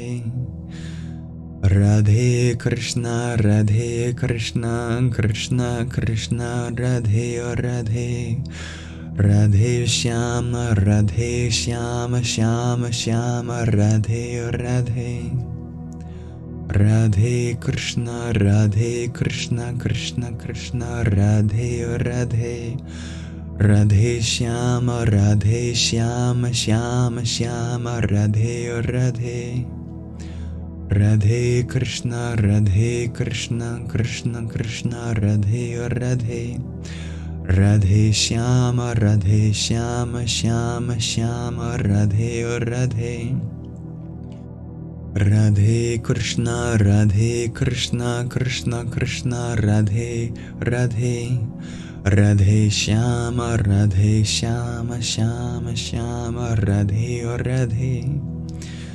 Radhe Krishna, Radhe Krishna, Krishna Krishna, Radhe Radhe. Radhe Shyama, Radhe Shyama, Shyama Shyama, Radhe Radhe. Radhe Krishna, Radhe Krishna, Krishna Krishna, Radhe Radhe. Radhe Shyama, Radhe Shyama, Shyama Shyama, Radhe Radhe. Radhe Krishna, Radhe Krishna, Krishna Krishna, Radhe Radhe. Radhe Shyama, Radhe Shyama, Shyama Shyama, Radhe Radhe. Radhe Krishna, Radhe Krishna, Krishna Krishna, Radhe Radhe. Radhe Shyama, Radhe Shyama, Shyama Shyama, Radhe Radhe. Radhe Krishna, Radhe Krishna, Krishna Krishna, Radhe Radhe. Radhe Shyama, Radhe Shyama, Shyama Shyama, Radhe Radhe. Radhe Krishna, Radhe Krishna, Krishna Krishna, Radhe Radhe. Radhe Shyama, Radhe Shyama, Shyama Shyama, Radhe Radhe. Radhe Krishna, Radhe Krishna, Krishna Krishna, Radhe Radhe. Radhe Shyama, Radhe Shyama, Shyama Shyama, Radhe Radhe. Radhe Krishna, Radhe Krishna, Krishna Krishna, Radhe Radhe. Radhe Shyama, Radhe Shyama, Shyama Shyama, Radhe Radhe. Radhe Krishna, Radhe Krishna, Krishna Krishna, Radhe Radhe. Radhe Shyama, Radhe Shyama, Shyama Shyama, Radhe Radhe. Radhe Krishna, Radhe Krishna, Krishna Krishna, Radhe Radhe. Radhe Shyama, Radhe Shyama, Shyama Shyama, Radhe Radhe. Radhe Krishna, Radhe Krishna, Krishna Krishna, Radhe Radhe. Radhe Shyama, Radhe Shyama, Shyama Shyama, Radhe Radhe. Radhe Krishna, Radhe Krishna, Krishna Krishna, Radhe Radhe. Radhe Shyama, Radhe Shyama, Shyama Shyama, Radhe Radhe. Radhe Krishna, Radhe Krishna, Krishna Krishna, Radhe Radhe. Radhe Shyama, Radhe Shyama, Shyama Shyama, Radhe Radhe. Radhe Krishna, Radhe Krishna, Krishna Krishna, Radhe Radhe. Radhe Shyama, Radhe Shyama, Shyama Shyama, Radhe Radhe. Radhe Krishna, Radhe Krishna, Krishna Krishna, Radhe Radhe. Radhe Shyama, Radhe Shyama, Shyama Shyama, Radhe Radhe. Radhe Krishna, Radhe Krishna, Krishna Krishna, Radhe Radhe. Radhe Shyama, Radhe Shyama, Shyama Shyama, Radhe Radhe. Radhe Krishna, Radhe Krishna, Krishna Krishna, Radhe Radhe. Radhe Shyama, Radhe Shyama, Shyama Shyama, Radhe Radhe. Radhe Krishna, Radhe Krishna, Krishna Krishna, Radhe Radhe. Radhe Shyama, Radhe Shyama, Shyama Shyama, Radhe Radhe. Radhe Shyama, Radhe Shyama, Shyama Shyama, Radhe Radhe. Radhe Krishna, Radhe Krishna, Krishna Krishna, Radhe Radhe, Radhe Shyama, Radhe Shyama, Shyama Shyama, Radhe Radhe, Radhe Krishna, Radhe Krishna, Krishna Krishna, Radhe Radhe, Radhe Shyama, Radhe Shyama, Shyama Shyama, Radhe Radhe, Radhe Krishna, Radhe Krishna, Krishna Krishna, Radhe Radhe, Radhe Shyama, Radhe Shyama, Shyama Shyama, Radhe Radhe, Radhe Krishna, Radhe Krishna, Krishna Krishna, Radhe Radhe, Radhe Shyama, Radhe Shyama, Shyama Shyama, Radhe Radhe,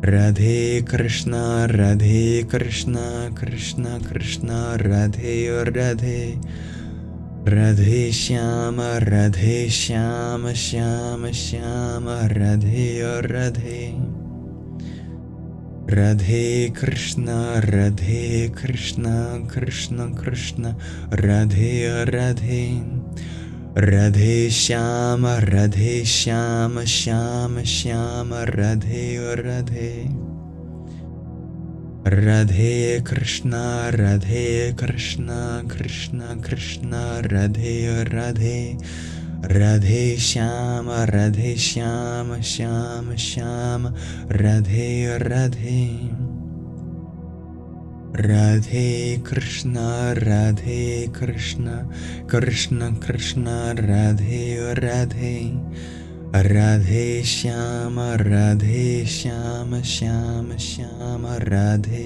Radhe, Radhe Krishna, Radhe Krishna, Krishna Krishna, Radhe Radhe, Radhe Shyama, Radhe Shyama, Shyama Shyama, Radhe Radhe, Radhe Krishna, Radhe Krishna, Krishna Krishna, Radhe Radhe, Radhe Shyama, Radhe Shyama, Shyama Shyama, Radhe Radhe, Radhe Krishna, Radhe Krishna, Krishna Krishna, Radhe Radhe, Radhe Shyama, Radhe Shyama, Shyama Shyama, Radhe Radhe, Radhe Krishna, Radhe Krishna, Krishna Krishna, Radhe Radhe, Radhe Shyama, Radhe Shyama, Shyama Shyama, Radhe Radhe, Radhe Krishna, Radhe Krishna, Krishna Krishna, Radhe Radhe, Radhe Shyama, Radhe Shyama, Shyama Shyama, Radhe Radhe, Radhe Krishna, Radhe Krishna, Krishna Krishna, Radhe Radhe, Radhe Shyama, Radhe Shyama, Shyama Shyama, Radhe Radhe, Radhe Krishna, Radhe Krishna, Krishna Krishna,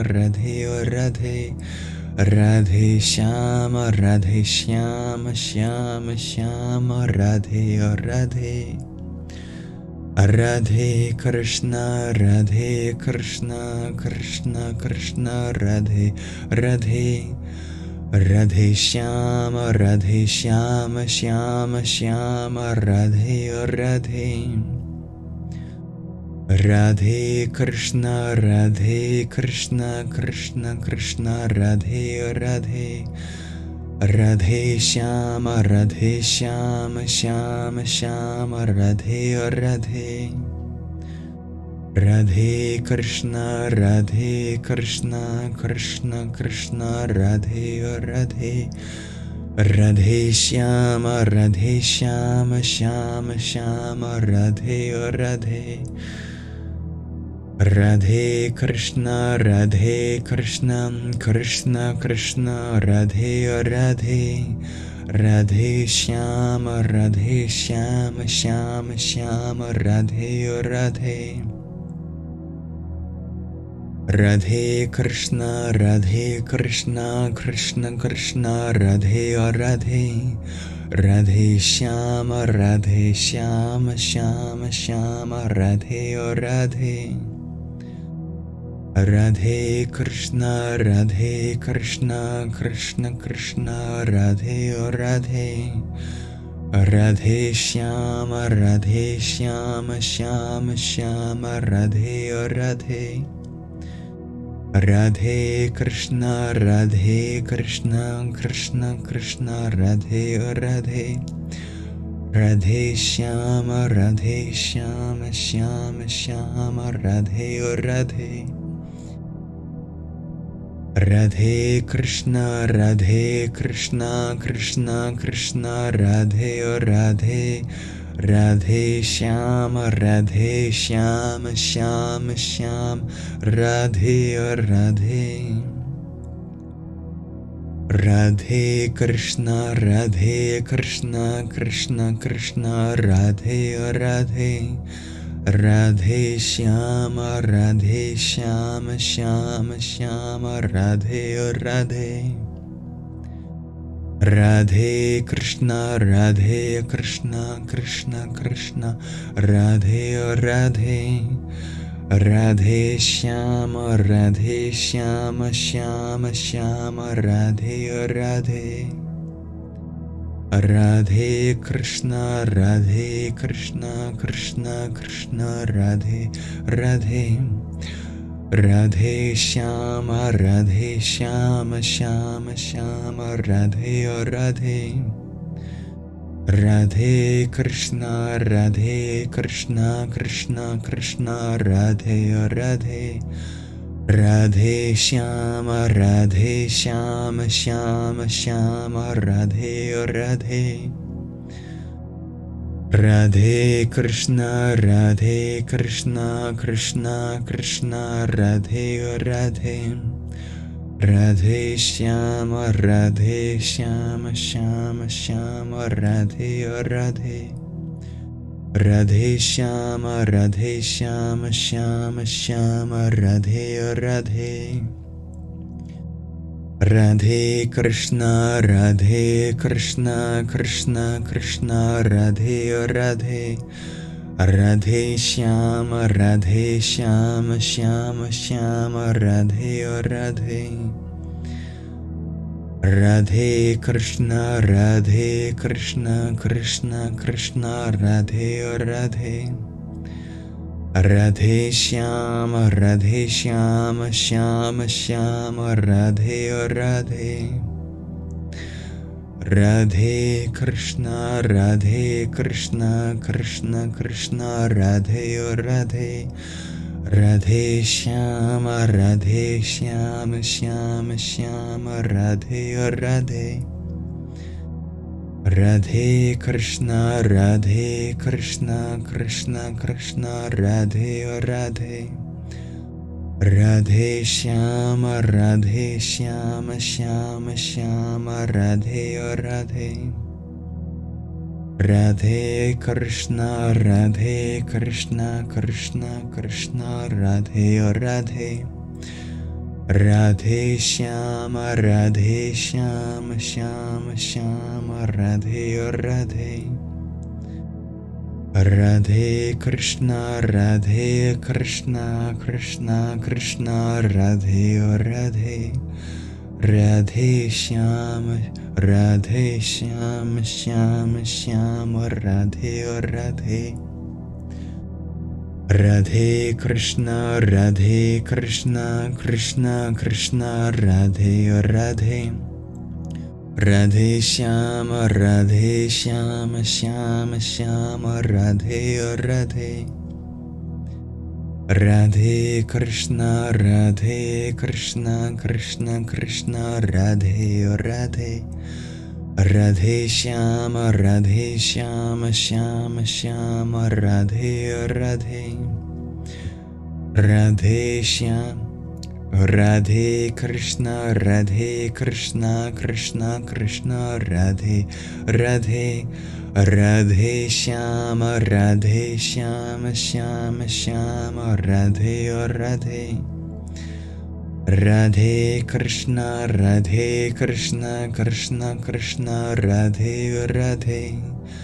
Radhe Shyama, Radhe Shyama, Shyama Shyama, Radhe Radhe. Radhe Krishna, Radhe Krishna, Krishna Krishna, Radhe Radhe. Radhe Shyama, Radhe Shyama, Shyama Shyama, Radhe Radhe. Radhe Krishna, Radhe Krishna, Krishna Krishna, Radhe Radhe.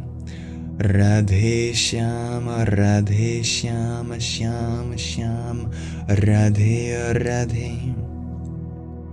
Radhe Krishna, Radhe Krishna, Krishna Krishna, Radhe Radhe. Radhe Shyama, Radhe Shyama, Shyama Shyama, Radhe Radhe.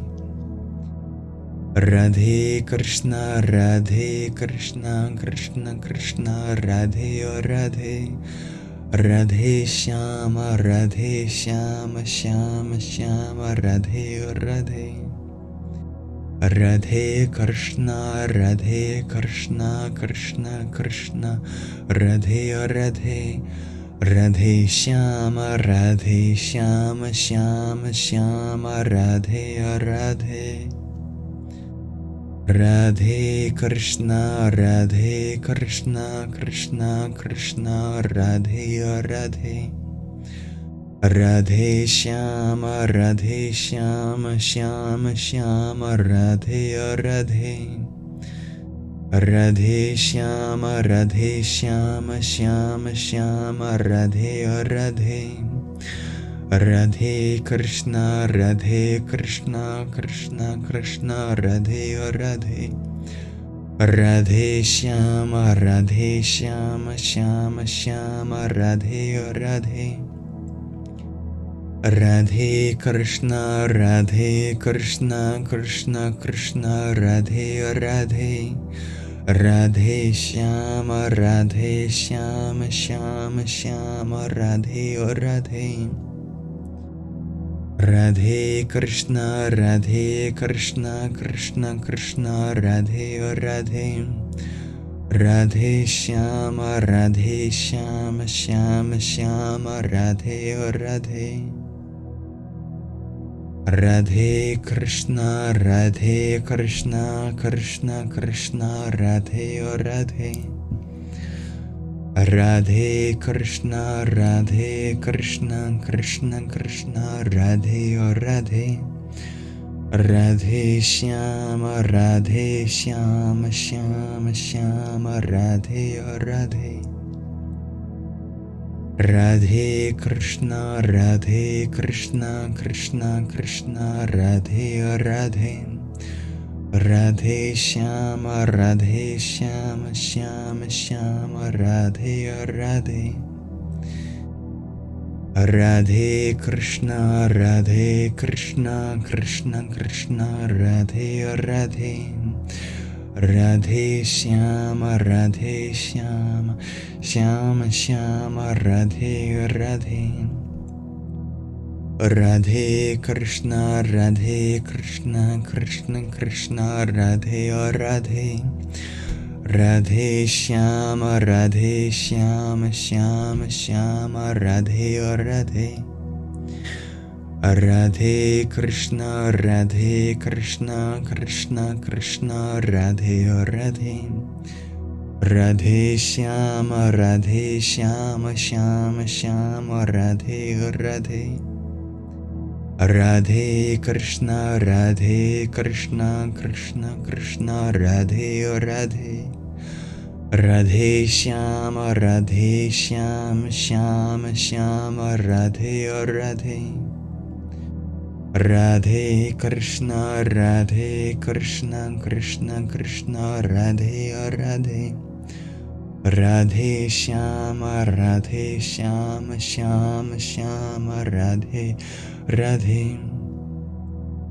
Radhe Krishna, Radhe Krishna, Krishna Krishna, Radhe Radhe. Radhe Shyama, Radhe Shyama, Shyama Shyama, Radhe Radhe. Radhe Krishna, Radhe Krishna, Krishna Krishna, Radhe Radhe. Radhe Shyama, Radhe Shyama, Shyama Shyama, Radhe Radhe. Radhe Krishna, Radhe Krishna, Krishna Krishna, Radhe Radhe.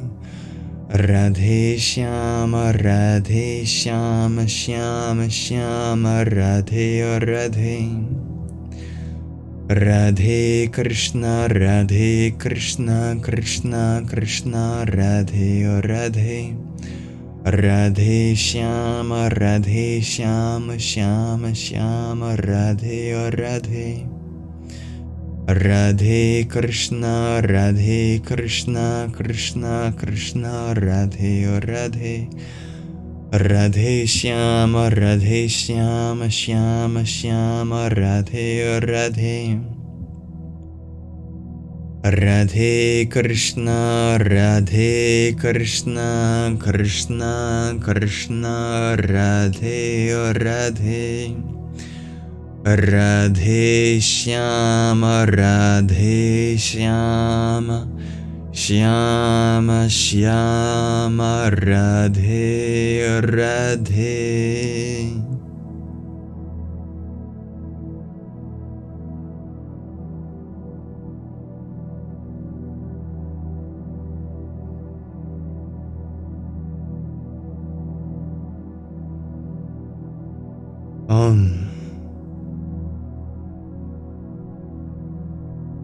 Salutations to Radha, the Divine Mother, as the bestower of Premananda, divine bliss. Salutations to Krishna, the one whom forcibly attracts the minds of all great souls. Salutations to Shyama, the dark-complexioned one, in whom we find the space for light to emerge. Salutation to thee, salutation to thee, salutation to the Divine Mother, Divine Father. And thank you to Lassie Devi for allowing us to chant on you. Such long chants always gets the prana in me flowing. I can feel my whole body vibrating. Thank you for listening, chanting, meditating along with us.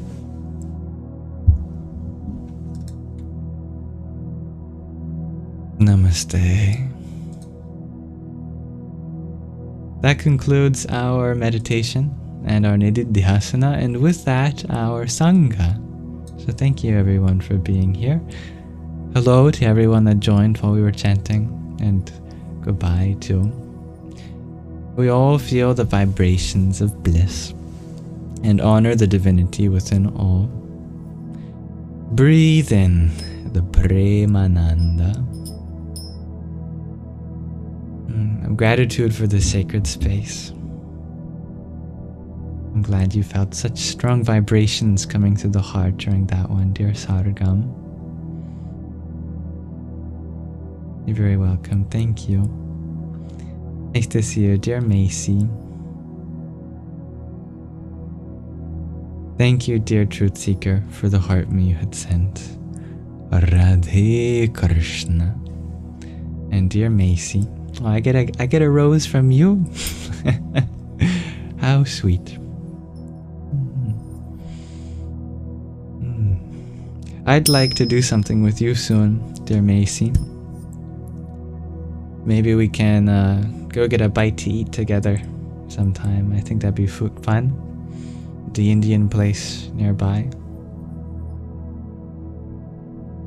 Macy is a friend from real life, if any of you were wondering.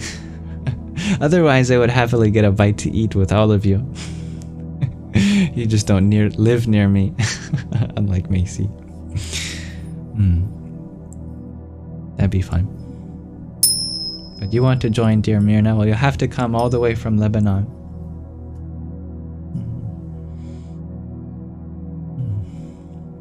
Dear Stevie G, you're grateful for learning this powerful mantra.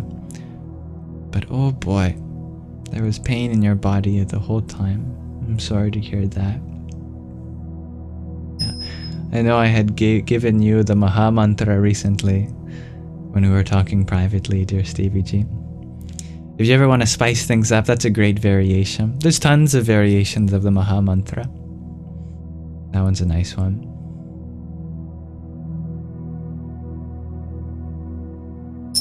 Anyway, I celebrate all of our friendships, near and far.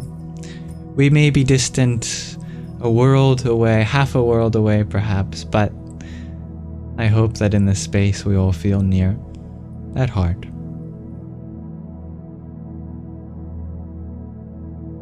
I invite you all to come for a spiritual meal in terms of the nutritious experiences we all have to share with each other in the Discord server if you want to join. Hridaya Kasha. That's linked as the Discord icon at the top of the link tree in my bio.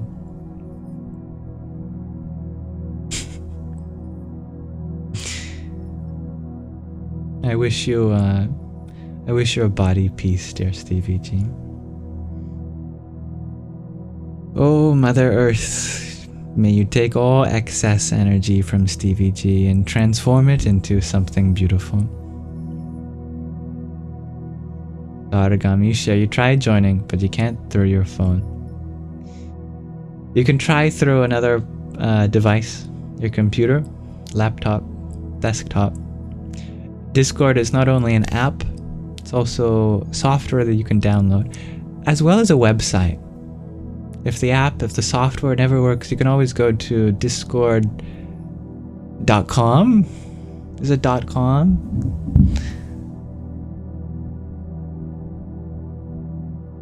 Yeah, .com. Just like how if Instagram doesn't work, you can always go to instagram.com, for example. Things like that.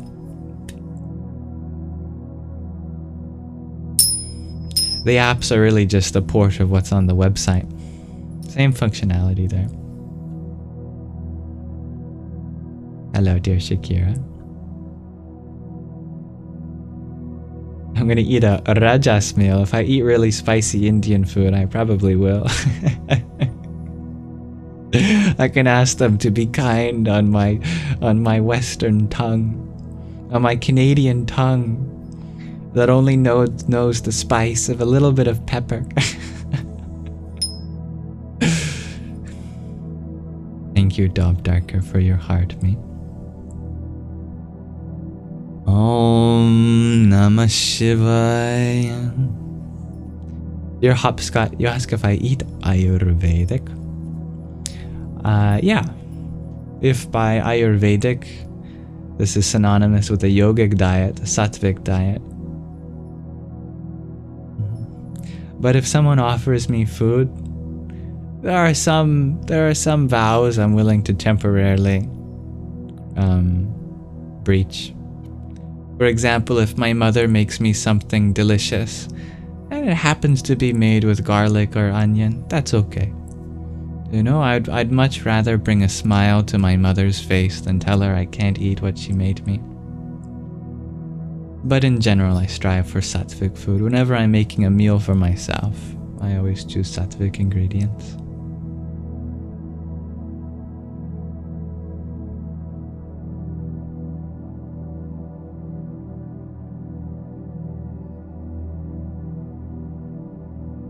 Yeah. There are lines I'm not willing to cross anymore, however. Like if it's made from an animal, I won't eat. But hopefully, you know, my mother would know that. And she does. So I've never had to worry about that.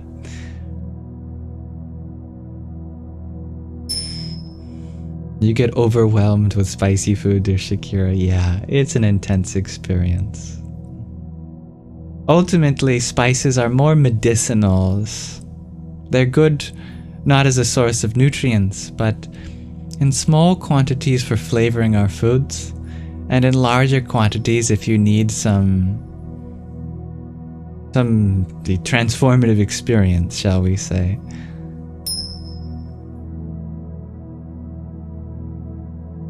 But you eat hot chips.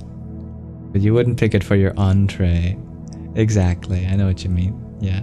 Hello, dear divinity.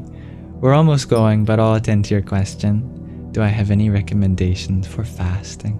Go super easy on yourself. You start just try going for sunrise till sunset, like they do during the month of Ramadan in Islam. You don't have to commit to anything more than just pushing the boundaries of what's possible for you. If you've eaten breakfast every day for the last 10 years, your fast could just be not having breakfast. That could be what you need to push yourself forward to some austerity. It's not necessary. No fast is ever necessary, but it can be a great way to say to the mind, hey you, I'm the one here guiding this thing. You are not in control, O mind. If you deprive the mind of its desire, it may respect you. Sometimes. As long as the mind is also taken care of in other ways too.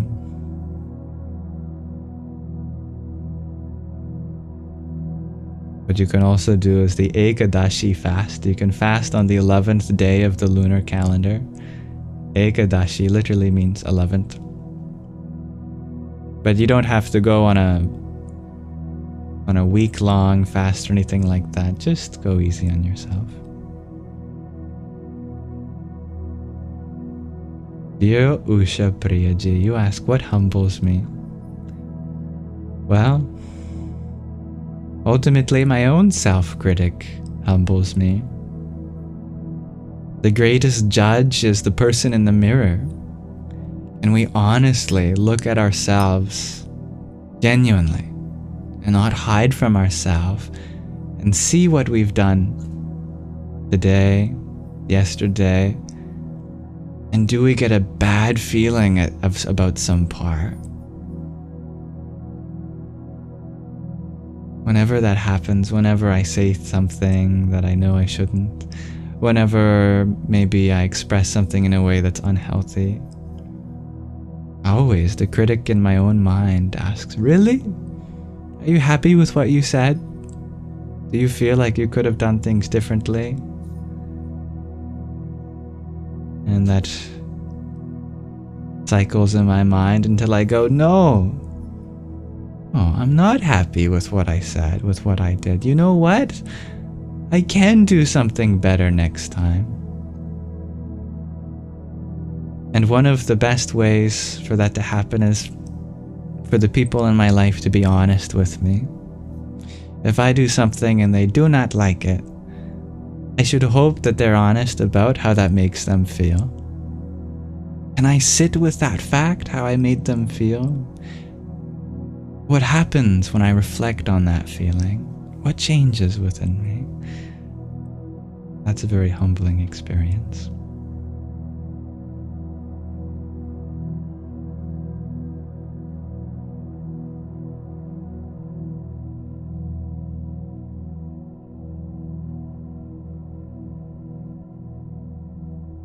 Oh dear Sky Guardian, what are we going to do with you?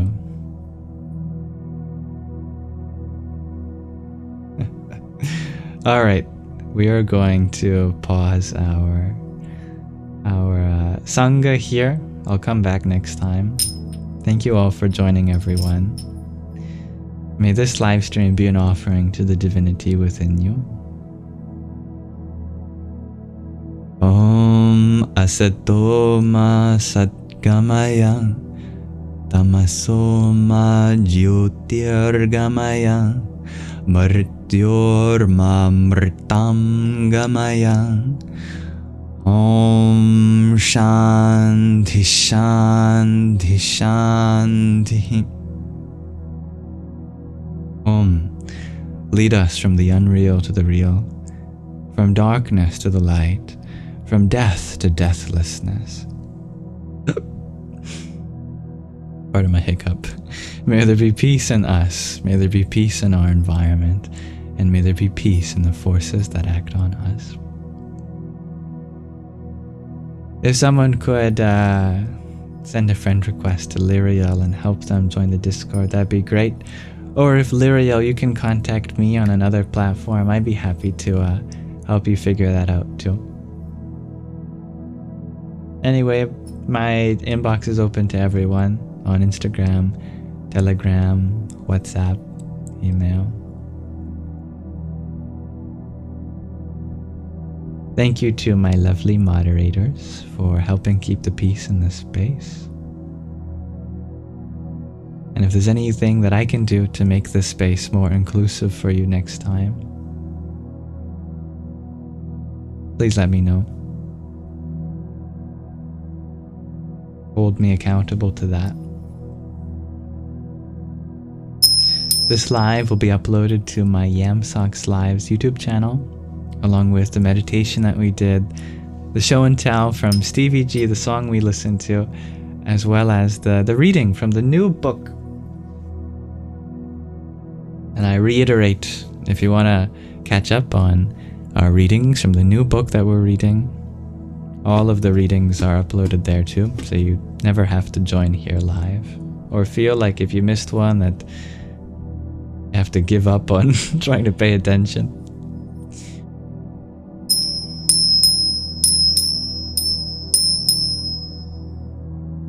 Thank you, dear Babel Fishy, for your rose.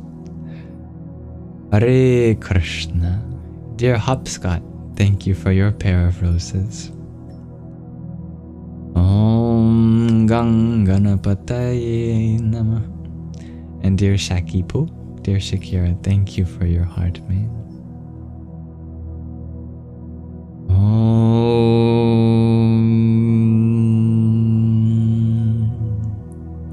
Bhairava Rudraya Maharudraya Kala Rudraya Kalpanta Rudraya Veera Rudraya Rudra Rudraya Ghora Rudraya Aghora Rudraya Martanda Rudraya Anda Rudraya Brahmanda Rudraya Chanda Rudraya Prachanda Rudraya Tanda Rudraya Shura Rudraya Veera Rudraya Bhava Rudraya Bhima Rudraya Atala Rudraya Vitala Rudraya Sutala Rudraya Mahatala Rudraya Rasatala Rudraya Talatala Rudraya Patala Rudraya Namo Namaha.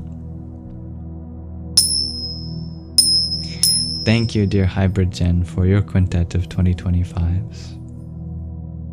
Om Namah Krim Ambita Me Sharin Nadita Me Haring Devita Me Aing Sarasvatyai Swaha.